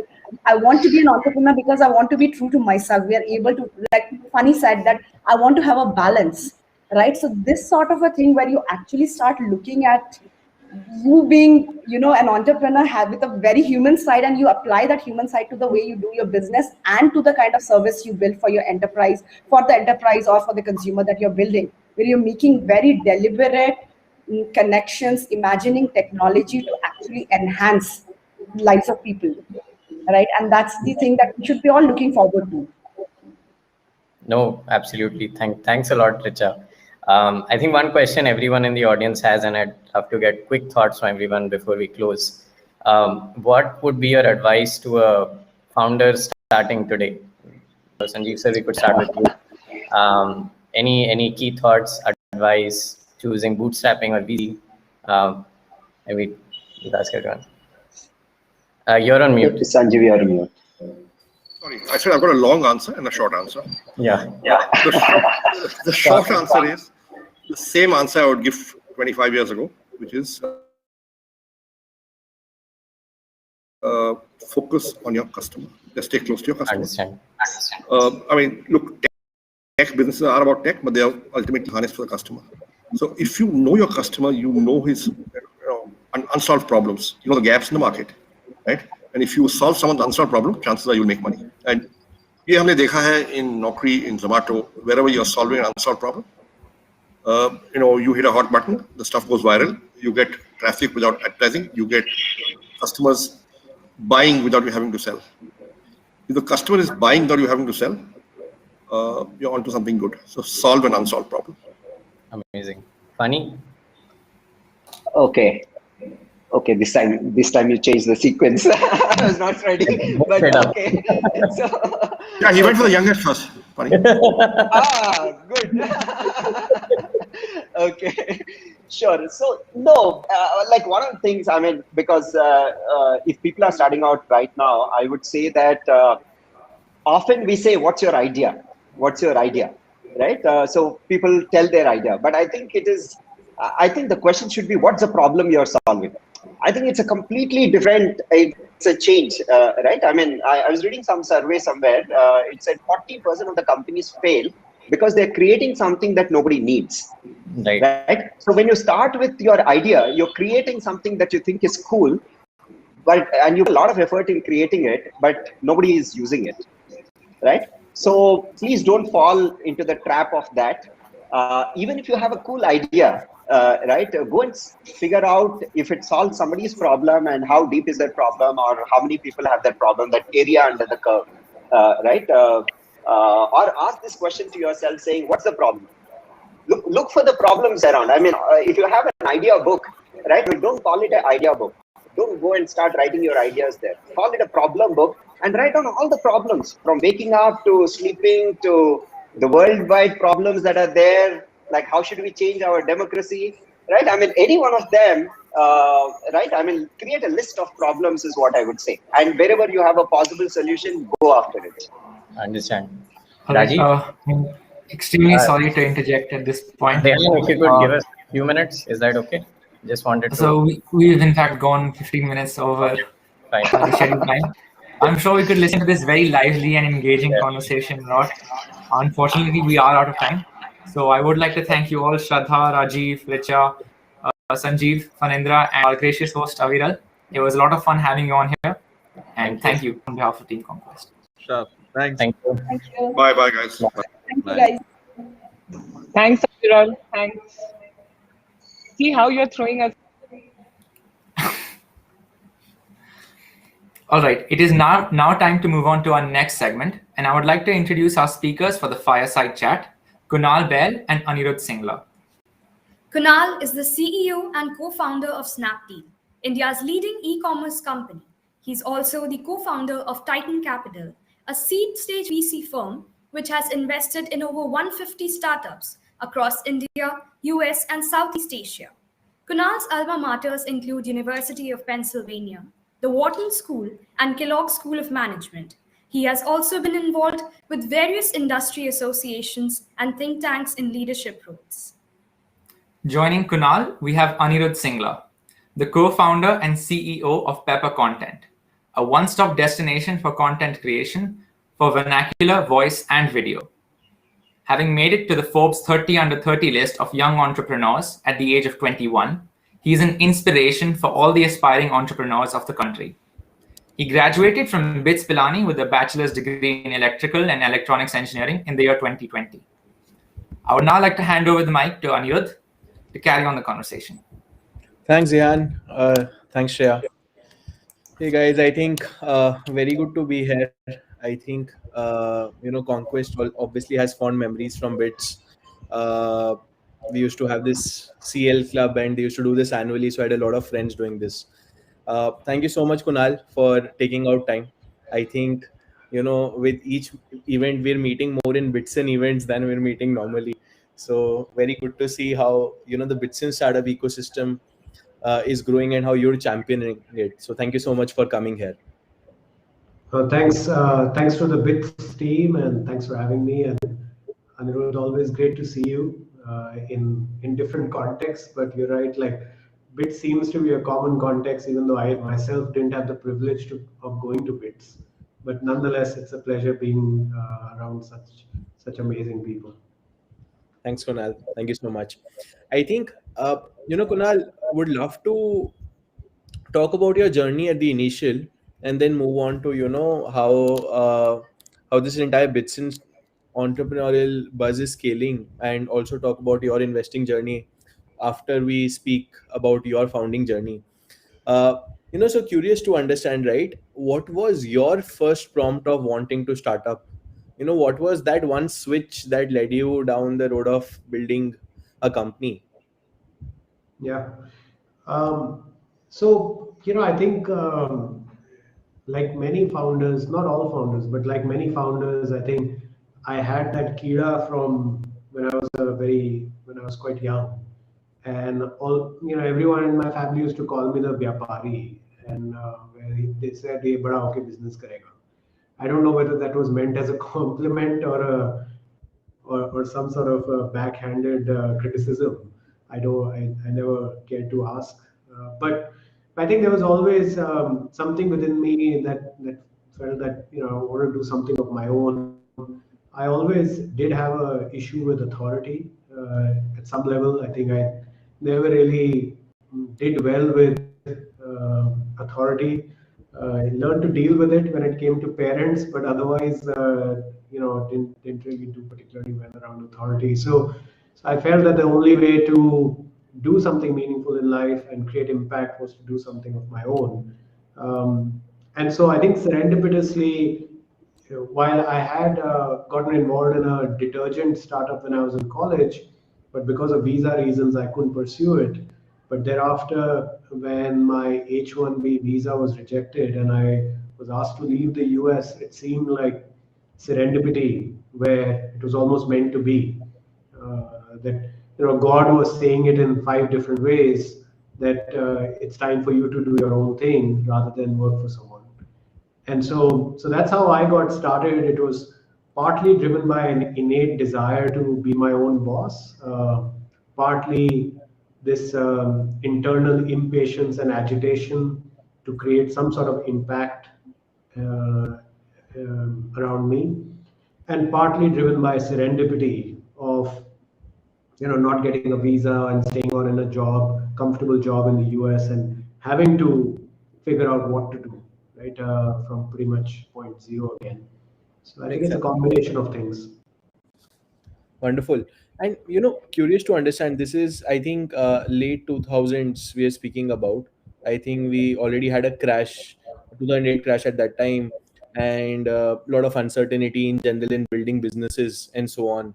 So, what prompted it at that time? Like, what prompted the idea of Snapdeal as a concept? And, what just made it click? How did you get that Yeah. started? Yeah, I think like most entrepreneurial journeys, ours is also, the origin story is not as well known. Maybe it was better known to those who started around our time, but we didn't start as an e-commerce business. We didn't start as anything. We didn't even start as Snapdeal. We started as a physical coupon book business. There were only a few million internet users in India back in 2007, 2008, off the back of the big the global financial meltdown. But one thing we always kept our minds open to is that whether or not this current product works, we'll keep working at it and figure out something that will work. Right, so we started with a physical coupon book that didn't work. Then we pivoted to an SMS-based coupon service. Then that didn't work. Then we moved to a discount card-based service that kind of worked, but really very modestly.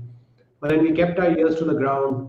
The small businesses we were getting coupons for on the platform, they started telling us, "Why don't you start selling your coupons online?" That's how we started Snapdeal. Nothing to do with selling physical products. And then 2 years of running that, we realized that that business model was flawed from the perspective of it was going to hit a cap of scale. And that's when we pivoted to taking an inspiration from what was happening in China e-commerce. We pivoted our coupons marketplace to a physical products marketplace. So the origin story is very different from what the eventual business looked like.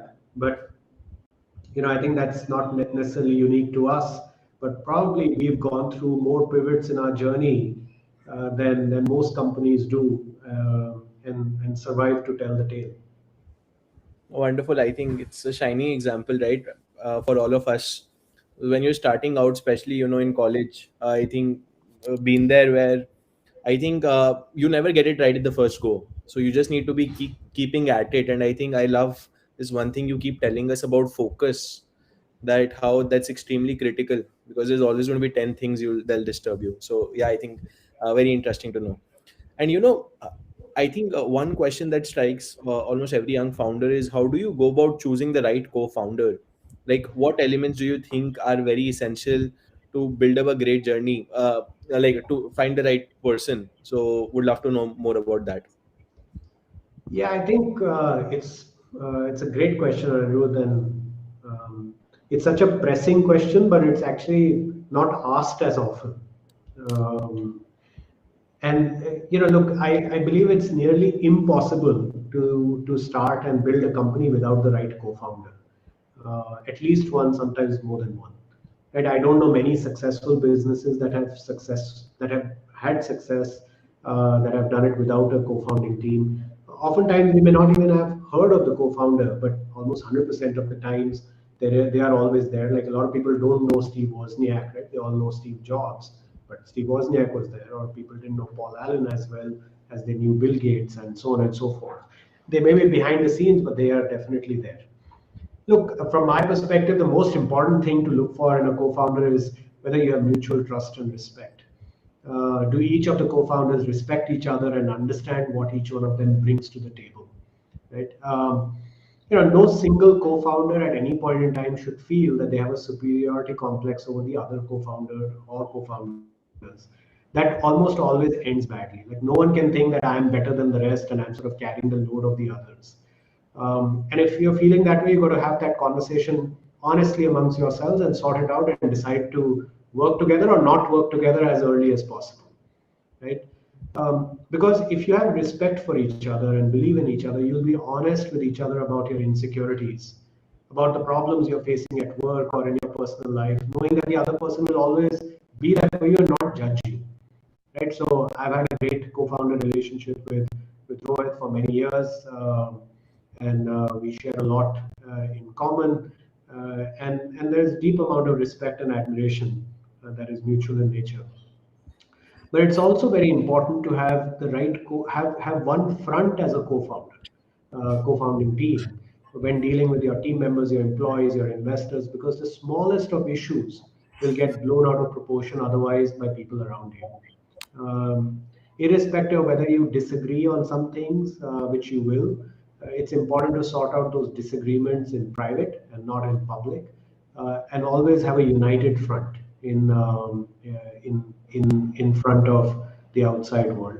It is super critical. It's no different from most founders these days are getting younger and younger, like yourself, Anirudh. I think you were practically a teenager when you started your company, and you haven't. Most of them haven't experienced being married, and as they often say, having a co-founder is like being married to them or more than that. It's absolutely true. I think once you get married, you realize the importance of the criticality of all that. In order to get keep a great partnership going on for many years, you've got to struggle through the thick and thin, deal with the whims and fancies of the respective people in the relationship, and yet to the outside world have a very united front. That is very critical. I think that's very rightly put, and I think that's why you need to give a very right amount of time at the start to know them, understand them, because hurrying into these relationships is always long term. Because I think when you're building a company, I think if you're not thinking about at least a 10-year horizon, right, that's how you're getting into that relationship. So I think extremely important.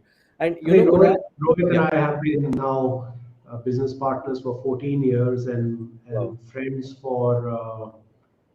Friends for 22 years. So, I mean, it started with us sitting next to each other in class 11. So, it's been a long time. No, I think and it's needed, right? That degree of trust will only come when there's enough compatibility built on. Kunal, one thing I realized is people often talk about founders, but it's also the real hard work of the founding team or the first 15-20 people that determine the success of the company. And who were these people in Snapdeal for you, and what role did they play? Yeah, I think they play, you're absolutely right, Anirudh. They play a very critical role, because how much can a couple of co-founders do, right? When your story is just starting off, your passion, your energy, your commitment will be key in convincing other incredibly smart people to join you. Right? Sometimes you have to get creative, maybe acqui-hire companies with great teams. That's something we did early on. I remember the founders of our very first acquisition back in 2010 or 10 were with us for 7 years. Right? The key is to give them respect and space, because whoever is joining you that early is doing so because they believe in you and your vision, and also because they are going to get freedom and space, right? And they are giving up their own, in a way, entrepreneurial journey to come on board your dream and your ship. Hence, it's important for you to give them that room to maneuver so that they don't feel stifled because they are fundamentally founders also. Now, these early team members are very critical because they will be the culture carriers of the company, both inside and outside. They would have spent the maximum time with you and hence understand you and your value system better than anyone else that you will hire. So as the company grows, you won't be able to infuse everyone directly with your vision and desired culture. It is these early team members that will drive it.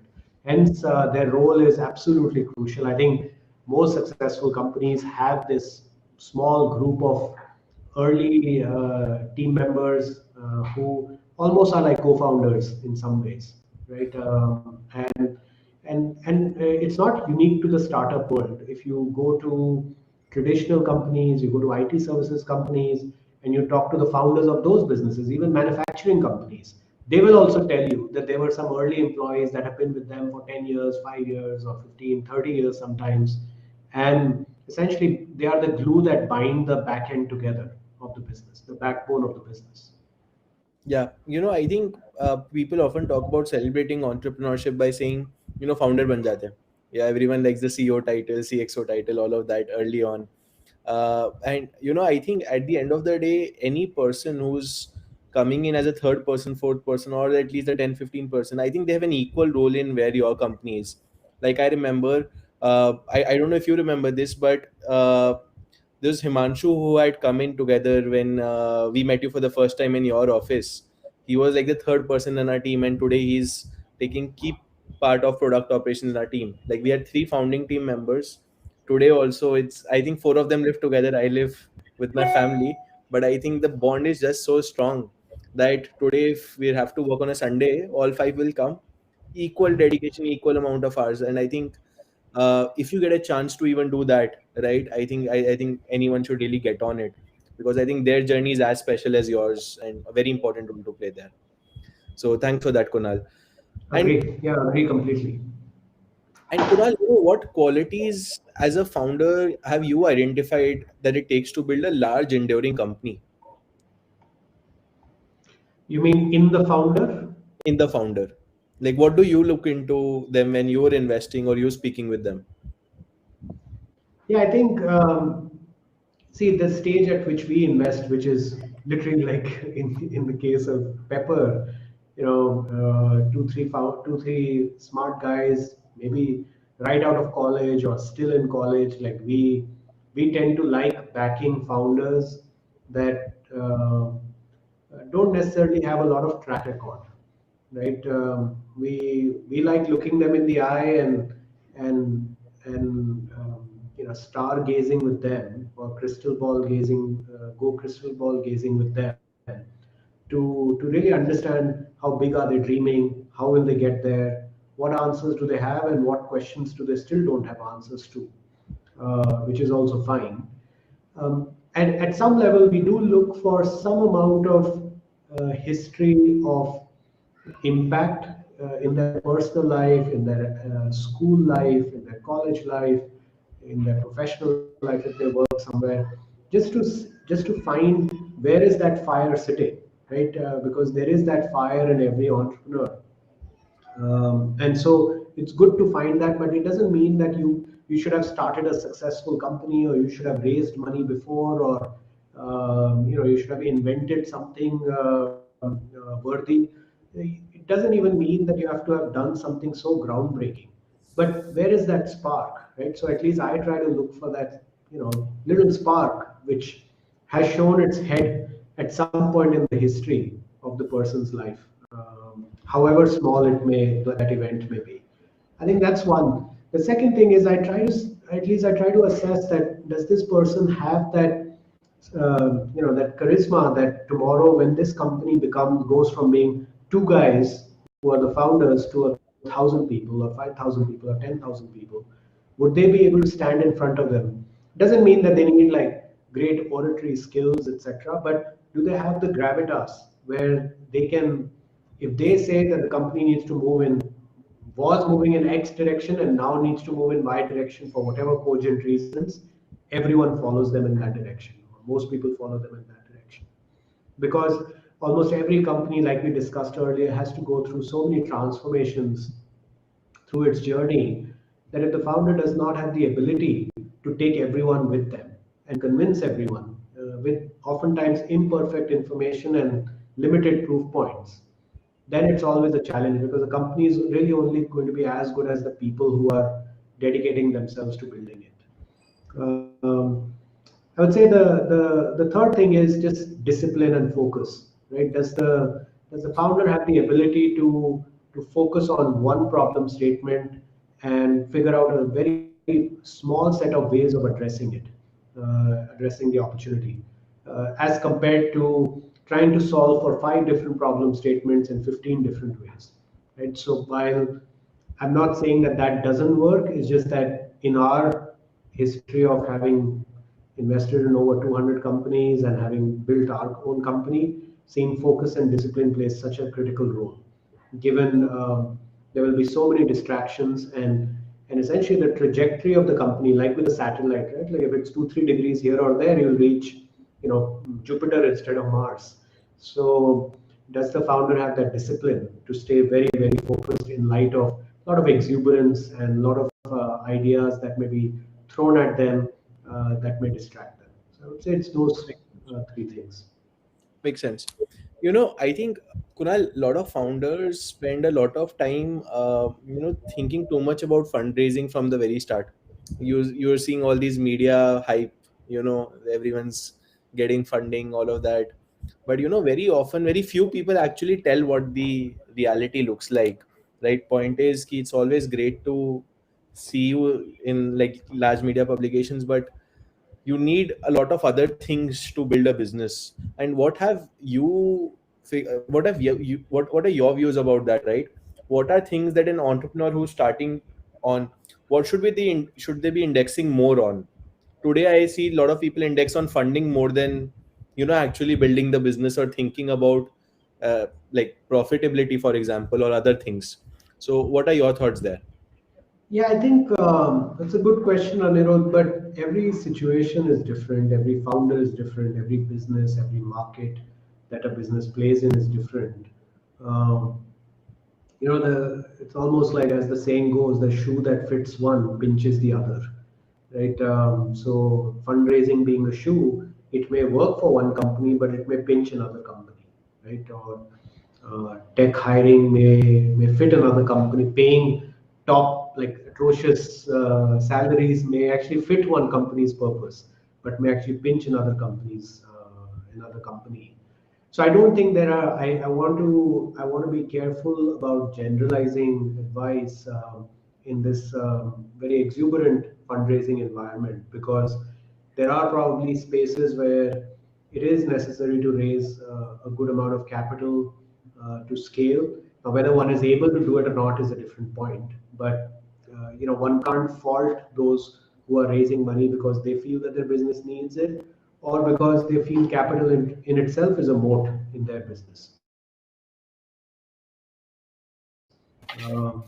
At the same time, when it comes, I think the topic of very topical is the fact that there are lots of incentives being given to technology and product managers and tech engineers and product managers. Now, I know there are divided views on this. My view is, at the end of the day, every founder should look at their own company and say, what do they need? Right? Do they feel, on that topic specifically, because I've been asked that question very often these days, I feel that if you feel you need to invent things, you need you need to create things that have not been created before in your company. You probably need literally rocket scientists, and it may cost a lot of money to bring them on board.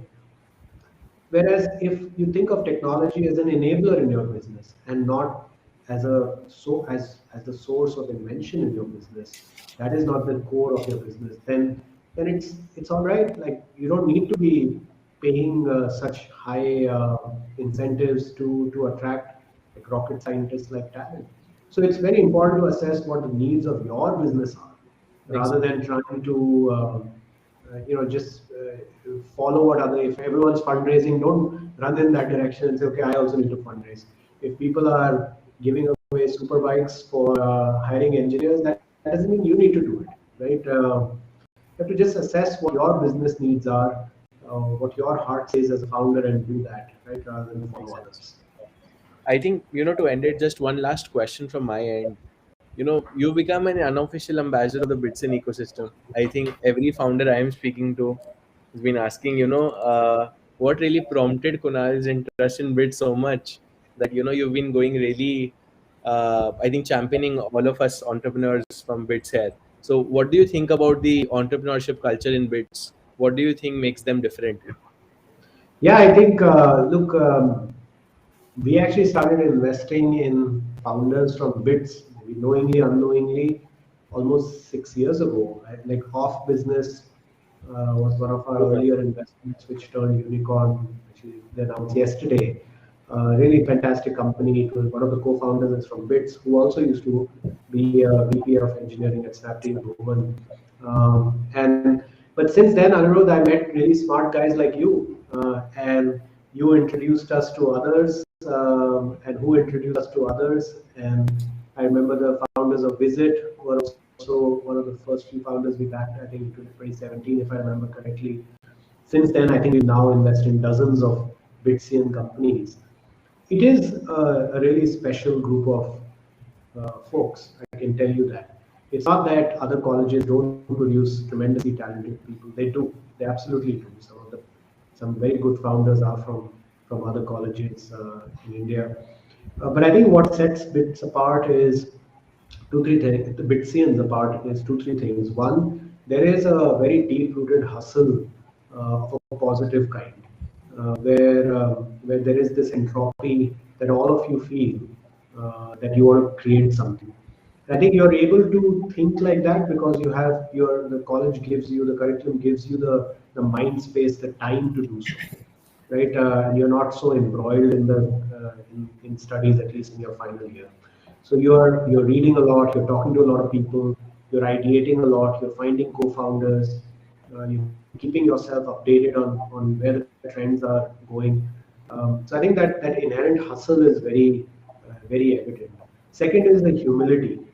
And I find the Bitsians to be extremely humble, extremely open-minded, extremely nice.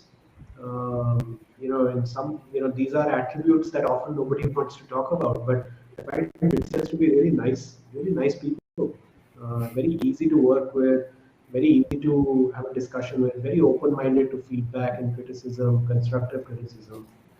And I would say the third is just the smarts. Right? I think there just also, because it's not an easy college to get into, there is a tremendous amount of intellectual horsepower that does exist. But one could argue that exists across colleges, across the top colleges in the country, that there is a significant amount of screening that happens. But the hustle and humility seems to be very core and differentiated in the founders I've met from BITS. And we look forward to backing more and more founders. Whenever I get an email or our team at Titan shares details of a company that Bitsians have founded, I always tend to there's a sparkle in my eyes more than in other cases. So I look forward to meeting more founders from BITS. No, totally, Kunal. Thanks for that. I think we'll. I really don't want to do this when you called out Bitsians, nice people, but I'm afraid we're running short on time. Yeah. And yeah. No, we'll just I'll just summarize. No, thanks, Kunal. I think really appreciate you saying that. I think just one thing to add is now BITS Delhi से 5 घंटे दूर है, Jaipur से 6 घंटे दूर है एक गाँव में. Now point is when you're in a very isolated environment where you don't have anything else to do, right? Somehow you're forced to think very different. Like I still remember we used to like travel from train to 4 hours where we met our first customer in Delhi, and back then. So I think that those teaches that shows you humility because they're smart people around you. At the same time, forces you to get the best out of yourself. So and I think would really like to thank you for supporting people like us, people like me, to reach where we are. And I think really hope you continue to back fantastic bits and entrepreneurs. Thank you so much for your time. Really appreciate it.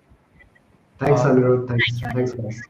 Thank you, Kunal. Thank you, Anirudh. That was an extremely profound conversation, and we were glad to have you here. I would now like to call on stage Monish Darda, the co-founder and CTO of Icertis. Monish is a cloud technology pioneer and serial entrepreneur with a 30-year track record in enterprise software space.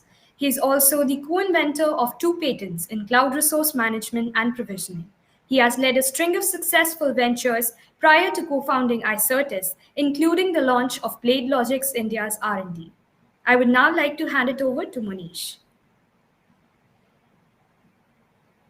Thank you so much, Shreya. Really appreciate that. And the 30-year experience makes me sound really old, which I am.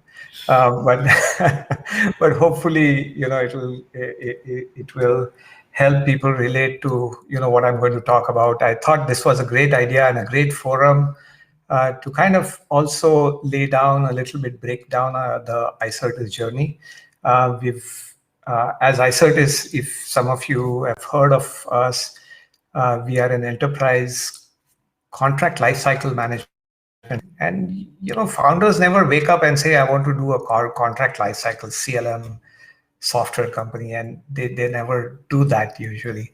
When we started, we actually started with a platform, and it was interesting to see where we landed up over a period of time. And this is a great stage, from a VC perspective, from a student organized event perspective, and from a startup ecosystem perspective. This has been, the first time I heard of Conquest, and when we got involved as iCertis, and I got involved, and I went into mentorship with a couple of companies as well, who have been part of this event. It's been an amazing journey. It's one of the things I've been very bullish about for a long time. Even before the word startup, enterprise SaaS, and funding and unicorns were really part of the Indian ecosystem taxonomy, I've been extremely bullish about what India has in store. And these kinds of events, when as iCertis we have also participated, are extremely interesting in a couple of ways. One is when we became a unicorn 2 years ago in 2019, $1 billion of valuation was not very common in the Indian ecosystem. Now that we're sitting on a few $1 billion of valuation, we've been growing very fast and crazily, and the pandemic's tried its best to stop us, but hasn't succeeded. It's actually interesting to look back and see what that journey meant to me and Samir. Samir is my co-founder and CEO. As founders, what did it mean? What kind of emotions did we go through? What are the emotions we are going through right now when we are at a stage where we look at the next 10 years and say, hey, we could probably be as big or bigger than companies like Salesforce and SAP and so on, companies that we have always admired, companies that have been part of our ecosystem for so long, and coming from India, coming from places like Pune. I think it's just an incredible journey when I look back over the last 10 years, 11 years that we have been through it. A couple of things I would love to talk about. I think this is probably a forum where people will be interested is, why we started what we started. It was interesting. Both Samir and I were coming out of acquisitions. I've been an entrepreneur all my life. I've never been comfortable in a job. I've never been comfortable in a large company. Anything about 200, 250 people makes me really uncomfortable. You can imagine what I've been going through, and iCertis is now about 2,000. It's an interesting thing because now you're so deeply involved in so many things, it becomes a very interesting journey. But as an entrepreneur, I've always thought that, hey, the joy and the emotion of building something and creating something and making customers happy is priceless, right?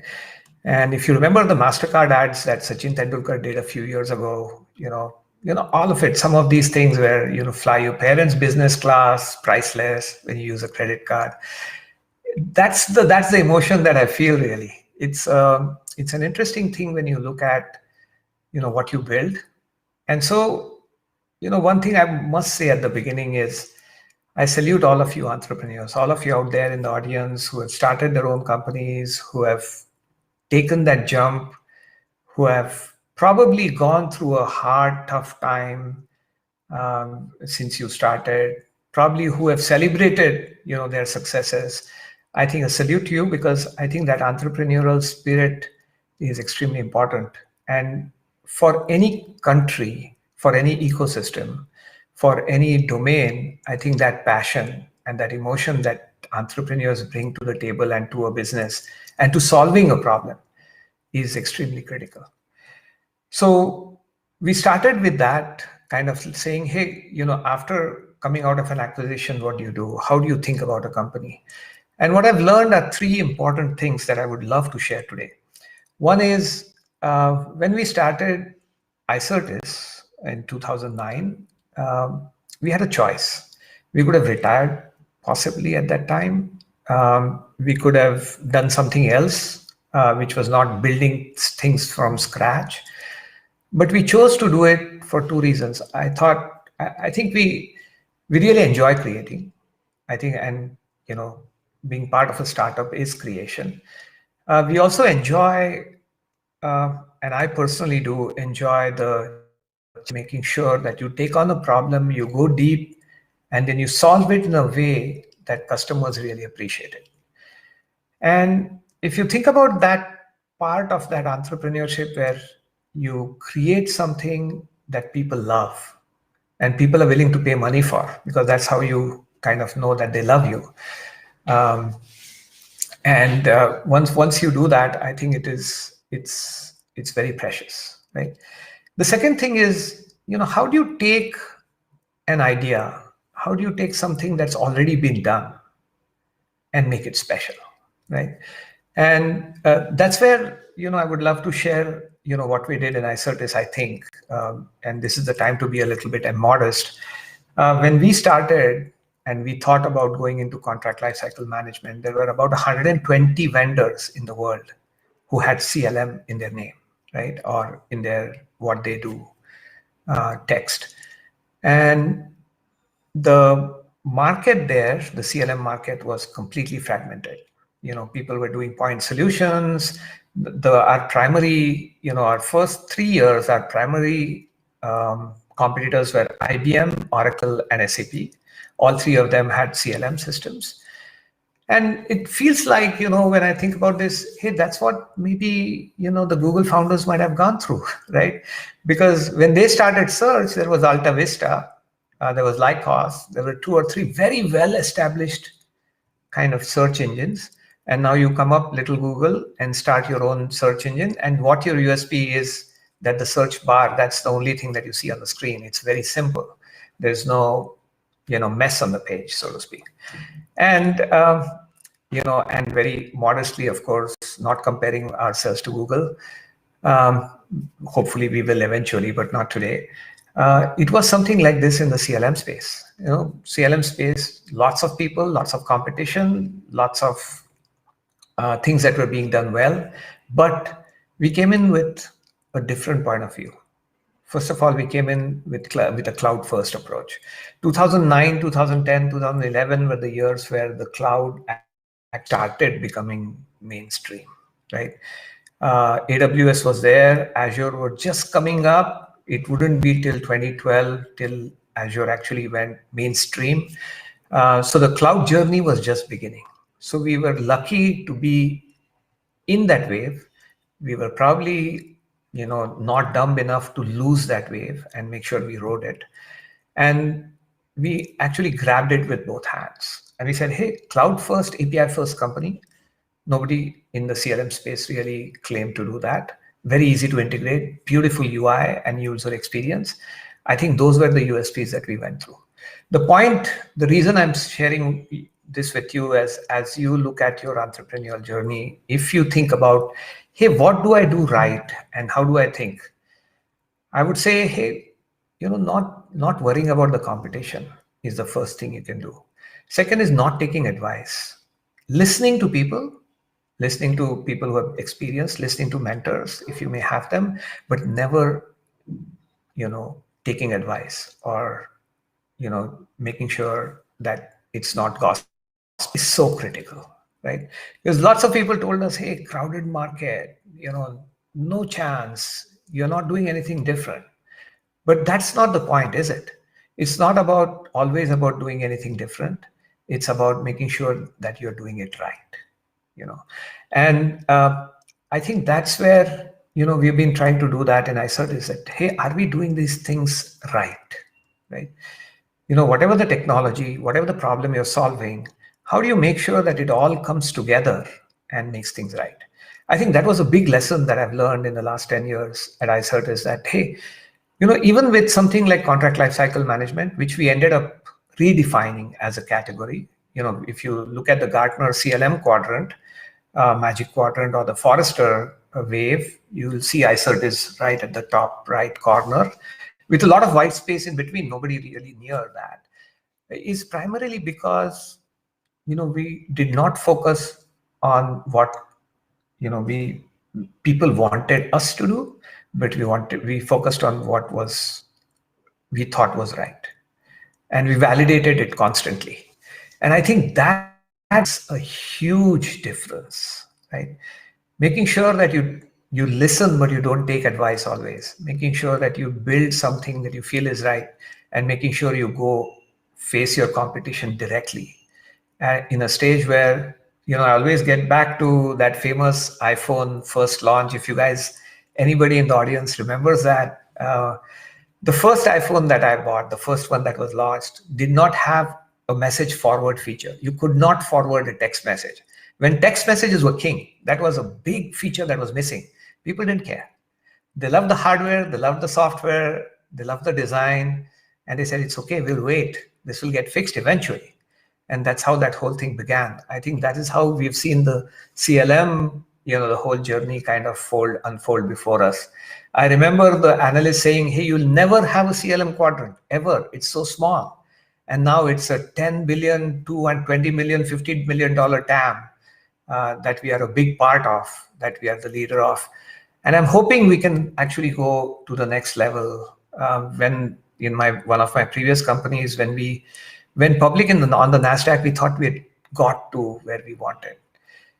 When we got to Unicorn in Icertis, we thought, hey, this is bound to happen. Let's look at the next 5 years. Now I'm sitting here, after 2 great years, after we went Unicorn, and I'm still saying, hey, look at the next 5 years. And that's the joy of being an entrepreneur. That's the joy of being an entrepreneur in India today. Because as you've heard from many speakers today, the Indian ecosystem that's flowing in, the interest in enterprise SaaS, the interest in funding startups, the joy of being part of these kinds of events. And I must thank BITS Pilani and Conquest for allowing us to be part of this fantastic event. It's all comes down to, hey, what are we doing with the ecosystem? How are we as entrepreneurs contributing to making this better and making this a bigger one? And I kid you not, I believe that India can rule this. This is bigger than the Silicon Valley. This is bigger than anything else because we have the youngest population in the world. We have the largest market in the world, which is open and which is relatively stable, politically, economically, many, many different ways. And, I think this is an opportunity that all of us should grab with both hands, feet, everything we have, and go after it. So, that here's how I think about this. I'll summarize what I want and stop. I think this is an opportunity that once in a lifetime. It's an opportunity that we have to give our everything to make successful. And it's an opportunity that I know you in the audience who are the entrepreneur will take and grab with both hands and succeed. So all the best. Now is the time for me to bring in 2 of my colleagues, Pranali Save, who is our CHRO, our Chief HR Officer, and Shirish Golwalkar, who is our Chief Architect, to come in to announce the iCertis Way Award. Hi, Pranali. Hi, Monish. Thank you.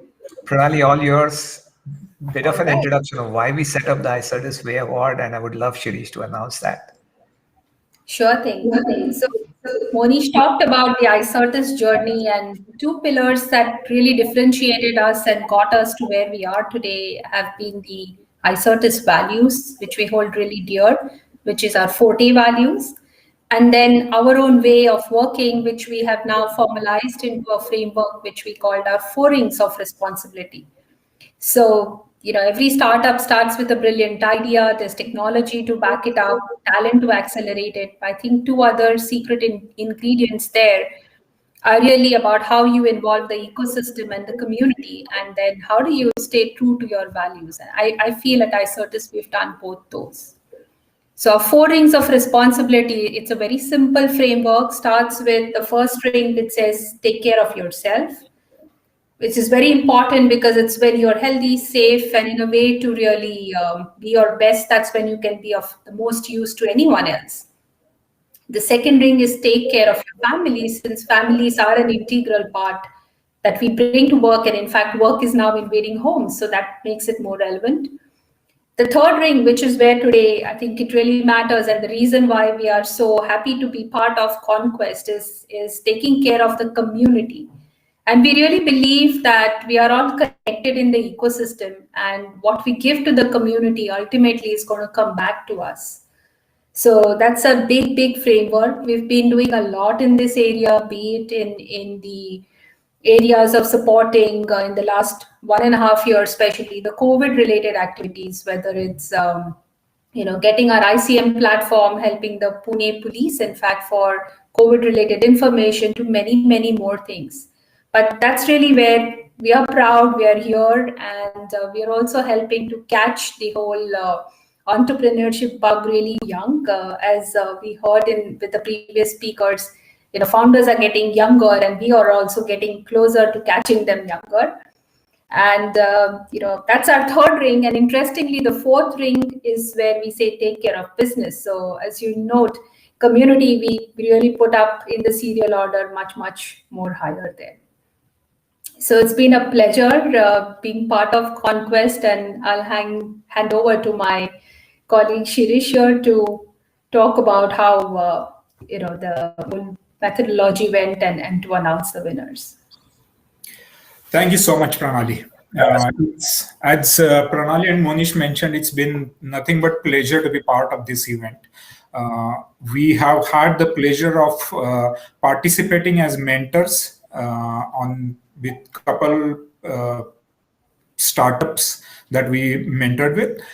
And then we have gone through a pre-selection of around 10 startups to select our winner for today evening, who is going to have the best impact on the society, which we believe, which is the iCertis Way Award. That's what which Pranali just mentioned. And the winner is Kimertech Innovations by Miss Dr. Ragul Paramsimhan.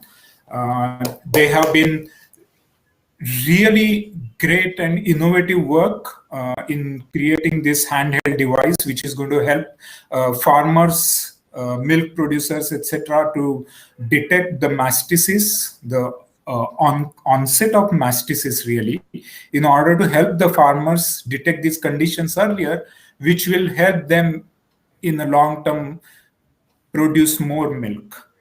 They are also working with Tamil Nadu state government. They are working with Andhra Pradesh state government in order to make sure that they work on the current today's milk production deficit. And they are confident of helping both of these governments take care of this deficit in the short term. So congratulations, Dr. Ragul and his co-founder. Impressive credentials also, and a great innovation that you guys have done. Thank you so much.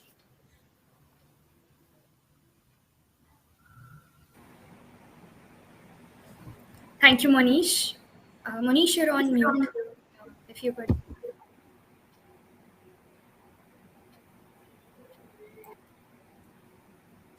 You are still I'm muted. able to hear you.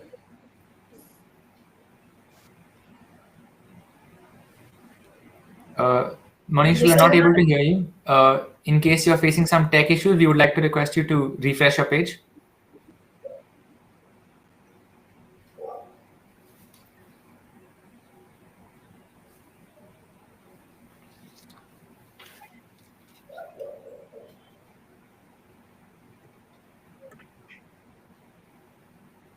In the meantime, I would like to thank you, Shirish and Pranali, for coming and delivering this board. Thank you so much. It's been a great journey and a pleasure to be part of this event this evening. Thank you so much. And it's a great organization also by the whole Conquest team. All the mentoring sessions and the overall today's session also was very organized. Thank you so much. Thank you. We really appreciate your feedback. Yeah, thanks. And we wish that Kimertech would have been able to make it to the program as well. But I understand they've had some issue in being present right now. Yes. They're facing some technical issues. Right. Okay, I think we've lost Monish. believe we can wait just a few seconds for him to refresh.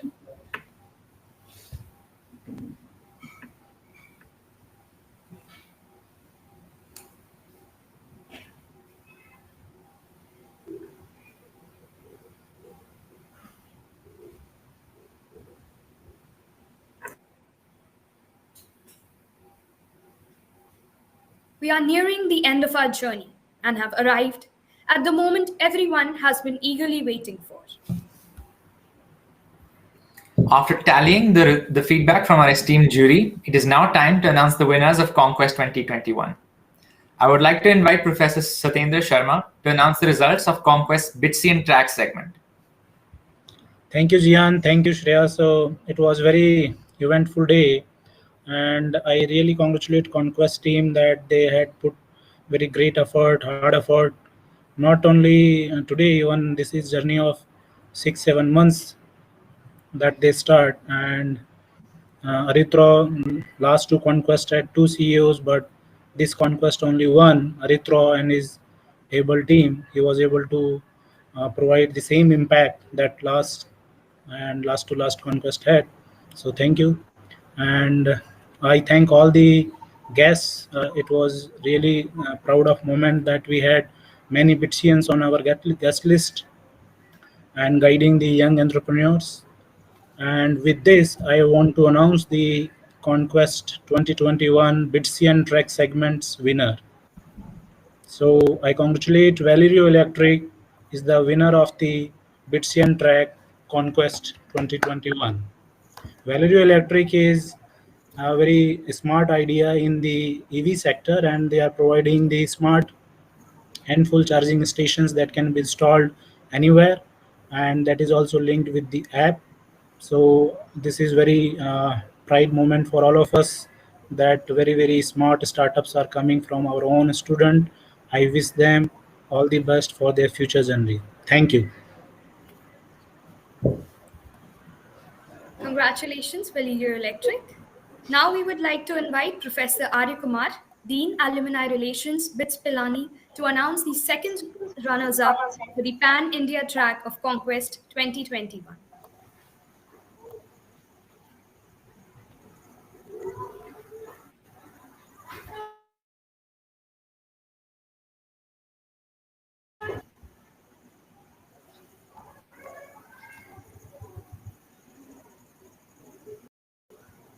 It seems as if we are facing some technical issues, some audio issues from Dr. Kumar, Professor Kumar.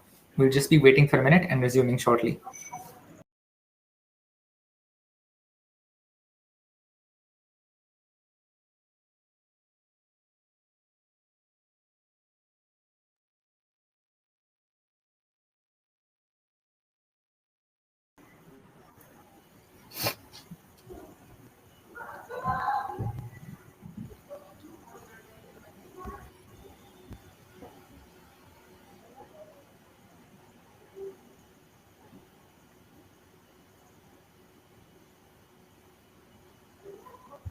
While we are waiting for Professor Kumar, I would like to take this opportunity to thank everybody who has been associated with Conquest, all the startups who applied to Conquest, our mentors, our partners, our sponsors, the jurors who came, our panelists and guests, and most importantly, our esteemed guest today, our chief guest, our fireside speakers, and just would like to thank everybody from the side of Conquest team.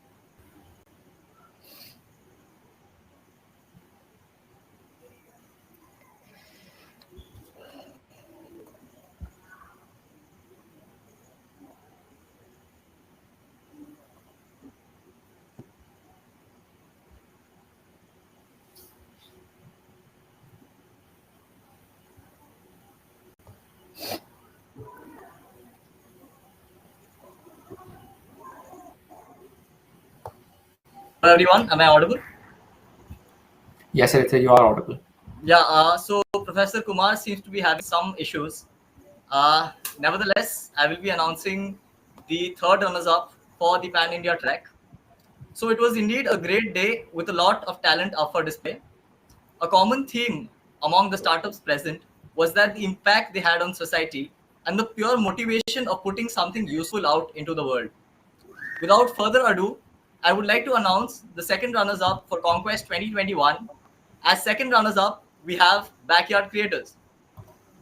Backyard Creators are a healthcare-based startup committed to providing cost-effective, non-surgical, and non-invasive solutions to patients with hearing disabilities. I would like to wish them the best of luck and hope to see them help out a much wider audience in their goal to make a difference to the world. Congratulations, Backyard Creators.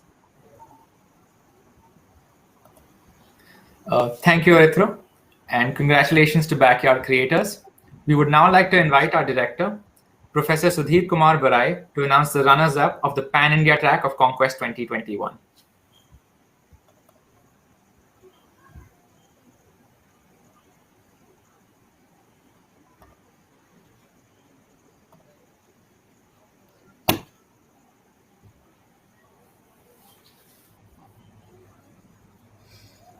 Good evening, all of you. It's indeed a great pleasure to be here for the final results, which everybody's greatly waiting for it.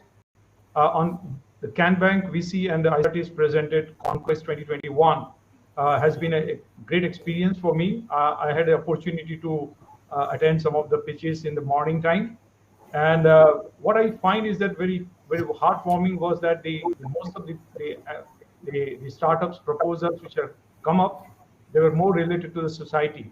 And I'm very happy to announce the first runners-up for the Conquest 2021 is Ecovia, is the sustainable company that provides the packaging as a service. They help small businesses and e-commerce platforms to switch to the reusable, returnable packaging, adopting an eco-friendly model.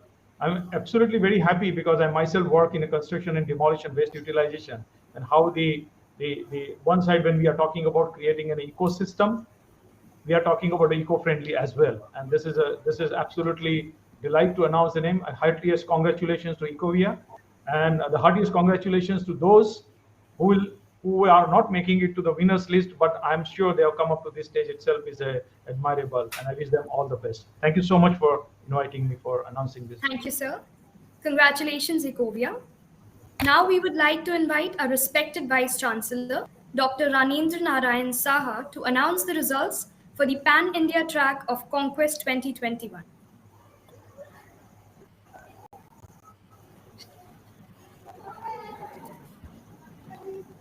Hi, good evening to all of you. It is a great pleasure to be again present at this prize distribution ceremony. But before I announce the winner, let them wait for a few minutes more with expectation. First of all, I'd like to congratulate the Conquest team who organized this program so successfully. I think all, including ideas, the arrangement, particularly the platform you have used, fantastic. I would not have known that this type of platform is possible, where the people can sit in separate room backstage and discuss as well as here also. So thank Conquest team. And I'd like to express on behalf of BITS Pilani to the all dignitaries, the chief guest, panel speaker, panel participants, the keynote speakers, and specifically all the participants, that 1,000 plus team who participated, and then to the last team. Now I'm going to announce the winner. From today's pitching session, we can definitely say that the quality of startups reaching to the top 10 for this year's edition is truly unmatched. And we are proud of how far Conquest has come over the years. It was a great to see the level of startups, their unique ideas and perspectives across different sectors. I was told by the organizers it was a tough choice for the evaluators, but anyhow, they had to decide a winner. It doesn't mean others are any less. That's why morning also I mentioned, you can make it successful by your own way, even you may not be winner today. I'm proud to announce the winner for the Conquest 2021 is NewsReach. Clap for the NewsReach. NewsReach is a startup focused on creating a local news ecosystem by digitizing local news publishers, help them monetize their content through advertising. The founders have many years of experience in the ad tech and digital industry. Heartiest congratulations to the winners of Conquest 2021, the team of NewsReach.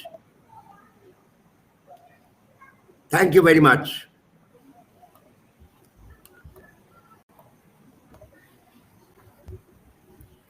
Thank you, Dr. Saha. Thank you, Professor Varai. I would now like to call upon the winners of our Bitsian Track segment to say a few words.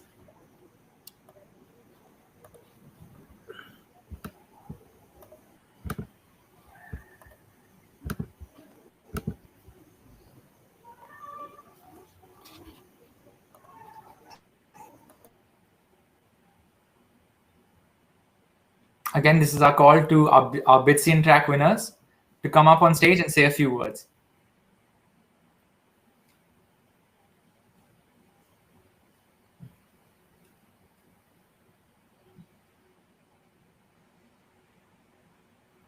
All right, our Bitsian Track winners do seem to be facing some technical issues. I would like to call upon the second runners-up of Conquest's 2021 Pan-India track to come up on stage.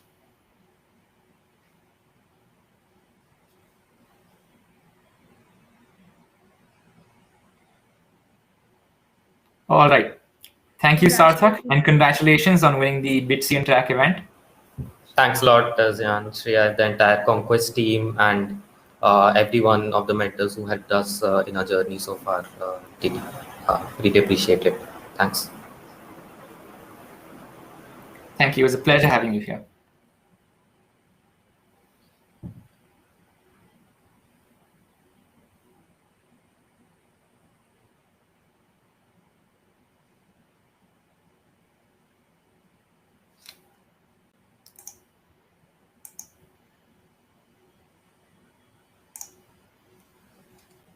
Raman, am I audible to you?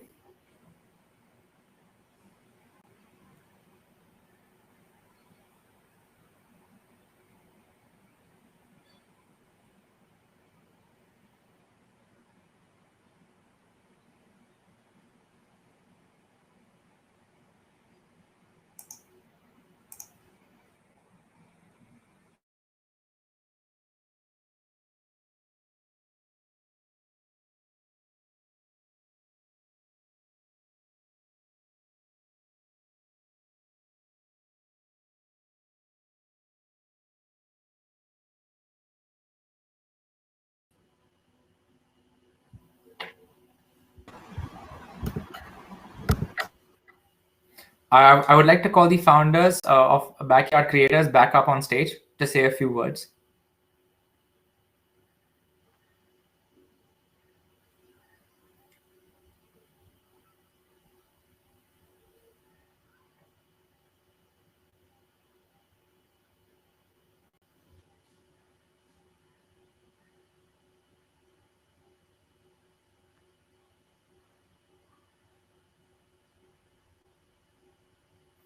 All right.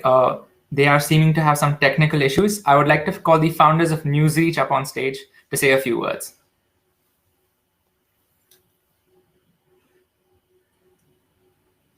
Yeah, Zihan, thank you very much. It wasn't expected, to be very honest. And last year I had applied, and that time we just qualified for top 50. We couldn't get through, and that time also, during this time, we raised our first funds. So, and the overall, Conquest, I was very fond of the Conquest part that I had to go through. I just wanted to reapply during, once we progress, we have to go again to Conquest, have to win that. Something was there in the mind, but I never thought that we'll be winning it. but thank you very much. And I think, I have many times I had called Latika for many of the things for clarification and all. Thank you very much, Latika, Aritra, Zihan, and all the entire Conquest team. Thanks a lot. You have been wonderful guys. And when I was I couldn't even think of doing this at a student stage, but this is something very fantastic. You have been doing a great work. Keep it up. And thank you very much once again. Thank you, Darshan. It was a pleasure having you as a part of Conquest. Thank you. I would now like to call upon the founders of Backyard Creators.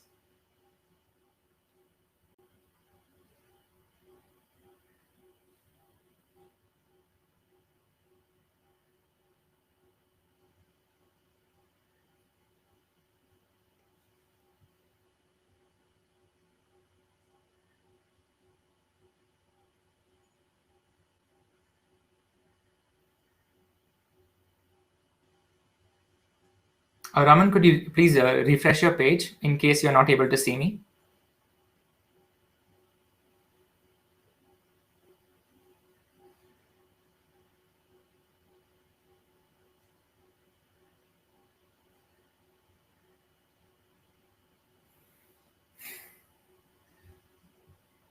We'll wait for another minute for Raman to join us on stage.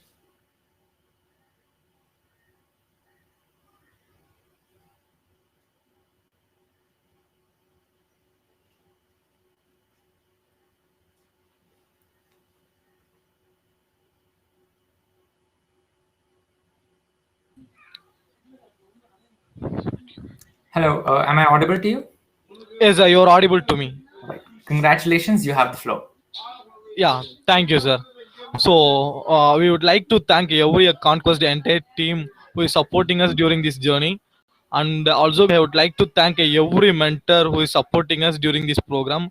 We have learned a lot, and we have learned many insight to fine tune our journey. And also we would like to tell you we have applied for a Conquest over last year, but even we get not selected into a first preliminary round. So we have tried this year and we have made it. Thank you. And we would like to thank a person who has asked us to refer to apply for this year from a Conquest team. Thank you. Thank you so much, sir. Thank you, Raman. It was a pleasure having Backyard Creators be a part of Conquest. And congratulations. Thank you, sir. Thank you, sir.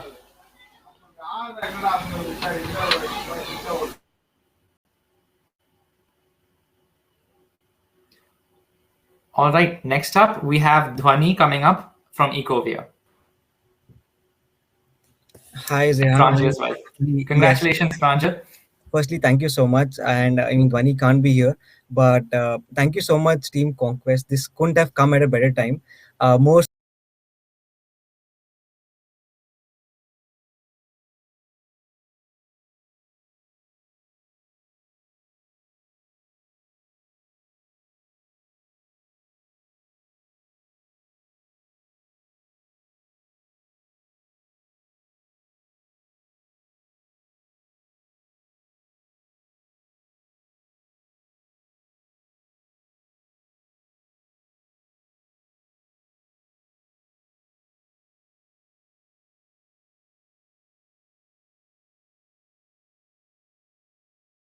CEO for Conquest 2020-21. Sorry, apologies, Conquest 2021, Aritra Guru, to deliver the vote of thanks.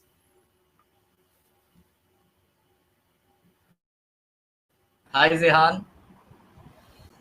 All right. I think this is it. So, thank you, Zehan and Shreya, for anchoring throughout. I know it is tiring. My journey with Conquest started back in 2018 when I was a naive fresher at BITS. It has only been an uphill journey since.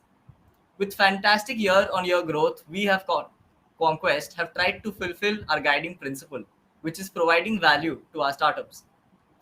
Firstly, I would like to thank our Vice Chancellor, Sir, our Director, Sir, Professor Arya Kumar, and other distinguished guests from BITS for being part of Conquest. I would like to thank our speakers, our jury members, and our panelists. They have added tremendous value to the viewers with very meaningful discussions. My gratitude also extends to all the people who helped us out in getting such brilliant speakers. To our attendees, Thank you for taking the time on a Sunday afternoon to attend Conquest, and I hope we were able to deliver something very valuable. Coming to our startups, you were, without doubt, one of the best cohorts Conquest has seen. Without our startups, Conquest becomes insignificant. On behalf of the Conquest team, we wish you all the success in the future. Be assured, Conquest will always be there to support our alums. Conquest would not have been possible without the support of our sponsors and other partners.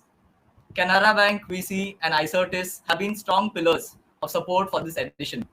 We also have our investment partners, our resource partners, and all other companies that we associated with.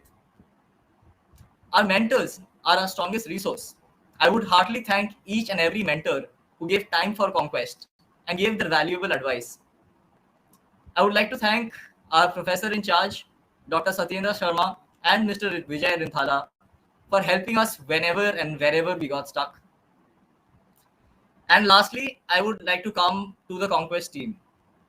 Everything that you have seen today, as well as the hard work that went behind it, the months of hard work that is, the Conquest team made it possible.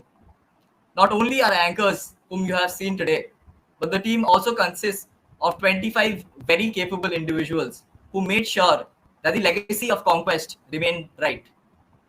You would be amused to know that half of the team has never met the other half due to the online scenario.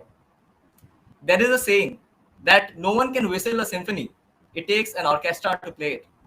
And with the finale being the crescendo of the symphony that Conquest is, I would like to draw the curtains for this edition. Thank you everyone for being a part of this journey. I'm looking forward to seeing you in the next.